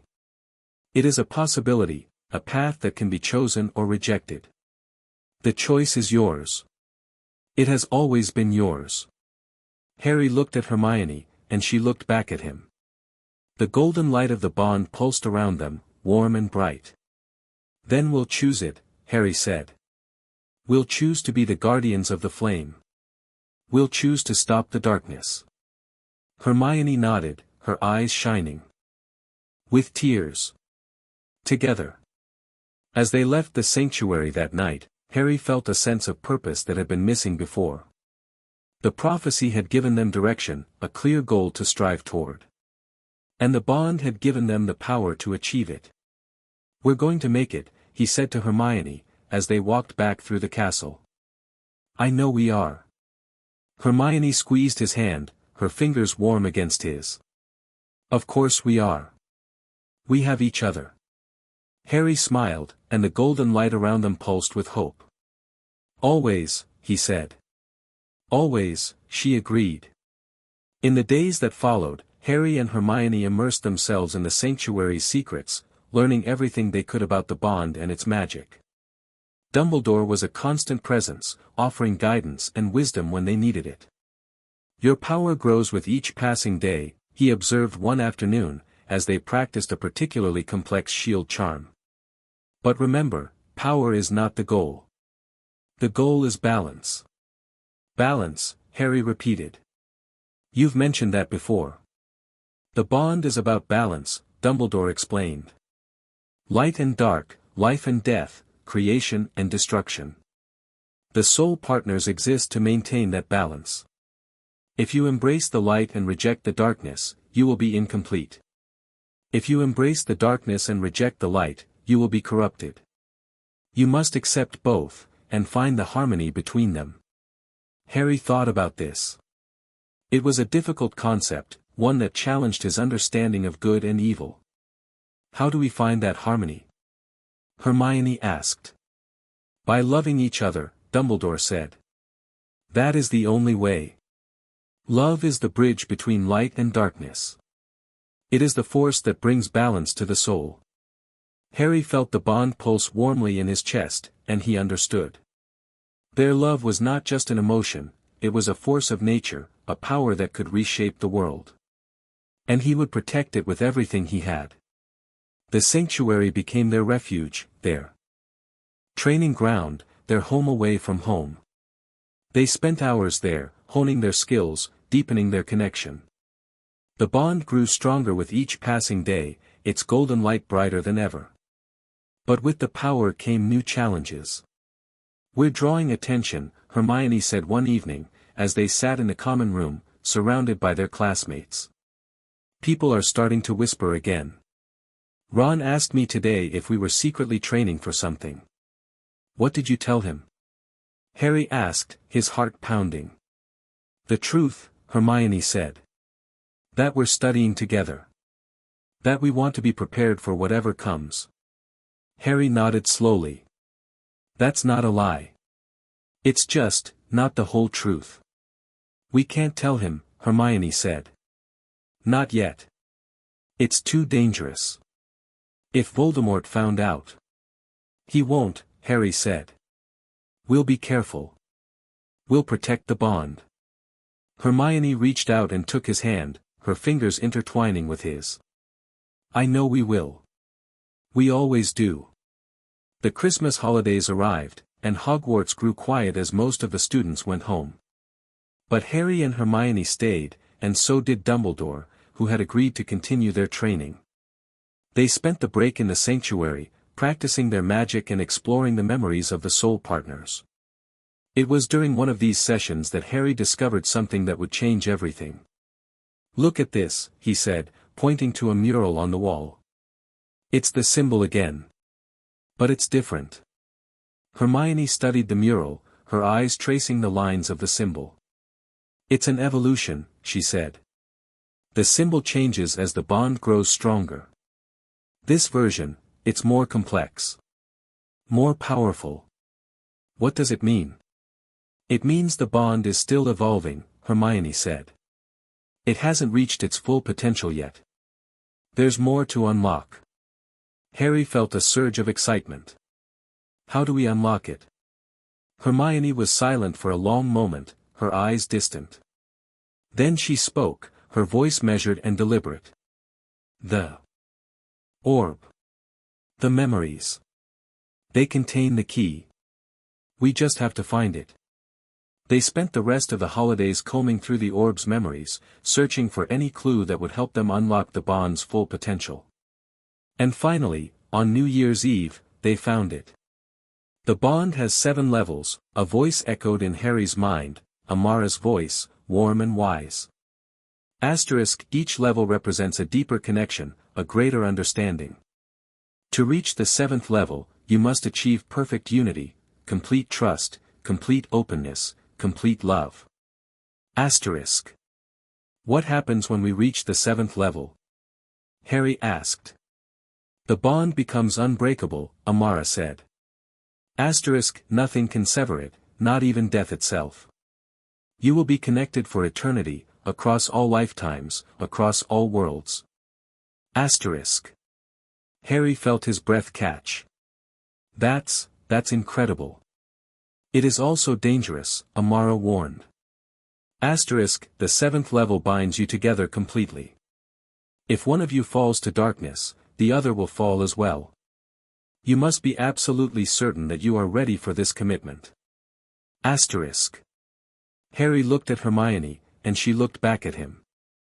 Their eyes met, and through the bond, he felt her certainty, her love, her unwavering faith in their connection. "We're ready," he said.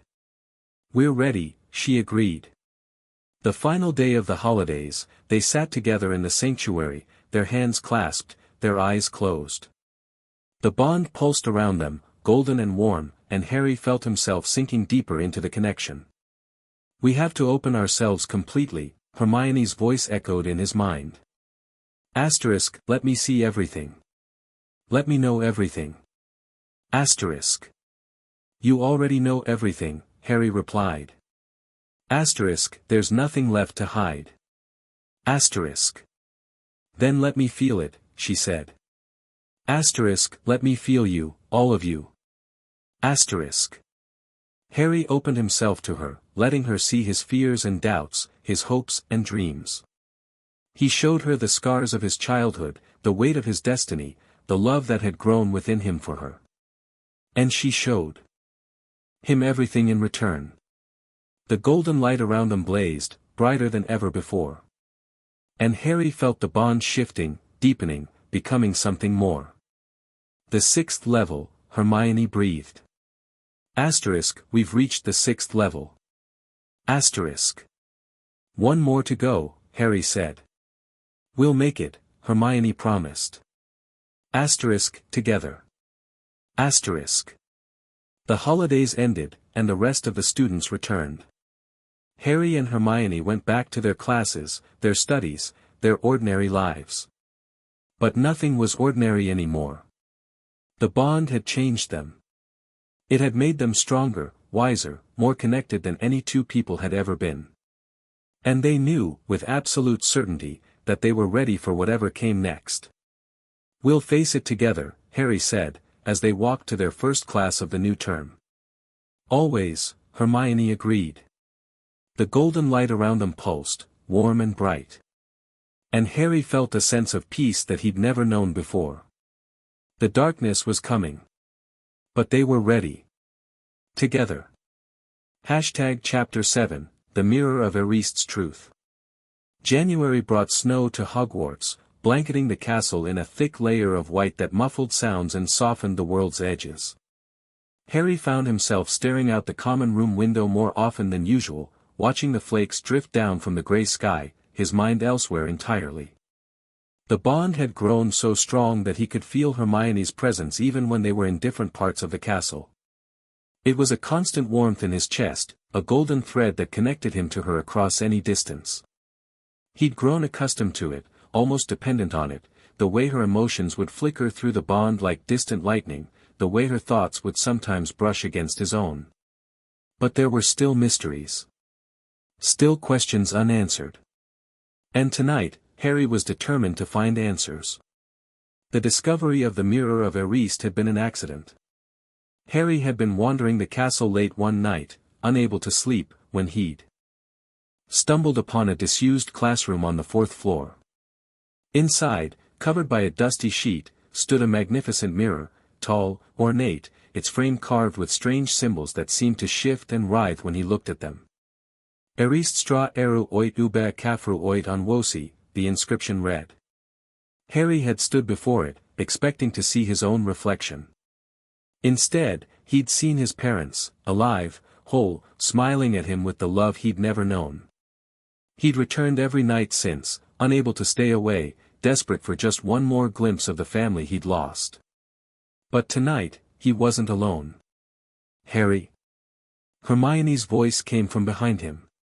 What are you doing here? He turned, startled. She was standing in the doorway of the classroom, her hair wild from sleep, her eyes wide with concern. I couldn't sleep, he admitted. I found this place a few nights ago. The mirror, it shows you things. Things you want. Hermione stepped closer, her gaze moving to the mirror. What does it show you? My parents, Harry said quietly. They're standing there, waving at me. They look so happy. Hermione was silent for a moment. Then she reached out and took his hand. Show me, she said softly. Harry hesitated, then nodded. They walked to the mirror together, standing side by side, their reflections merging in the glass. The image shifted. Harry's parents were still there, but now they were joined by another figure, an older woman with bushy brown hair and kind eyes, standing beside a man with a warm smile and spectacles. They were all waving at Hermione, their faces filled with love. Your parents, Harry said, his voice barely above a whisper. They're there too. Hermione's breath caught. I never knew what they'd look like as a family. They always seemed so separate from my life as a witch. But here. She touched the glass, her fingers tracing the outline of her mother's face. Here, they're part of it. The bond pulsed between them, warm and golden, and the mirror's image shifted again. Now Harry and Hermione were standing together in the center of the reflection, their hands intertwined, surrounded by a golden light that seemed to radiate from their very souls. Behind them, an endless parade of figures stretched into the distance, the soul partners of old, their faces filled with pride and hope. They're watching us, Hermione breathed. All of them. Every soul partner who ever lived. Waiting for us to succeed, Harry said. Waiting for us to finish what they started. The bond surged, and Harry felt something shift in his chest, a deepening of the connection, a strengthening of the golden thread that bound them together. He looked at Hermione, and she looked at him, and in that moment, everything made sense. We'll do it, he said. We'll succeed. Hermione squeezed his hand. I know. The next night, Harry returned to the Mirror of Erised alone. He needed to understand what he'd seen, not just the image of his parents, but the vision of the soul partner standing behind him and Hermione. The bond had responded to the mirror in a way he hadn't expected, and he needed to know why. He stood before the mirror, his heart pounding, and waited. The reflection shifted slowly, the golden light rippling across the surface. His parents appeared first, their faces filled with love. But then the image changed, and Harry saw something that made his blood run cold. He was standing on a battlefield, his wand raised, facing an army of dark wizards. Hermione stood beside him, her magic blazing, her face set in an expression of grim determination. But there were shadows around them, shadows that moved and twisted, reaching for them with clawed hands. "This is what awaits you," a voice whispered in his mind. Asterisk, "This is the future you cannot escape." Asterisk. Harry tried to look away, but the mirror held his gaze. He saw himself fall, saw Hermione's face contort with grief, saw the golden light of the bond flicker and fade. "No," he whispered. Asterisk, that's not what I want. That's not what I desire." Asterisk. "The mirror shows what you desire," the voice said. Asterisk, "But it also shows what you fear. They are often the same thing." Asterisk. Harry shook his head, trying to clear the image from his mind. But the bond pulsed, and he felt Hermione's presence, felt her concern, her love, her determination. "I won't let that happen," he said, his voice fierce. Asterisk, "I'll protect her. I'll protect the bond." Asterisk. The mirror's image shifted once more, and Harry saw his parents again, only this time, they were smiling at him with a new expression. Pride. Acceptance. "We know you will," his mother's voice whispered. Asterisk, "We've always known." Asterisk. Harry didn't tell Hermione about the vision. He couldn't. The image of the battlefield, the shadows, the fading golden light, it haunted him, creeping into his thoughts at the most unexpected moments. He found himself watching her more closely, cataloging every detail of her face, memorizing the sound of her laugh, the way her eyes crinkled when she smiled. It was Hermione who noticed the change first. "Harry," she said one evening, as they sat together in the common room. "You've been quiet lately. Distant. What's wrong?" "Nothing," he said quickly. "Just tired." "I know you better than that," she said softly. "You're not just tired. Something's bothering you. I can feel it through the bond, you're hiding something from me." Harry felt a pang of guilt. He should have known he couldn't keep secrets from her. The bond made it impossible. "It's the mirror," he admitted. "The one I showed you.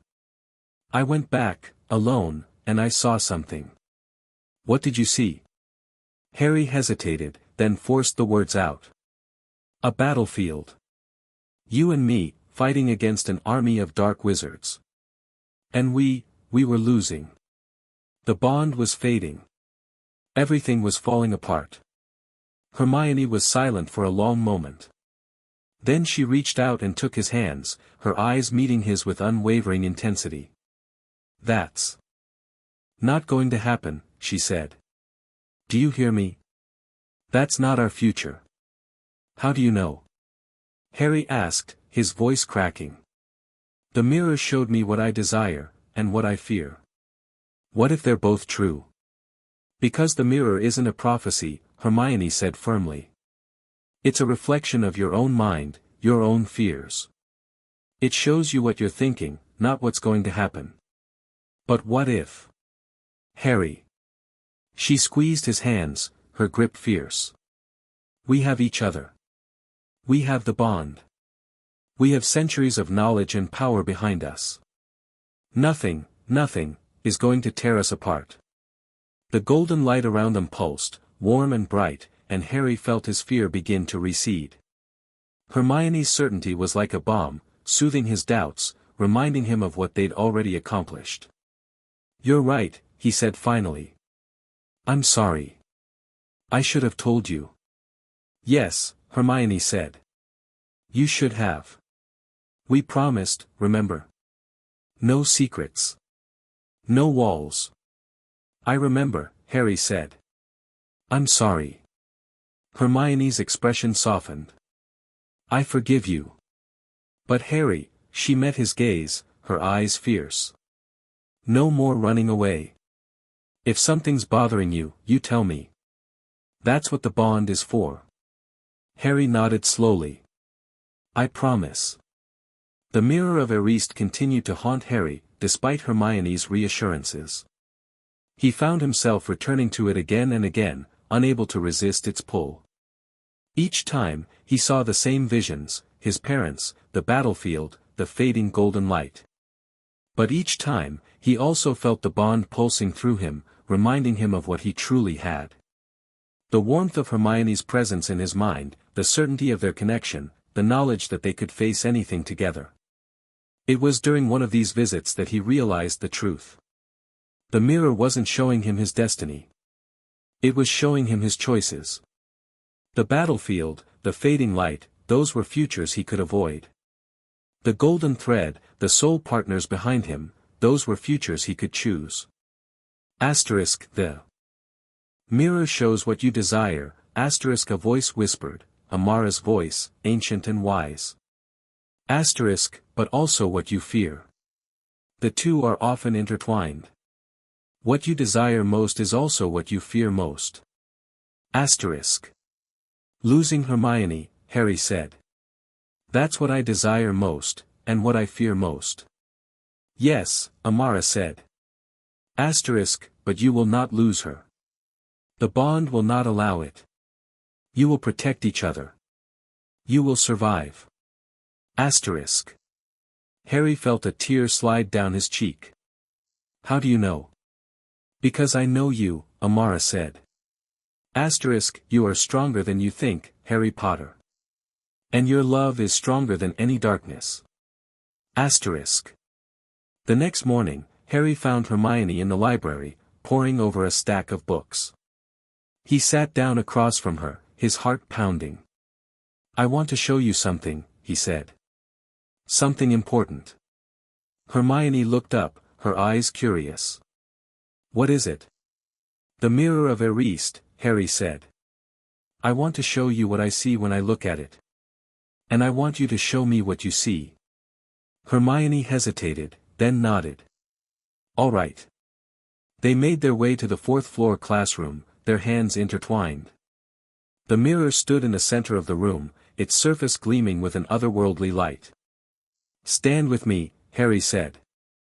Right beside me. I want us to see it together. They stood before the mirror, shoulder to shoulder, their reflections merging in the glass. Harry felt the bond pulsing between them, warm and golden, and he watched as the image shifted. His parents appeared first, their faces filled with love. But then they stepped aside, revealing the golden thread that connected Harry and Hermione, and the endless parade of soul partners behind them. But there was something different now. The soul partners weren't just standing behind them. They were reaching forward, their hands extended, offering something to Harry and Hermione. What are they giving us? Hermione breathed. Harry squinted, trying to see through the golden glow. And then he understood. They're giving us their memories, he said. Their knowledge. Their power. Everything they've learned across the centuries, they're passing it on to us. The golden light flared, and Harry felt something shift in his mind. A door that had been locked suddenly swung open, and a flood of knowledge poured through. He saw Merlin's spell for creating unbreakable shields. Amara's technique for healing impossible wounds. Hundreds of spells and techniques that had been lost to time, now restored and waiting to be used. Together, Hermione said, her voice filled with awe. They're giving it to us together. Because that's the only way, Harry said. The bond. We have to use it together. In the days that followed, Harry and Hermione began to master the knowledge they'd received from the mirror. They spent hours in the room of requirement, practicing the spells and techniques that the soul partners had passed on to them. The magic was unlike anything they'd ever learned. It required complete synchronization, absolute trust. One wrong move, one moment of doubt, and the spells would collapse. But when they worked together, the results were breathtaking. We're getting stronger, Hermione said one evening, after a particularly successful session. Faster.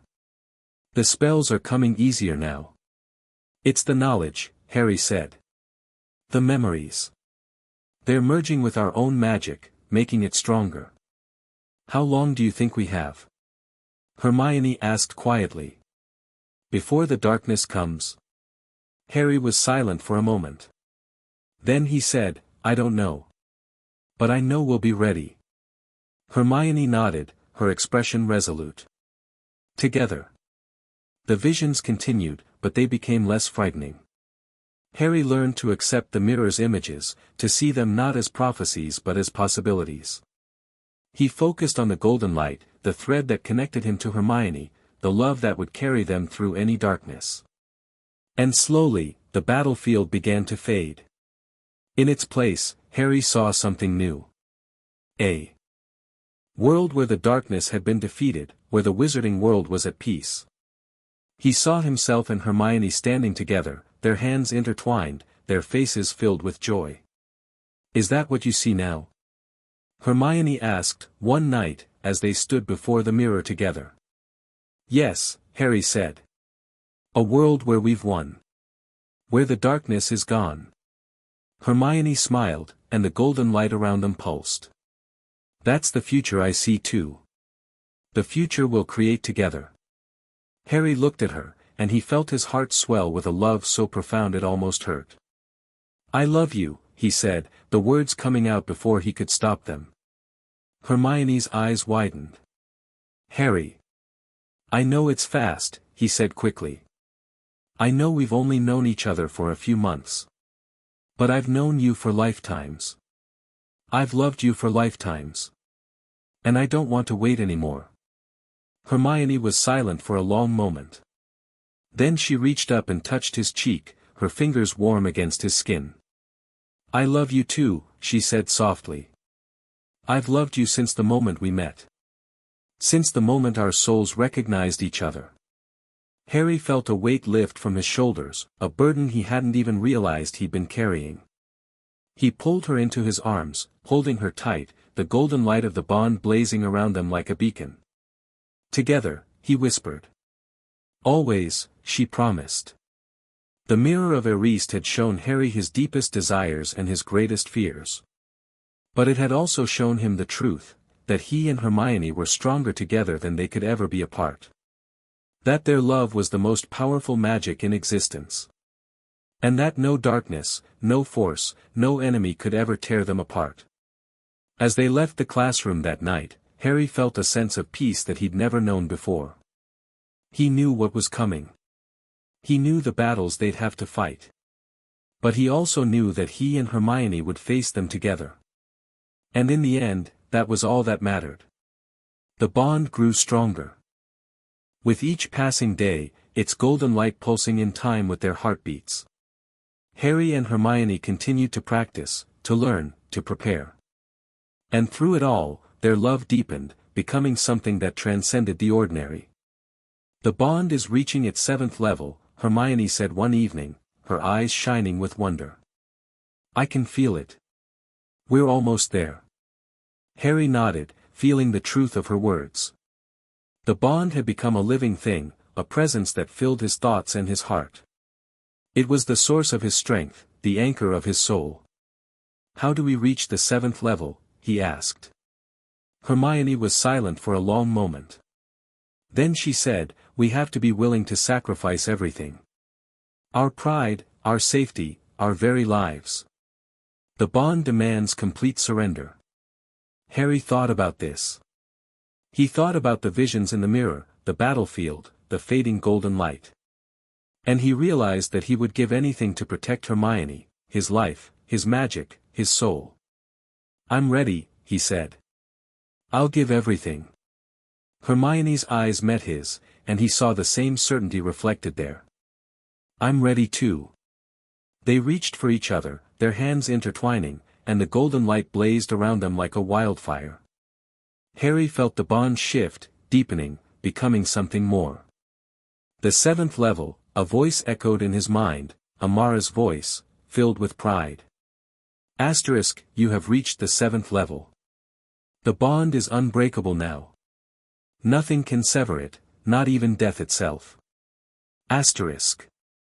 Harry felt a surge of power unlike anything he'd ever known.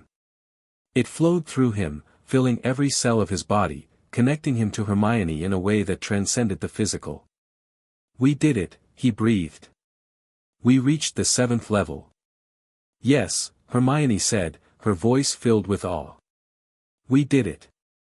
The golden light pulsed one final time, then faded, leaving behind a sense of peace and completeness that Harry had never known. Whatever comes, he said, we'll face it together. And we'll win. Always, Hermione agreed. The mirror of Eriste had revealed the truth. Harry and Hermione were not just friends, not just partners, they were soul mates, bound together across lifetimes, destined to reshape the wizarding world. And nothing, not Voldemort, not the darkness, not even death itself, could ever tear them apart. The golden thread that connected them would endure forever, a beacon of hope in a world filled with shadows. And Harry knew, with absolute certainty, that they would succeed. Together. Always. Chapter 8, Voldemort feels the bond. The first sign that something had gone terribly wrong came in the middle of the night. Harry woke with a scream tearing from his throat, his scar blazing with a pain so intense it felt like his skull was splitting open. He clutched his forehead, gasping, his body drenched in sweat, and for a terrible moment, he couldn't remember where he was or who he was. Then the bond pulsed, warm and golden, and Hermione's presence flooded his mind like a wave of light. Harry. Harry, what's happening? I can feel you, your pain, My scar, he managed, the words coming out in broken fragments. It's burning. Worse than ever before. I saw, what did you see? Harry tried to focus, tried to hold on to the fragments of the vision that were already slipping away like water through his fingers. But all he could remember was the darkness, a vast, suffocating darkness that seemed to stretch on forever, and a voice, cold and ancient, speaking words he couldn't quite understand. He knows, Harry said, the realization hitting him like a physical blow. Voldemort knows about the bond.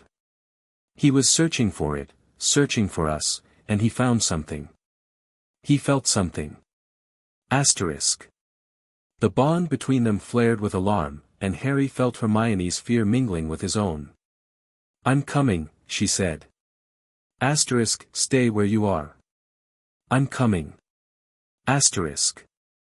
Hermione arrived at the boys' dormitory within minutes, ignoring Ron's sleepy protests as she pushed past him and rushed to Harry's bed.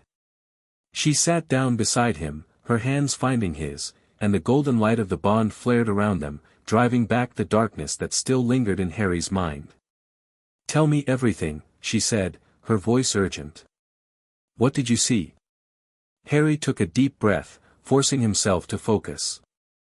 I was in a dark place, a forest, I think. There were trees everywhere, and mist, and this cold that seeped into my bones. And I heard his voice, Voldemort's voice. He was talking to someone. He said, Harry paused, trying to remember. He said he'd felt something. Something ancient and powerful. Something that was protecting me. The bond, Hermione breathed. He felt the bond. I don't know how, Harry said. He's still weak, still hiding. But somehow, he felt it. And now he knows there's something different about me. Something that could threaten him. Hermione was silent for a long moment, her brow furrowed with concentration. Then she said, the bond is getting stronger. We've been using it more, practicing more. Maybe it's become visible. Detectable. To everyone? Harry asked, his voice filled with dread. Or just to him? I don't know, Hermione admitted. But we have to assume the worst. If Voldemort can feel the bond, he'll try to find out what it is. He'll try to find out who you're connected to. He won't hurt you, Harry said fiercely. I won't let him. Harry. I mean it. He gripped her hands tighter, his eyes blazing with determination. Whatever happens, I'll protect you. The bond will protect you. We're stronger than he is. Hermione's expression softened. I know. I know we are. But we have to be careful. We have to be smart. If Voldemort is hunting for us, we need to be prepared. The next morning, Harry and Hermione went straight to Dumbledore's office. The headmaster listened to their account in silence, his expression growing grimmer with each word. When they finished, he leaned back in his chair and steepled his fingers, his eyes distant and thoughtful. "This is troubling news," he said finally. "But not entirely unexpected." "Not unexpected?" Harry repeated, incredulous. "You knew Voldemort could feel the bond?" "I suspected," Dumbledore said carefully. "The bond is a powerful force, Harry. It resonates with magic on a level that is difficult to hide. And Voldemort, despite his current weakness, is still a formidable wizard. It was only a matter of time before he sensed something." "So what do we do?" Hermione asked. "How do we protect ourselves?" Dumbledore rose from his desk and walked to the window, his hands clasped behind his back. "I have been researching ancient shielding spells," he said. "Spells that can mask the presence of the bond, make it invisible to prying eyes. They are difficult to master, but I believe you two are capable." "Masking spells?" Harry asked. "You mean we can hide the bond?" "Temporarily," Dumbledore said. "Long enough to give you time to prepare. The spells are not permanent, they require constant reinforcement, but they will make it harder for Voldemort to sense you." "Teach us," Hermione said immediately. "Whatever it takes, we'll learn." Dumbledore turned to face them, his eyes twinkling behind his half-moon spectacles. "I was hoping you'd say that." The shielding spells were unlike anything Harry and Hermione had ever learned. They required complete focus, absolute trust, and a level of magical control that pushed them to their limits. "These spells are ancient," Dumbledore explained, as he guided them through the first exercise. "They were created by the original Soul Partners, who understood the need for secrecy. They draw on the power of the bond itself, using it to weave a veil of obscurity around your connection." "How do they work?" Hermione asked, her eyes shining with curiosity. "They create a barrier between your bond and the outside world," Dumbledore said. "When properly cast, they make the bond appear as ordinary magic, a simple magical signature, nothing more. Even a skilled wizard would have difficulty detecting the truth." Harry focused on the instructions, his wand raised, his magic flowing through the bond. He could feel Hermione's presence beside him, her magic intertwining with his, and together, they began to weave the shielding spell. It was difficult. The spell required them to maintain perfect synchronization while simultaneously creating a barrier around their bond. Every time Harry's focus wavered, the spell collapsed, and they had to start again. But they didn't give up. "Again," Hermione said, her voice determined. "We can do this." They tried again. And again. And again. Finally, on the 27th attempt, the spell held. A shimmering veil of golden light settled over them, and Harry felt the bond become muted. Still there, still present, but somehow less visible. Less detectable. "We did it," he breathed. "We actually did it." Hermione's face broke into a grin. "Together." But the shielding spell wasn't enough. Harry continued to have nightmares, vivid, terrifying dreams in which he saw through Voldemort's eyes, felt his rage and his hunger, heard his voice whispering in the darkness. "He's getting stronger," Harry said one morning, his face pale from another sleepless night. "I can feel it. He's searching for something, for someone. He knows the bond exists, and he wants to find it." "Find us," Hermione said, her voice grim. "Find us," Harry agreed. They spent every spare moment practicing the shielding spell, reinforcing the veil around their bond. But no matter how strong the shield was, Harry could still feel Voldemort's presence, still hear his voice in the darkness of his dreams. "We need to find a way to block him completely," Hermione said. "The shield is good, but it's not enough. Voldemort is still getting through." "Maybe there's another way," Harry said slowly. A way to use the bond itself to protect us. What do you mean? Harry was silent for a moment, thinking. Then he said, the bond is about balance, right? Light and dark, life and death. What if we use that balance to create a shield that feeds on Voldemort's darkness instead of being consumed by it? Hermione's eyes widened. That's brilliant. But how do we do that? I don't know, Harry admitted. But the sanctuary might have answers. The memories of the soul partners, they've faced dark wizards before. They might know how to use the bond as a weapon. They returned to the sanctuary that night, their hearts filled with hope. The crystal orb pulsed with golden light, welcoming them home. Show us, Harry said, placing his hands on the orb. Show us how to use the bond to fight Voldemort. The orb responded immediately, flooding Harry's mind with visions. He saw Merlin and Amara facing a dark wizard named Mordred, their bond blazing around them like a shield. He saw the Viking warrior and the seer using their connection to reflect dark magic back at their enemies. He saw the medieval knight and the healer channeling their love into a weapon that could destroy any darkness. The bond is not just a shield, Amara's voice echoed in his mind.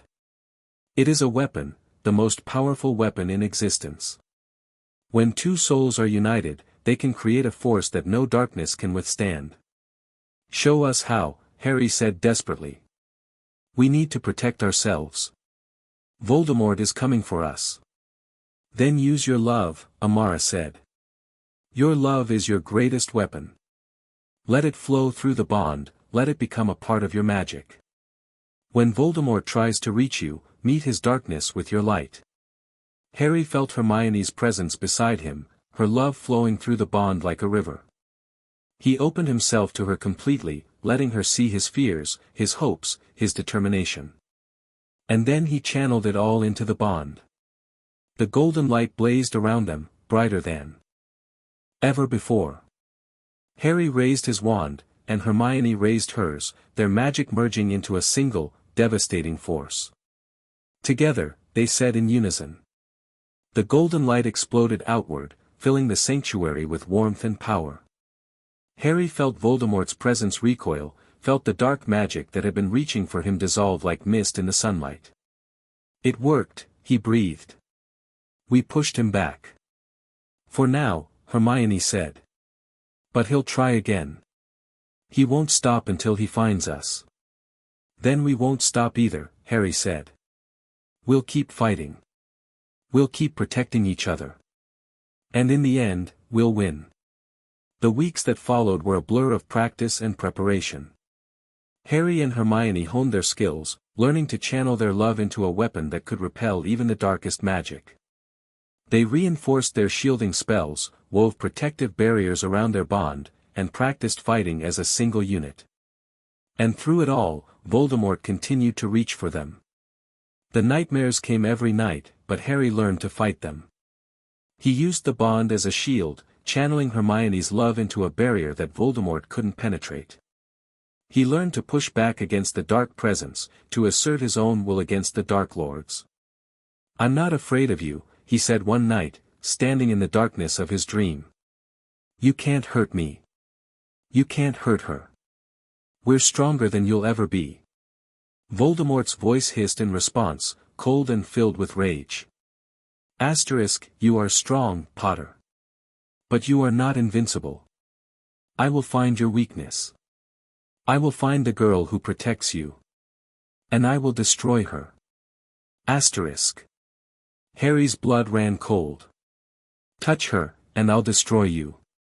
Voldemort laughed, a cold, cruel sound that echoed through the darkness. Asterisk, we shall see, Potter. We shall see. Asterisk. Harry woke with a scream, his body drenched in sweat. Hermione was there in an instant, her arms wrapped around him, her love flowing through the bond like a bomb. It's okay, she whispered. I'm here. I'm not going anywhere. He threatened you, Harry said, his voice shaking. He said he would find you. He said he would destroy you. Hermione's expression didn't waver. Then we'll stop him. Together. I can't lose you, Harry said fiercely. I can't. You won't. She gripped his hands, her eyes meeting his with unwavering determination. We've faced him before, and we survived. We'll face him again, and we'll survive again. Because we have each other. Harry felt the bond pulsing between them, warm and golden, and he let himself believe. Together, he said. Always, she promised. The next morning, Dumbledore summoned them to his office. I have received word from my sources, he said, his expression grave. Voldemort is searching for you. He has put a bounty on your head, both of you. Harry's heart sank. How much? Enough to attract attention, Dumbledore said. There are those who would betray you for the right price. You must be careful, both of you. Trust no one. We can protect ourselves, Hermione said. We've been practicing. The bond is our shield. Your bond is your strength, Dumbledore agreed. But it is also your vulnerability. Voldemort knows this. He will try to exploit it, to drive a wedge between you. You must be prepared for his tricks. We will be, Harry said firmly. Dumbledore studied them for a long moment, his eyes searching their faces. Then he nodded slowly. I believe you, he said. But I must warn you, Voldemort is patient. He will wait for the right moment to strike. You must not let your guard down, even for a moment. Harry and Hermione exchanged glances, their determination shared through the bond. We won't, they said in unison. The attacks came in subtle ways at first. A rumor that spread through the castle, suggesting that Harry and Hermione were practicing dark magic. A curse that was planted in Hermione's potions book, causing her potion to explode and nearly injuring several classmates. A group of Slytherins who cornered Harry in a corridor, demanding to know what secret he was hiding.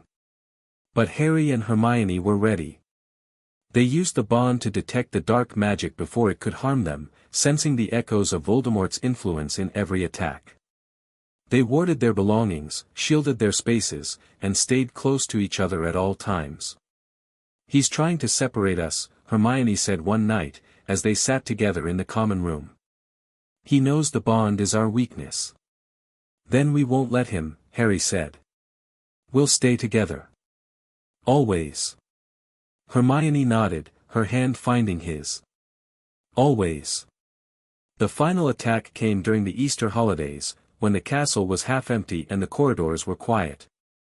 Harry was walking back from the library when he felt it, a cold presence that slithered through the bond like ice water. He spun around, his wand raised, and found himself facing a shadow that seemed to materialize from the darkness itself. Potter, the shadow hissed, and Harry recognized Voldemort's voice. I have found you at last. You can't hurt me, Harry said, his voice steady despite his racing heart. The bond protects me. The bond, Voldemort spat. Yes, the bond. The ancient magic that shields you from my power. But I have studied the bond, Potter. I have learned its secrets. And I know how to break it. Liar, Harry said. You don't know anything. Voldemort laughed, a cold, cruel sound. I know that the girl is your weakness.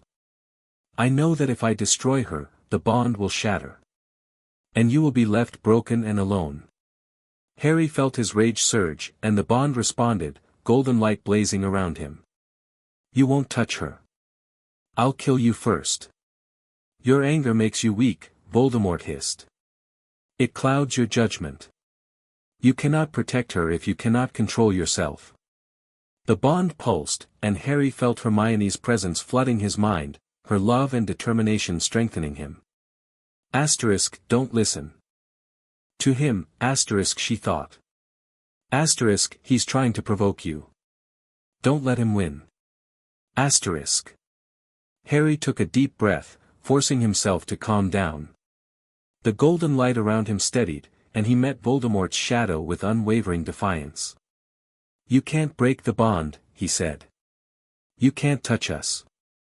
We're stronger than you'll ever be." Voldemort's shadow flickered, and for a moment, Harry thought he saw fear in the dark presence. Then the shadow dissolved, and he was alone in the corridor.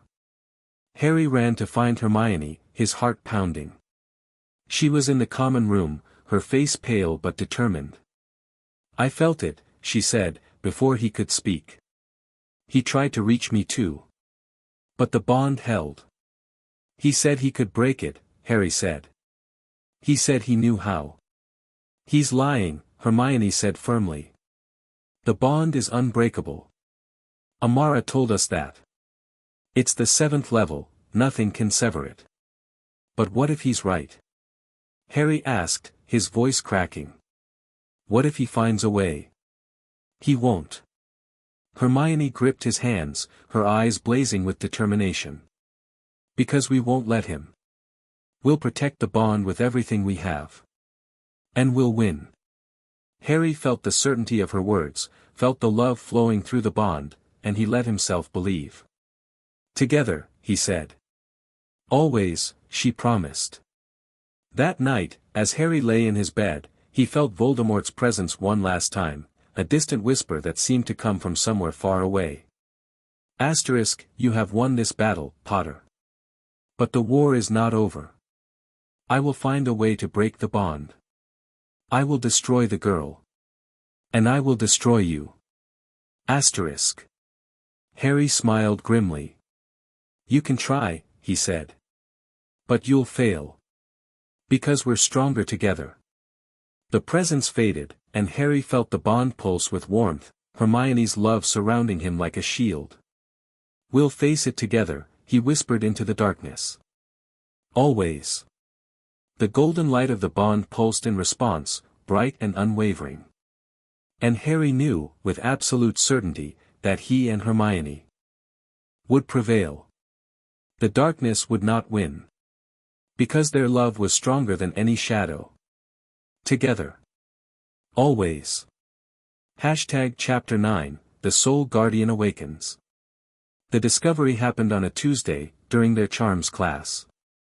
Professor Flitwick had set them the task of conjuring small animals from their wands, a difficult spell for first years, requiring precise wand movements and focused intent.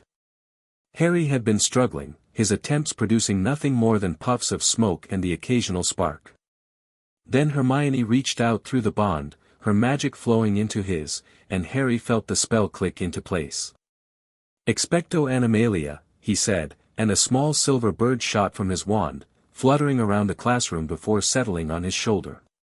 The class erupted in applause, and Flitwick clapped his hands with delight. "Excellent, Mr. Potter. Exceptional work." Harry smiled, but his attention was elsewhere. As he'd cast the spell, he'd felt something shift deep beneath the castle, a stirring of ancient power, like a giant awakening from a long sleep. Asterisk, "Did you feel that?" Asterisk, he asked Hermione through the bond. "Yes," she replied, her thoughts filled with awe. Asterisk, "It's coming from the dungeons. Something down there has woken up." Asterisk. They exchanged glances, their hearts racing with excitement and fear. The bond was leading them somewhere, and they knew they had to follow. After class, they made their way to the dungeons, following the pull of the bond through winding corridors and hidden passages. The sensation grew stronger with each step, and Harry felt the ancient power pulsing through the stone walls, as if Hogwarts itself was guiding them. "Where are we going?" Hermione asked, her voice echoing in the narrow corridor. "I don't know," Harry admitted. "But the bond knows. We just have to trust it." They descended deeper into the castle, past the potions classroom and into passages Harry had never seen before. The torches on the walls flickered with golden light, illuminating carvings that seemed to shift and move in the shadows. And then they found it. A door, hidden behind a tapestry of a dragon, its surface covered in the same symbol they'd seen in the sanctuary, the circle divided into two halves, with a golden thread winding through the center. "This is it," Harry breathed. The bond is leading us here. He reached out and touched the symbol, and the door swung open, revealing a chamber filled with golden light. Harry stepped inside, Hermione close behind him, and his breath caught in his throat. The chamber was vast, its ceiling disappearing into a haze of golden mist.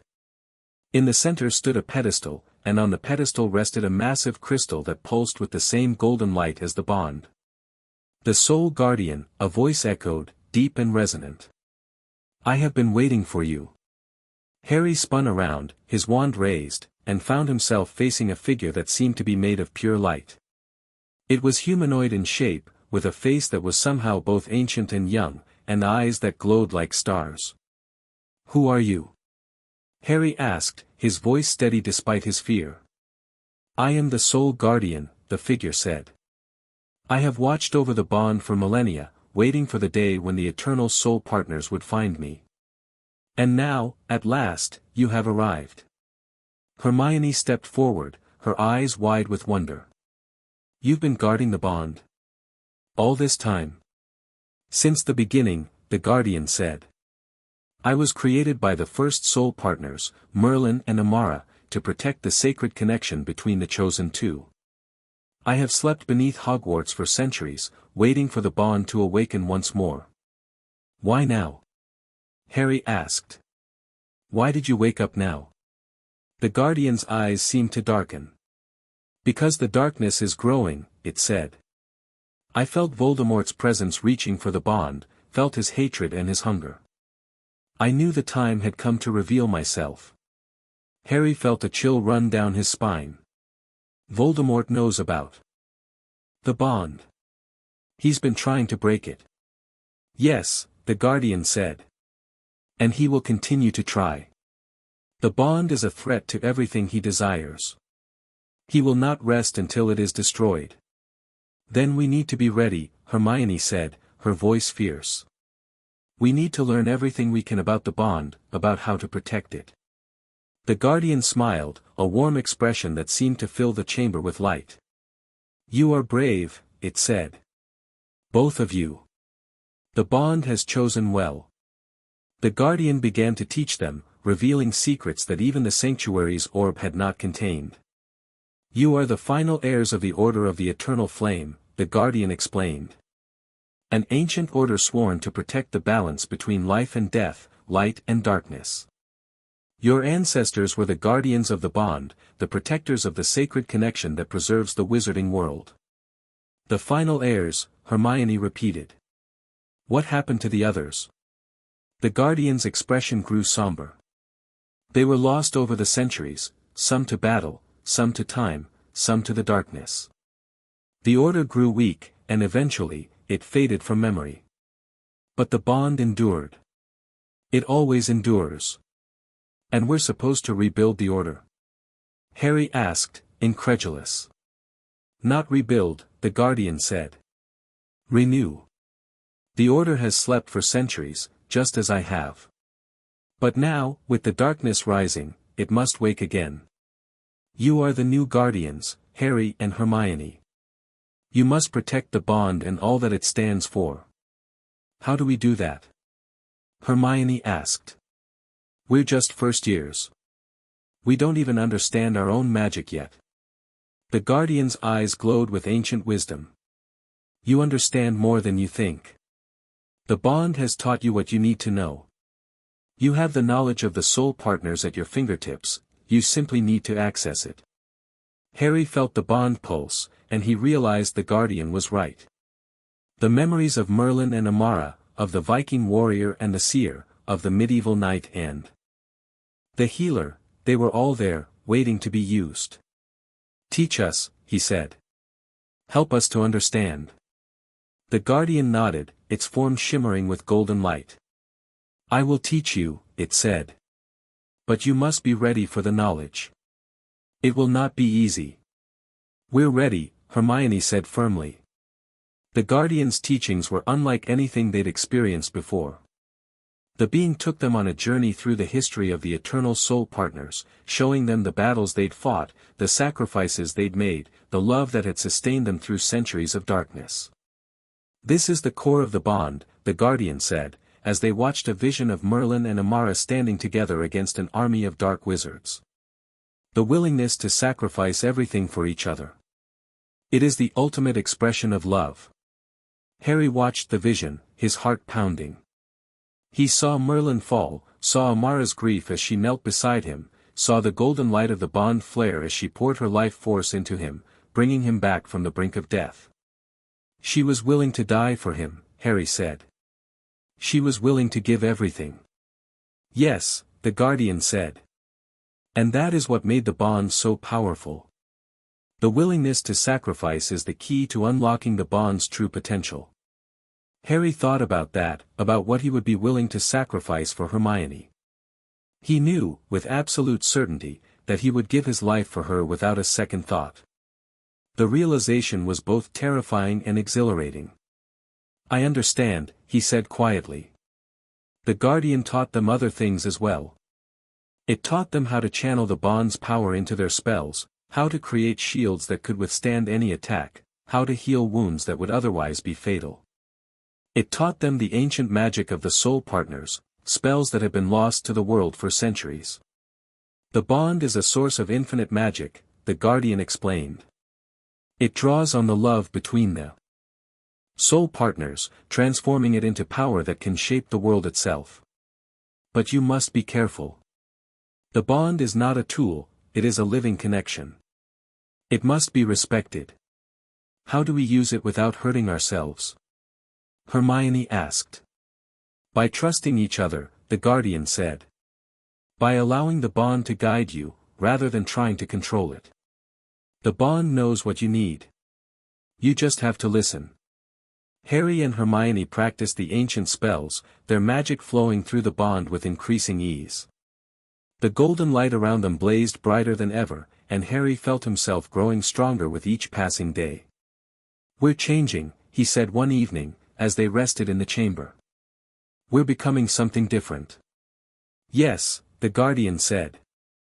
You are becoming what you were always meant to be, the guardians of the flame, the protectors of the bond. But the Guardian also warned them of the dangers. The darkness is not just Voldemort, it said. He is a vessel, a manifestation of the void that seeks to consume all light. If you defeat him without addressing the void itself, another darkness will rise to take his place. How do we address the void? Harry asked. By restoring balance, the Guardian said. By healing the wounds that have been inflicted on the magical world. By uniting the divided, by inspiring hope, by showing the world that love is stronger than fear. That sounds impossible, Hermione said, her voice small. The Guardian smiled. It is not impossible. It is the purpose of the eternal soul partners. You have done it before, in countless lifetimes. You will do it again. Harry felt the bond pulse with warmth, and he knew the Guardian was right. They had faced impossible odds before, in every lifetime, they had faced them and triumphed. Then we'll do it, he said. We'll restore the balance. The Guardian's eyes glowed with pride. I knew you would, it said. The bond has chosen well. Over the following weeks, Harry and Hermione continued to train with the Guardian, learning the ancient magic of the eternal soul partners. They grew stronger, more confident, and more connected than ever before. But the Guardian also had a warning for them. The bond is growing stronger, it said. But with strength comes danger. Voldemort will sense the power you are accumulating.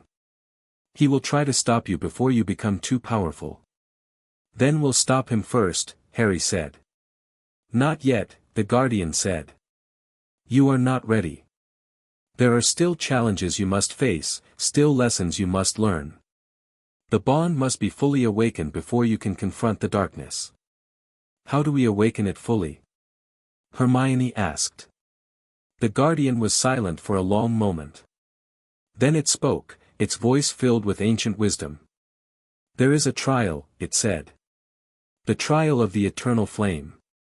It is a test of everything you have learned, a challenge that will push you to your limits. If you pass, the bond will be fully awakened. If you fail, the Guardian's voice faltered. If you fail, the consequences would be catastrophic. Harry and Hermione exchanged glances, their determination shared through the bond. We'll take the trial, they said in unison. The Guardian nodded slowly. Then prepare yourselves. The trial will begin soon. The night before the trial, Harry couldn't sleep. He lay in his bed, staring at the canopy, his mind filled with doubt and fear. What if they failed? What if the consequences were as catastrophic as the Guardian had warned? He felt Hermione's presence through the bond, and he knew she was awake too. We'll make it, she said. We'll pass the trial. Asterisk. How do you know?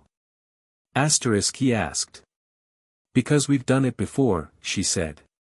In every lifetime, we've faced impossible challenges and survived. This is no different. Harry felt her love flowing through the bond, and his fear began to recede. You're right, he said. We've done this before. We'll do it again. Together. She agreed. Always. The trial began at dawn. Harry and Hermione stood in the center of the chamber, the Guardian watching from the shadows. The golden light of the bond blazed around them, and Harry felt his heart pounding with anticipation. The trial of the eternal flame will test your love, your trust, and your courage, the Guardian said. You must face your greatest fears and overcome your deepest doubts. Only then will the bond be fully awakened. We're ready, Hermione said. The Guardian nodded, and the chamber began to shift. The walls dissolved, replaced by a vast landscape that stretched to the horizon. Harry recognized it immediately. It was the battlefield from his visions, the place where he'd seen himself fall. Welcome to the trial, a voice echoed, ancient and powerful. Face your fears, eternal soul partners, and prove yourselves worthy of the bond. The first challenge was the simplest, and the most terrifying. Harry found himself standing alone on the battlefield, his wand in his hand, facing an army of dark wizards. Hermione was nowhere to be seen. Where is she? He shouted. Where did you take her? She is here, the voice said. But you must find her. You must fight through the darkness and find her. Harry raised his wand and charged into battle, his magic blazing through the bond. He fought his way through the army, his spells cutting through the darkness like a blade.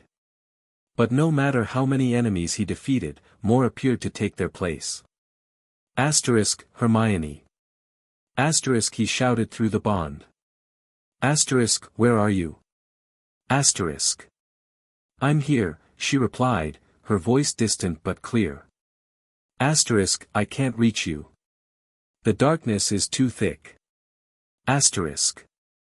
I'll find you, Harry promised. I'll always find you. He fought harder, channeling his love for Hermione into every spell. The golden light of the bond blazed around him, driving back the darkness, and finally, he saw her, standing on a hilltop, surrounded by shadows, her magic blazing against the night. He ran toward her, fighting through the enemy, his heart pounding with relief. He reached her, and their hands clasped together, the bond flaring with power. We found each other, Hermione said, her voice filled with awe. We always find each other. The battlefield dissolved, and they were back in the chamber. The second challenge was harder. Harry found himself standing in the Hall of Souls, the golden threads swirling around him. Hermione was beside him, but her face was pale, her eyes filled with fear. Harry, she said, her voice trembling. I can feel it.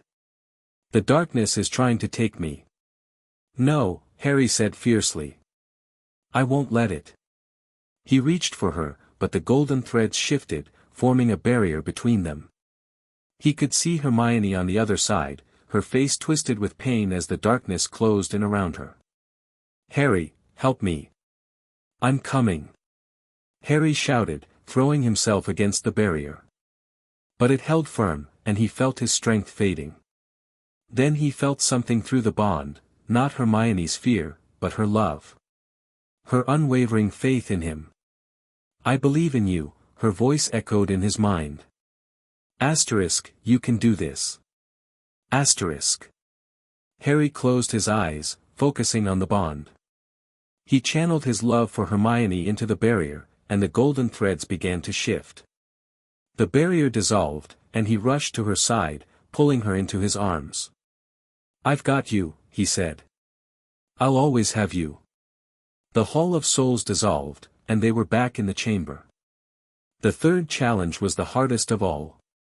Harry found himself standing in a world of shadow, his wand in his hand, facing Voldemort himself. Hermione was beside him, her magic blazing, but she looked different, older, harder, her eyes filled with a grief that made Harry's heart ache. "Potter," Voldemort hissed. "The boy who thought he could defeat me." "I will defeat you," Harry said.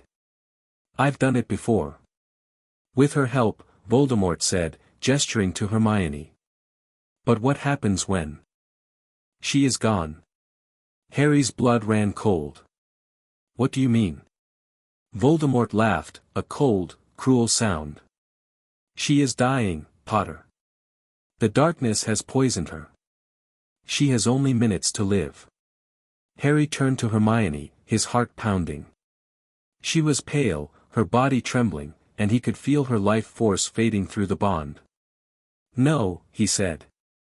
"No, you can't." "Harry," Hermione whispered, her voice weak. "It's okay. I'm ready." "No." Harry shouted, his grief and rage exploding through the bond. "You're not going anywhere. I won't let you." He turned to Voldemort, his eyes blazing with golden light. "You did this. You poisoned her." "Yes," Voldemort said. "And there is nothing you can do to save her." Harry raised his wand, the golden light of the bond blazing around him. "I can save her," he said. "And I will."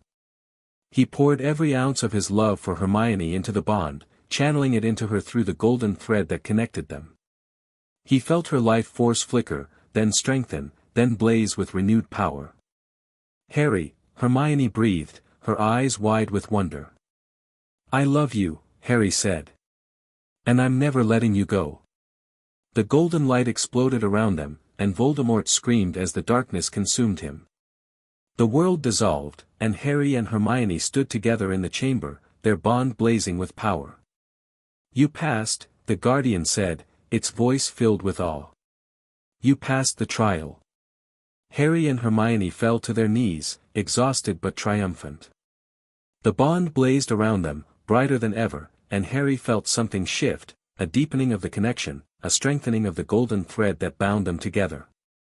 "The bond is fully awakened," the Guardian said. "You are the true eternal soul partners now. Nothing can sever your connection. Nothing can break your bond." Harry looked at Hermione, and she looked at him. Their eyes met, and he felt her love flowing through the bond, warm and bright. "Together," she said.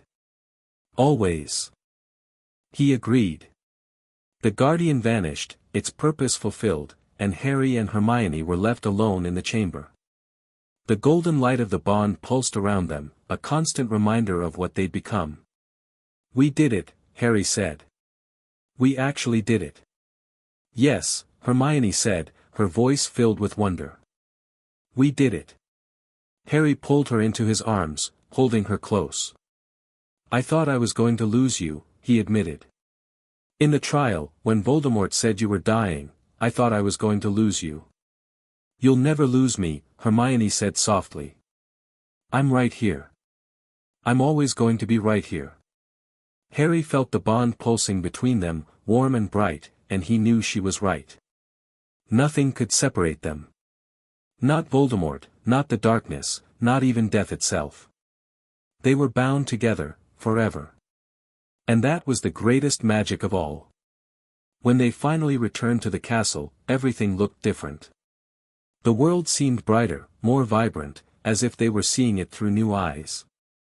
"The bond has changed us," Hermione said. "We're not the same people we were before." "No," Harry agreed. We're something more. They walked through the corridors, their hands intertwined, the golden light of the bond flickering around them like a halo. Students stared, whispers following them wherever they went, but Harry didn't care. He had Hermione. He had the bond. And together, they could face anything. That night, as Harry lay in his bed, he felt the bond pulsing gently, a constant reminder of his connection to Hermione. We're the guardians now, he whispered into the darkness. The protectors of the bond. He felt Hermione's presence through the connection, her love flowing through him like a warm current. Yes, she replied. And we'll protect it with everything we have. Together, Harry said. Always, she promised. The golden light of the bond pulsed one final time, then settled into a steady, comforting glow. And Harry fell asleep, filled with a sense of peace he'd never known before. The darkness was coming. Voldemort was getting stronger. But Harry wasn't afraid.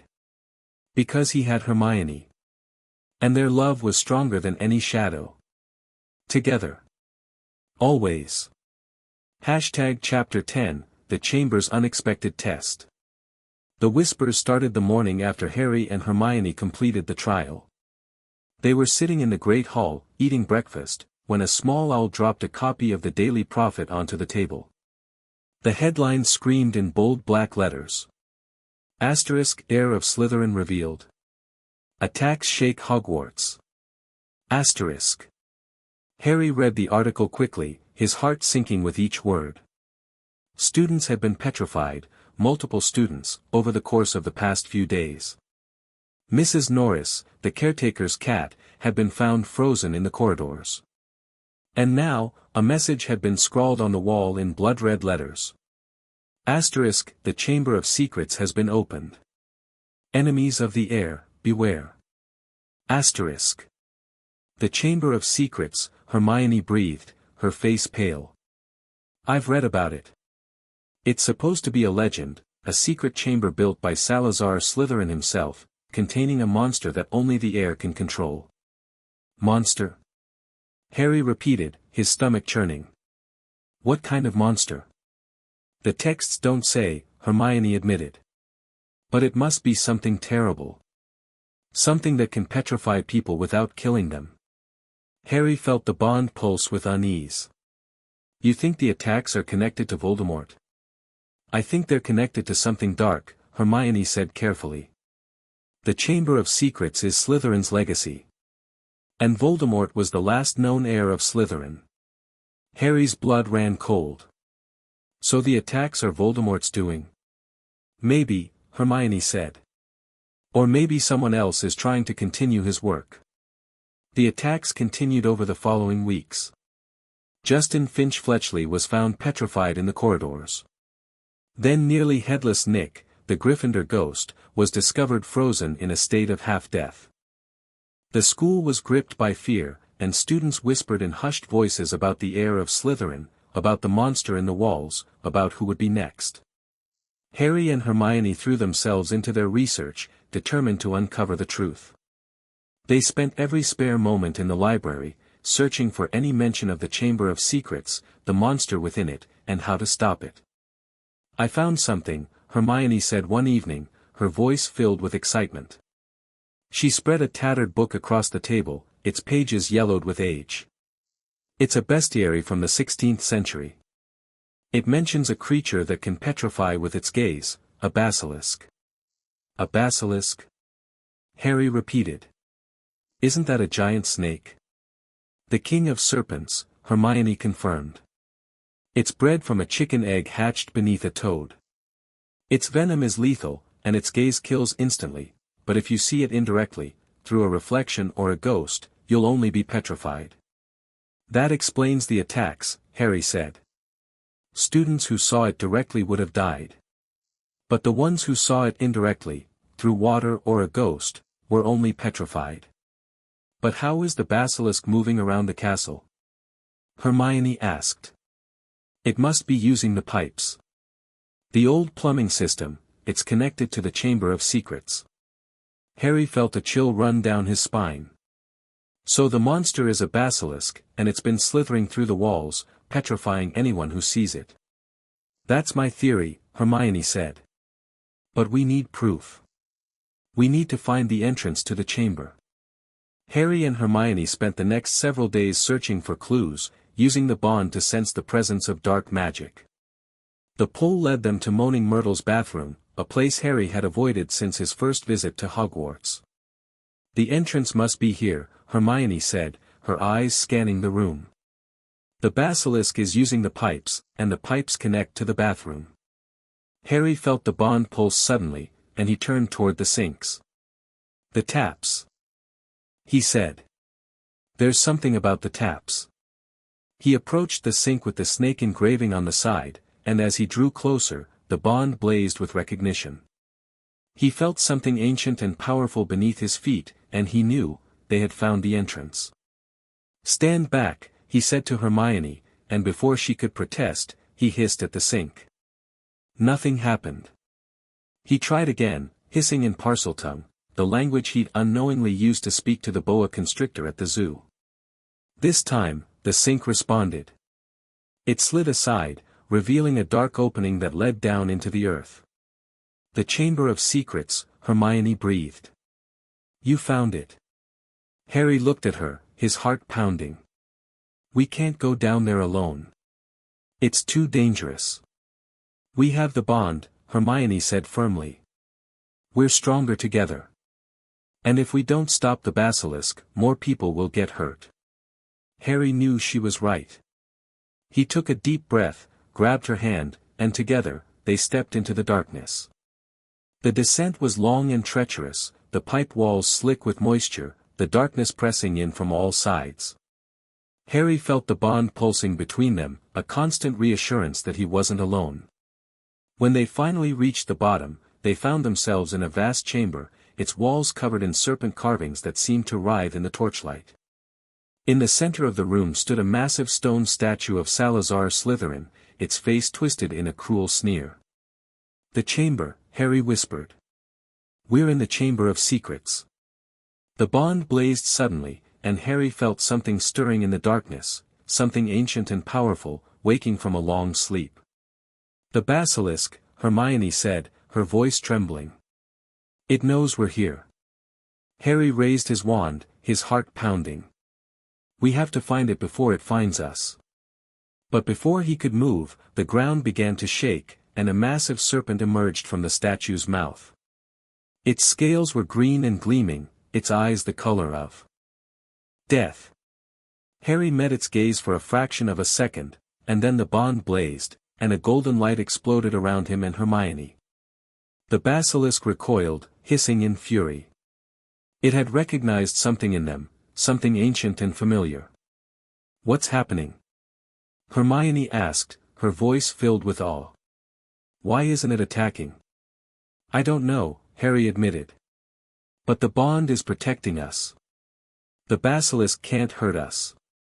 He stepped forward, his wand raised, and the basilisk lowered its head, its massive body trembling. It hissed something in Parseltongue, words Harry understood instinctively. Ancient Ones, the basilisk said. Asterisk, I recognize your scent. You carry the mark of the soul partners. You are the guardians of the old ways. Asterisk. Harry stared at the basilisk, his mind reeling. You know about the bond? I know everything, the basilisk said. Asterisk, I have been here since the beginning, guarding the chamber, waiting for the ones who would come. The ones who would restore balance. Asterisk. The soul partners, Hermione said. You were waiting for the soul partners. I was created by Salazar Slytherin, the basilisk said. Asterisk, but I am not his servant. I am bound to the chamber, to the ancient magic that lies beneath. And I have been waiting for you. Asterisk. Harry took a step closer, the bond pulsing with warmth. Why? Why were you waiting for us? The basilisk's eyes glowed with ancient wisdom. Because the Chamber of Secrets is not a prison, it said. Asterisk, it is a trial, a test for those who would claim the legacy of the soul partners. You have passed the first test, the trial of the eternal flame. Now you must pass the second. Asterisk. What second test? Hermione asked, her voice wary. The basilisk's tail began to move, scraping against the stone floor. The test of the chamber, it said. Asterisk, you must prove yourselves worthy of the knowledge that lies within. Asterisk. The chamber began to shift, the walls dissolving and reforming, revealing visions that hung in the air like specters. Harry saw Salazar Slytherin standing before them, his eyes burning with ancient fire. I am Salazar, the vision said, its voice echoing through the chamber. Founder of Hogwarts. Heir to the ancient ways. And I have been waiting for you. Harry stared at the vision, his mind reeling. You knew about us? About the bond? I knew, Salazar said. I was one of the first to recognize the eternal soul partners. I saw the golden threads of destiny weaving through the magic of Hogwarts. I knew that one day, you would come. But you left Hogwarts, Hermione said. You abandoned the school. Salazar's face twisted with regret. I left because I saw the darkness coming. I knew that the wizarding world was changing, that the old ways were dying. I created the chamber to preserve the knowledge that would be lost. I created the basilisk to guard it until the soul partners arrived. And the attacks? Harry asked, his voice sharp. The petrified students? Was that part of your plan? The basilisk was meant to defend the chamber, Salazar said. It was never meant to attack the school. But the darkness that rises now has corrupted its purpose. Voldemort's influence reaches even into the depths of the chamber. Harry felt a surge of anger. So Voldemort is controlling the basilisk? The Dark Lord has found a way to whisper to the beast, Salazar said. He cannot control it fully, the ancient magic of the chamber is too strong. But he can influence it. He can push it to attack. Then we have to stop him, Harry said fiercely. We have to free the basilisk from his influence. Salazar smiled, a cold expression that didn't reach his eyes. That is the test, he said. You must prove yourselves worthy of the chamber's secrets. You must break the Dark Lord's hold on the basilisk. How do we do that? Hermione asked. By using the bond, Salazar said. The bond is the most powerful magic in existence. It can break any hold, any curse, any darkness. If you truly are the eternal soul partners, you can free the basilisk from Voldemort's influence. Harry and Hermione exchanged glances, their determination shared through the bond. We'll do it, they said in unison. The basilisk had retreated to the shadows, its massive body coiled in fear. Harry could feel its pain through the bond, the confusion, the rage, the desperate need to be free. We have to help it, he said. We have to break Voldemort's hold. How? Hermione asked. The basilisk is ancient. Its magic is older than anything we've ever encountered. The bond is older, Harry said. The bond is the oldest magic in existence. If we channel our love into the basilisk, we can free it. Hermione nodded slowly. Then let's do it. They approached the basilisk, their hands intertwined, the golden light of the bond blazing around them. Harry reached out with his magic, feeling the dark influence that coiled around the basilisk's mind, a cold, sinister presence that whispered hatred and violence. I see you, Potter, Voldemort's voice hissed in his mind. Asterisk, you cannot save the beast. It belongs to me. Asterisk. It belongs to no one, Harry replied fiercely. Asterisk, and you will not control it. Asterisk. He poured his love for Hermione into the bond, channeling it into the basilisk's mind. The golden light blazed, driving back the darkness, and Harry felt the dark influence weakening. Asterisk, no.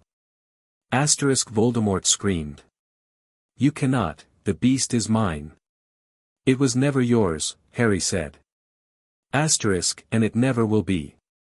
Asterisk. The golden light exploded, and the dark influence shattered. The basilisk roared, its body shaking, and Harry felt its mind clear of the poison that had been infecting it. "Thank you," the basilisk said, its voice filled with gratitude. Asterisk, you have freed me.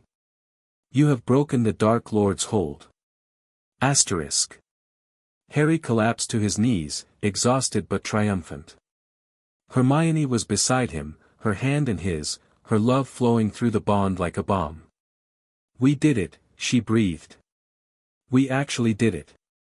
Harry nodded, his heart swelling with pride. Together. Salazar's vision reappeared, its face filled with approval. "You have passed the test," it said. "You have proven yourselves worthy of the chamber's secrets." The vision gestured, and the walls of the chamber began to shift, revealing hidden alcoves filled with ancient texts and artifacts. Harry saw scrolls that glowed with golden light, crystals that pulsed with ancient power, and a sword that seemed to burn with its own inner fire. "This is the legacy of the Soul Partners," Salazar said. "The knowledge and power that has been passed down through the ages. It is yours now. Use it wisely." Harry and Hermione explored the alcoves, their eyes wide with wonder. They found spells that had been lost for centuries, artifacts that could channel the bond's power, and records of the eternal Soul Partners that dated back to the dawn of magic. "This is incredible," Hermione breathed. "This is everything we've been searching for." Harry nodded, his heart filled with hope. "We can use this knowledge to fight Voldemort. To protect the bond. And to restore balance," Hermione added. "That's what the Soul Partners were always meant to do." The basilisk watched them from the shadows, its eyes filled with ancient wisdom. "You have earned the chamber's secrets," it said. Asterisk, but you must be careful. The darkness is still out there, and it will not rest until it has destroyed you. Asterisk. "We know," Harry said. "But we're ready." The basilisk bowed its massive head. "Then go," it said. Asterisk, go and fulfill your destiny. The world is waiting for you. Asterisk. Harry and Hermione walked out of the chamber, their hands intertwined, the bond pulsing with power. The golden light around them blazed brighter than ever, a beacon of hope in the darkness. They had passed the test. They had unlocked the secrets of the chamber. And they were ready for whatever came next. The attack stopped after that. No more students were petrified. The basilisk was free from Voldemort's influence, and it had retreated to the depths of the chamber, where it would guard the ancient secrets until the Soul Partners needed them again. But the threat of Voldemort remained. He was still out there, biding his time, plotting his return. And the bond was still the greatest threat to his plans. "We have to be ready," Harry said one evening, as they sat together in the common room. "He's going to try again." "I know," Hermione said. "But we're stronger now. We have the knowledge of the Soul Partners, the power of the bond, and each other." Harry felt the warmth of her hand in his, the steady pulse of the bond between them. "Together," he said. "Always," she agreed. The golden light of the bond blazed around them, a constant reminder of their connection. And Harry knew, with absolute certainty, that they would prevail. Because their love was stronger than any darkness. Together. Always. Chapter 11, Memories of Forgotten Lives. The chamber's secrets had given them more than just ancient spells and artifacts. Hidden within the deepest alcove, wrapped in silk that had not been touched in centuries, they had found a pensieve, not the simple stone basin that Dumbledore used, but something far more ancient and powerful. Its surface was made of black obsidian, polished to a mirror shine, and when Harry touched it, he felt the weight of 1,000 lifetimes pressing against his consciousness. "We need to use it," Hermione said, her voice filled with a strange mixture of excitement and dread. "The pensieve contains the memories of every Soul Partner who ever lived. If we can access them, we can learn everything, every spell, every technique, every secret." "It's dangerous," Harry said slowly. The Guardian warned us about accessing past life memories. It said the experience could be overwhelming. Everything about the bond is overwhelming, Hermione countered. But we've faced worse. And we need this knowledge, Harry. Voldemort is getting stronger every day. We can't afford to hold back. Harry looked at the pensieve, at the swirling silver mist that seemed to call to him. He felt the bond pulsing in his chest, felt Hermione's certainty flowing through the golden thread that connected them. Together, he said. Together, she agreed. They approached the pensieve side by side, their hands intertwined. Harry reached out with his free hand and touched the surface of the obsidian basin. The silver mist swirled, and then the world dissolved around him. He was falling through darkness, through time and space, through the fabric of reality itself. Hermione was beside him, her hand still in his, and he felt her presence like a lifeline in the void. Then the darkness parted, and they were standing in a world that was both familiar and strange. The sun was warm on Harry's face, and he could smell the sea, salt and spray and the tang of adventure. He looked down at his hands and saw that they were older, calloused, the hands of a warrior who had seen countless battles. He was wearing leather armor, a sword at his hip, and around his neck hung a pendant that pulsed with golden light. He felt Hermione beside him, and when he turned to look at her, his breath caught in his throat. She was beautiful, not the 11-year-old girl he knew, but a woman in her 20s, her hair wild and unbound, her eyes filled with the wisdom of someone who had lived through more than her share of hardship. She was wearing a simple white dress that seemed to glow in the sunlight, and the same golden pendant hung around her neck. "Where are we?" Harry asked, his voice deeper than he was used to. "The past," Hermione said softly. "Our past. One of them, anyway." A voice called out from behind them, and Harry turned to see a man approaching, tall and broad-shouldered, with a scar across his face and eyes that sparkled with mischief. "Merlin," the man called. "There you are. Amara's been looking for you everywhere." Merlin. The name hit Harry like a physical blow. They were Merlin and Amara, the first soul partners, the ones who had started everything. "We're them," Harry breathed. "We're Merlin and Amara." "It seems so," Hermione said, her voice filled with wonder. "This is where it all began." The vision unfolded around them, showing them the lives of their first incarnations. They watched as Merlin and Amara fell in love, as they discovered the bond, as they fought against the darkness that threatened their world. They saw the founding of the Order of the Eternal Flame, the battles against the dark wizard Mordred, the sacrifices they made to protect the innocent. But they also saw the pain. They saw Merlin dying in Amara's arms, saw her grief as she poured her life force into him, saving him at the cost of her own strength. They saw the bond flickering, nearly broken, and the desperate struggle to keep it alive. "We nearly lost everything," Hermione said, her voice choked with emotion. "The bond nearly shattered." "But it didn't," Harry said fiercely. "They held on. They survived. Because they loved each other," Hermione said. "That's what kept the bond strong." The vision shifted, and they found themselves in a different time, the Viking Age. Harry was a warrior, his body covered in tattoos, his axe stained with the blood of his enemies. Hermione was a seer, her eyes pale and distant, her voice filled with the weight of prophecy. "Something's coming," she said, her voice low and urgent. "Something terrible. The darkness is rising again. Then we'll face it together," Harry said, his voice rough with determination. "Like we always do." The vision showed them fighting side by side, their bond blazing against the darkness. But it also showed them losing, showed the enemy overwhelming them, showed the golden light flickering as they fell one by one. "The Viking warriors died," Harry said, his voice hollow. "They were the soul partners, and they died. Not before they won," Hermione said. "Not before they made sure the darkness was defeated. They gave everything, and they succeeded." The vision shifted again, and again, and again. They were medieval knights, Renaissance scholars, Victorian industrialists. They were kings and queens, servants and slaves, heroes and villains. In every life, they found each other. In every life, they loved each other. In every life, they fought against the darkness. "We've been doing this for thousands of years," Harry said, his voice filled with awe. "Again and again and again. And we'll keep doing it," Hermione said. "Until the darkness is defeated for good." But the visions weren't all triumphant.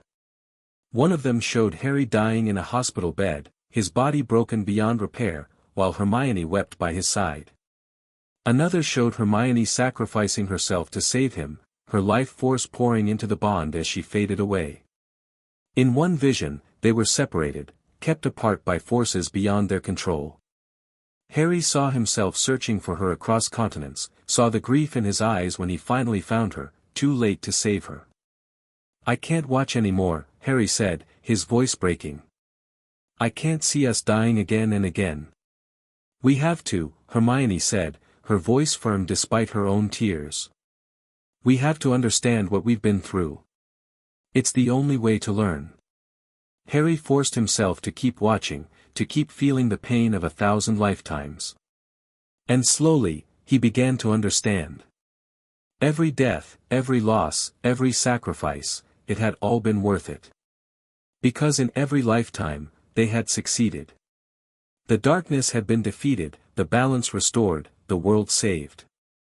"We're not cursed," Harry said slowly. "We're not doomed to suffer forever. We're heroes. We saved the world, again and again." "Yes," Hermione said, her voice filled with pride. "That's what we are. That's what we've always been." The final vision was the most painful of all.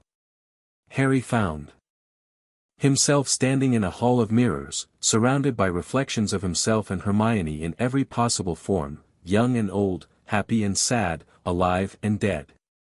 In the center of the hall stood a figure made of golden light, its face ancient and wise. "Soul partners," the figure said. "You have seen the truth of your existence. You have felt the pain of 1,000 lifetimes. And yet, you still stand. We're not going to give up," Harry said fiercely. "We've never given up." "But you have given up," the figure said softly. "You have given your lives, your loves, your very souls. You have sacrificed everything to protect the world. And you will have to sacrifice again." Harry felt the weight of the words pressing down on him. "What do you mean?" "The bond demands sacrifice," the figure said. "You know this. You have always known this. But there is a sacrifice you have not yet made, a sacrifice that will test you to your very limits." Hermione stepped forward, her face pale but determined. "What sacrifice?" The figure's eyes glowed. "You must be willing to let go," it said. "You must be willing to lose each other." Harry's blood ran cold. "No. We'll never lose each other. The bond. The bond is unbreakable," the figure agreed. "But you can still lose each other. You can be separated by time, by space, by the choices you make. And you must be willing to accept that. You must be willing to let go." "I can't," Harry said, his voice cracking. "I can't lose her." "Then you are not ready," the figure said. "And you will fail." The vision dissolved, and Harry found himself back in the chamber, his face wet with tears. Hermione was beside him, her hand in his, her eyes filled with pain. "We have to talk about this," she said softly. "What the vision showed us." "No." Harry pulled his hand away. "I can't. I can't even think about losing you." "Hermione," she said gently. "Harry, look at me." He forced himself to meet her eyes, and what he saw there made his heart ache. She wasn't afraid. She wasn't uncertain. She was absolutely, completely certain. "I would give anything for you," she said. "My life, my magic, my soul. I would do it without hesitation. And I know you would do the same for me. Then why does the vision say we have to be willing to lose each other? Harry asked, his voice raw. Because we have to be ready, Hermione said. Not because we'll actually lose each other, but because we have to be willing to sacrifice everything.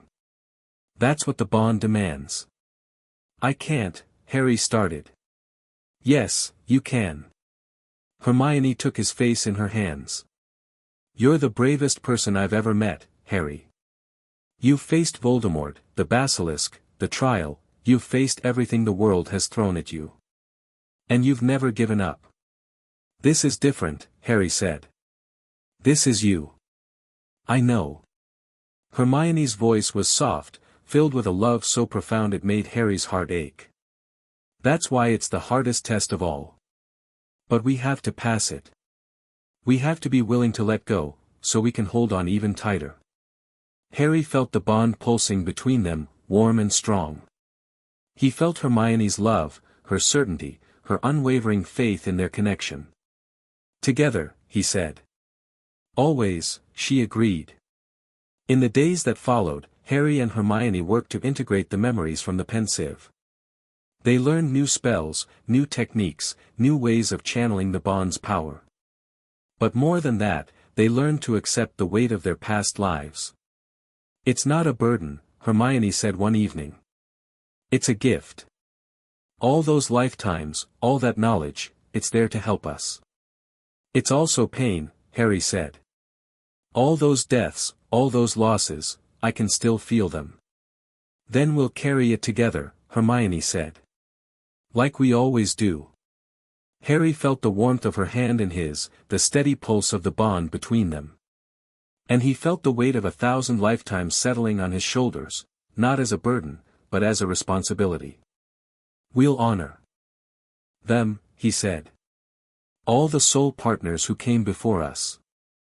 We'll honor their sacrifices by succeeding. Hermione smiled, her eyes shining with tears. That's what they would have wanted. The pensieve had revealed the truth of their existence. They were the eternal soul partners, bound together across lifetimes, destined to fight the darkness until it was defeated for good. The memories of their past lives had given them the strength to continue, the knowledge to succeed, and the love to endure. But the visions had also shown them the cost. The sacrifices they would have to make. The pain they would have to endure. Harry felt the weight of that knowledge every day. But he also felt Hermione's presence beside him, her love filling the void, making everything bearable. We'll make it, he told her one night, as they sat together in the sanctuary. We'll make it to the end. I know, Hermione said. Because we always do. The golden light of the bond pulsed around them, warm and bright, and Harry felt a sense of peace that he'd never known before. The darkness was still out there. Voldemort was still plotting. But Harry and Hermione were ready. They had the knowledge of 1,000 lifetimes. They had the power of the bond. And they had each other. Together, they would prevail. Always. Chapter 12, The Council of Ancient Spirits. The discovery of the council came 3 days after the pensive visions. Harry had been wandering the corridors late at night, unable to sleep, his mind still churning with the weight of 1,000 lifetimes. The bond had been pulsing strangely all evening, not with alarm, but with something else. Something that felt almost like anticipation. Harry, Hermione's voice came through the connection. Asterisk, are you feeling it too? The pull? Asterisk. Yes, he replied. Asterisk, it's leading somewhere. Somewhere new. Asterisk. They met in the entrance hall, their hands finding each other instinctively. The golden light of the bond flickered around them. Brighter than usual, and Harry felt the pull growing stronger, more insistent. It's coming from the dungeons, Hermione said. Not the chamber, somewhere else. Deeper. They followed the pull through winding corridors and hidden passages, descending into levels of the castle Harry had never known existed. The walls grew older here, the stone rough and unworked, covered in carvings that seemed to shift in the torchlight. And then they found it. A door, hidden behind a tapestry of a phoenix rising from flames. It was made of pure obsidian, polished to a mirror shine, and when Harry touched it, he felt a surge of power that made the bond blaze with golden light. The Council of Ancient Spirits, a voice echoed, deep and resonant. We have been expecting you. The door swung open, revealing a chamber that took Harry's breath away. It was vast, its ceiling disappearing into a haze of golden mist, and in the center stood a round table made of what appeared to be pure light. Seated around the table were figures, ghostly and translucent, their forms shimmering with ancient power. Harry recognized them immediately. Merlin and Amara. The Viking warrior and the seer. The medieval knight and the healer. The Renaissance scholars, the Victorian industrialists, every soul partner who had ever lived, gathered together in a council that spanned the ages. We are the Council of Ancient Spirits, Merlin said, his voice echoing through the chamber. The guardians of the eternal soul partners. We have been watching you, Harry and Hermione. And we have been waiting for this moment. Hermione stepped forward, her eyes wide with awe. You've been watching us. All this time. Since the moment your souls recognized each other, Amara said, her voice warm and kind. We felt the bond awaken, felt its power growing. And we knew that the time had come for you to join us. Join you? Harry repeated. What do you mean? Merlin's eyes glowed with ancient wisdom. The council is the collective consciousness of the soul partners, he explained. We exist beyond time and space, connected by the golden threads of destiny. When a new pair of soul partners is ready, we invite them to join our number. You mean, you want us to become part of the council? Hermione asked. Eventually, Amara said. But first, you must complete your training. You must learn to master the bond, to unlock its full potential. Only then will you be ready to join us. The council began to teach them, revealing secrets that even the pensive had not contained. The bond is not just a connection between two souls, Merlin explained.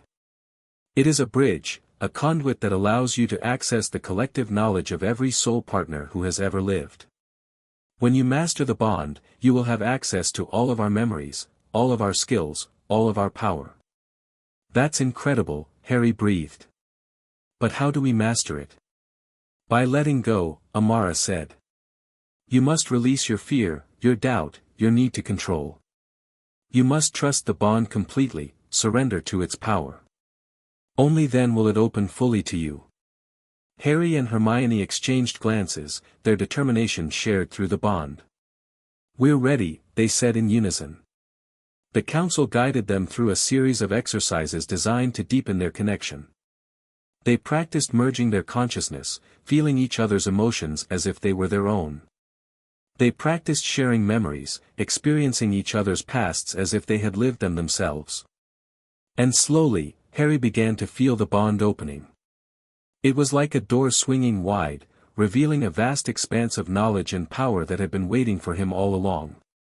He felt the presence of the council in his mind, their voices blending with his own, their wisdom flowing through him like a river. We are becoming one, Hermione said, her voice filled with wonder. All of us. Connected through the bond. Yes, Merlin said. That is the true power of the eternal soul partners. Not just two souls, but many, united across time and space, working together to protect the world. Harry felt the weight of that responsibility settling on his shoulders. But he also felt the strength of the council behind him, their love and support flowing through the bond. We won't let you down, he said fiercely. We know, Amara said, her voice warm with pride. That is why we chose you. The council taught them about the forgotten branches of magic, spells and techniques that had been lost to the world for centuries. They learned to manipulate the fabric of reality, to bend the laws of magic to their will. It's like learning to walk again, Harry said, after one particularly intense session. Everything I thought I knew about magic, it was just the surface. There's so much more. The bond allows you to access magic that ordinary wizards cannot, Merlin explained. Magic that is powered by love, by sacrifice, by the unbreakable connection between two souls. It is the most powerful magic in existence. But it's also the most dangerous, Amara added. If the bond is corrupted, if it is used for selfish purposes, the consequences can be catastrophic. We understand, Hermione said. We'll be careful. See that you are, Merlin said, his voice grave. The darkness is growing, and it will try to use the bond against you. You must be vigilant. The sessions continued for weeks, and Harry and Hermione grew stronger with each passing day. They learned to create shields that could withstand any attack, to heal wounds that would otherwise be fatal, to combine their spells into devastating new forms. But the most important lesson came from the Viking warrior, whose name was Eric. The bond is not just about power, Eric said, his voice rough and battle-hardened. It's about sacrifice. You must be willing to give everything for each other. Your pride, your safety, your very lives. We know, Harry said. We've been told that. Many times. But have you truly accepted it? Eric asked. Are you truly ready to let go of everything you hold dear? Harry thought about that. He thought about the vision in the pensieve, the figure telling him he had to be willing to lose Hermione. He thought about his fear, his desperate need to hold on. I'm trying, he admitted. But it's hard. She's everything to me. That is why it's the hardest test of all, Eric said. But you must pass it. The bond demands nothing less. Harry felt Hermione's hand in his, her love flowing through the bond. Then we'll pass it, she said firmly. Together. The final lesson came from the medieval knight, whose name was Richard. The bond is eternal, Richard said, his voice filled with the weight of centuries. It transcends death, transcends time, transcends everything. When you truly embrace the bond, you will never be alone. Even in death, you will be connected. How is that possible? Hermione asked. Richard smiled, a gentle expression that softened his weathered face. Because love is eternal, he said. It never dies. It never fades. It endures forever. And the bond is the purest expression of that love. Harry felt tears prick at his eyes. He looked at Hermione, and she looked at him, and the golden light of the bond blazed around them. I love you, he said. I've always loved you. And I'll always love you. I love you too, Hermione said. For eternity. The council's teachings changed them. They were no longer just two people in love, they were the eternal soul partners, connected to a legacy that spanned the ages. They carried the weight of 1,000 lifetimes, the wisdom of countless souls, and the power to reshape the world. But they also carried the knowledge of what was at stake. The darkness is coming, Merlin warned, as their final session drew to a close. Voldemort is growing stronger, and he will not rest until he has destroyed the bond. You must be ready. We are, Harry said firmly. Then go, Merlin said. Go and fulfill your destiny. The world is waiting for you. As Harry and Hermione left the chamber, the golden light of the bond blazed around them. They could feel the presence of the council in their minds, their voices blending with their own, their wisdom guiding them. We're not alone, Hermione said softly. We have the council behind us. Every soul partner who ever lived. I know, Harry said. And it makes me feel stronger. More certain. Hermione squeezed his hand. Together. Always, he agreed. In the weeks that followed, Harry and Hermione continued to practice the magic the council had taught them. They grew stronger, more confident, more connected than ever before. The bond pulsed with power, and Harry could feel the presence of the council in his mind, guiding him, supporting him.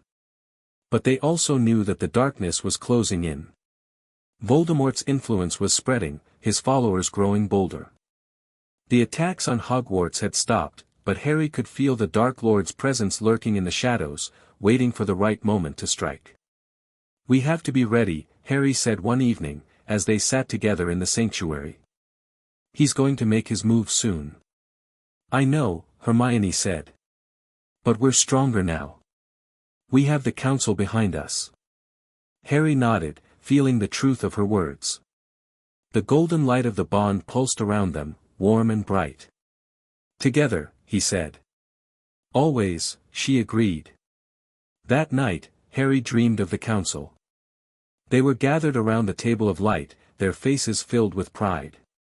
Merlin stepped forward, his eyes glowing with ancient wisdom. "You have done well," he said. "You have learned the lessons we taught you. You are ready for what comes next." "What comes next?" Harry asked. Merlin's expression grew grave. "The final battle," he said. "Voldemort is preparing to strike. He has gathered his forces, and he will soon march on Hogwarts. You must be ready to face him." "We are," Harry said. "We've been training for this." "Then go," Merlin said. "Go and fulfill your destiny. The world is waiting for you."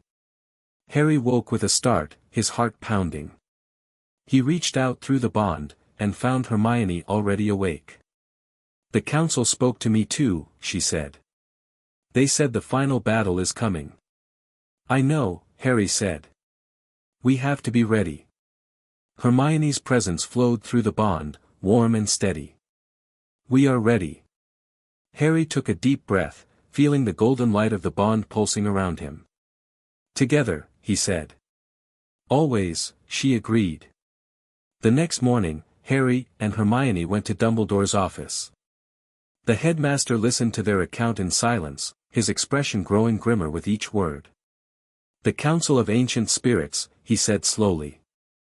"I have heard of them, but I never thought they would reveal themselves to anyone. You are truly blessed, Harry. Blessed and burdened." "We know," Harry said. "But we're ready to face whatever comes." Dumbledore studied them for a long moment, his eyes searching their faces. Then he nodded slowly. "I believe you," he said. "But I must caution you, Voldemort is cunning. He will try to use the bond against you. He will try to separate you, to break your connection. You must not let him." "We won't," Hermione said firmly. Dumbledore smiled, a gentle expression that softened his weathered face.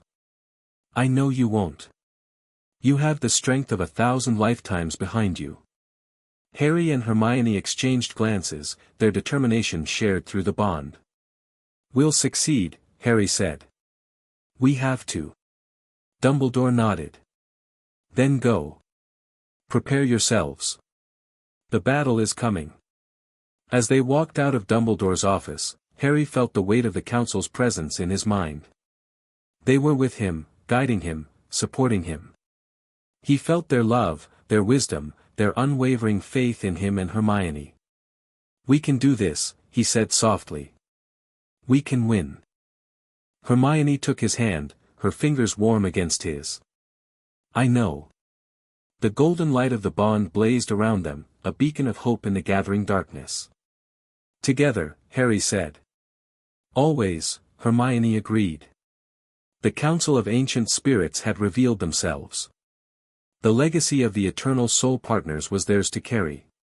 And Harry and Hermione were ready to face the darkness. Voldemort was coming. The final battle was approaching.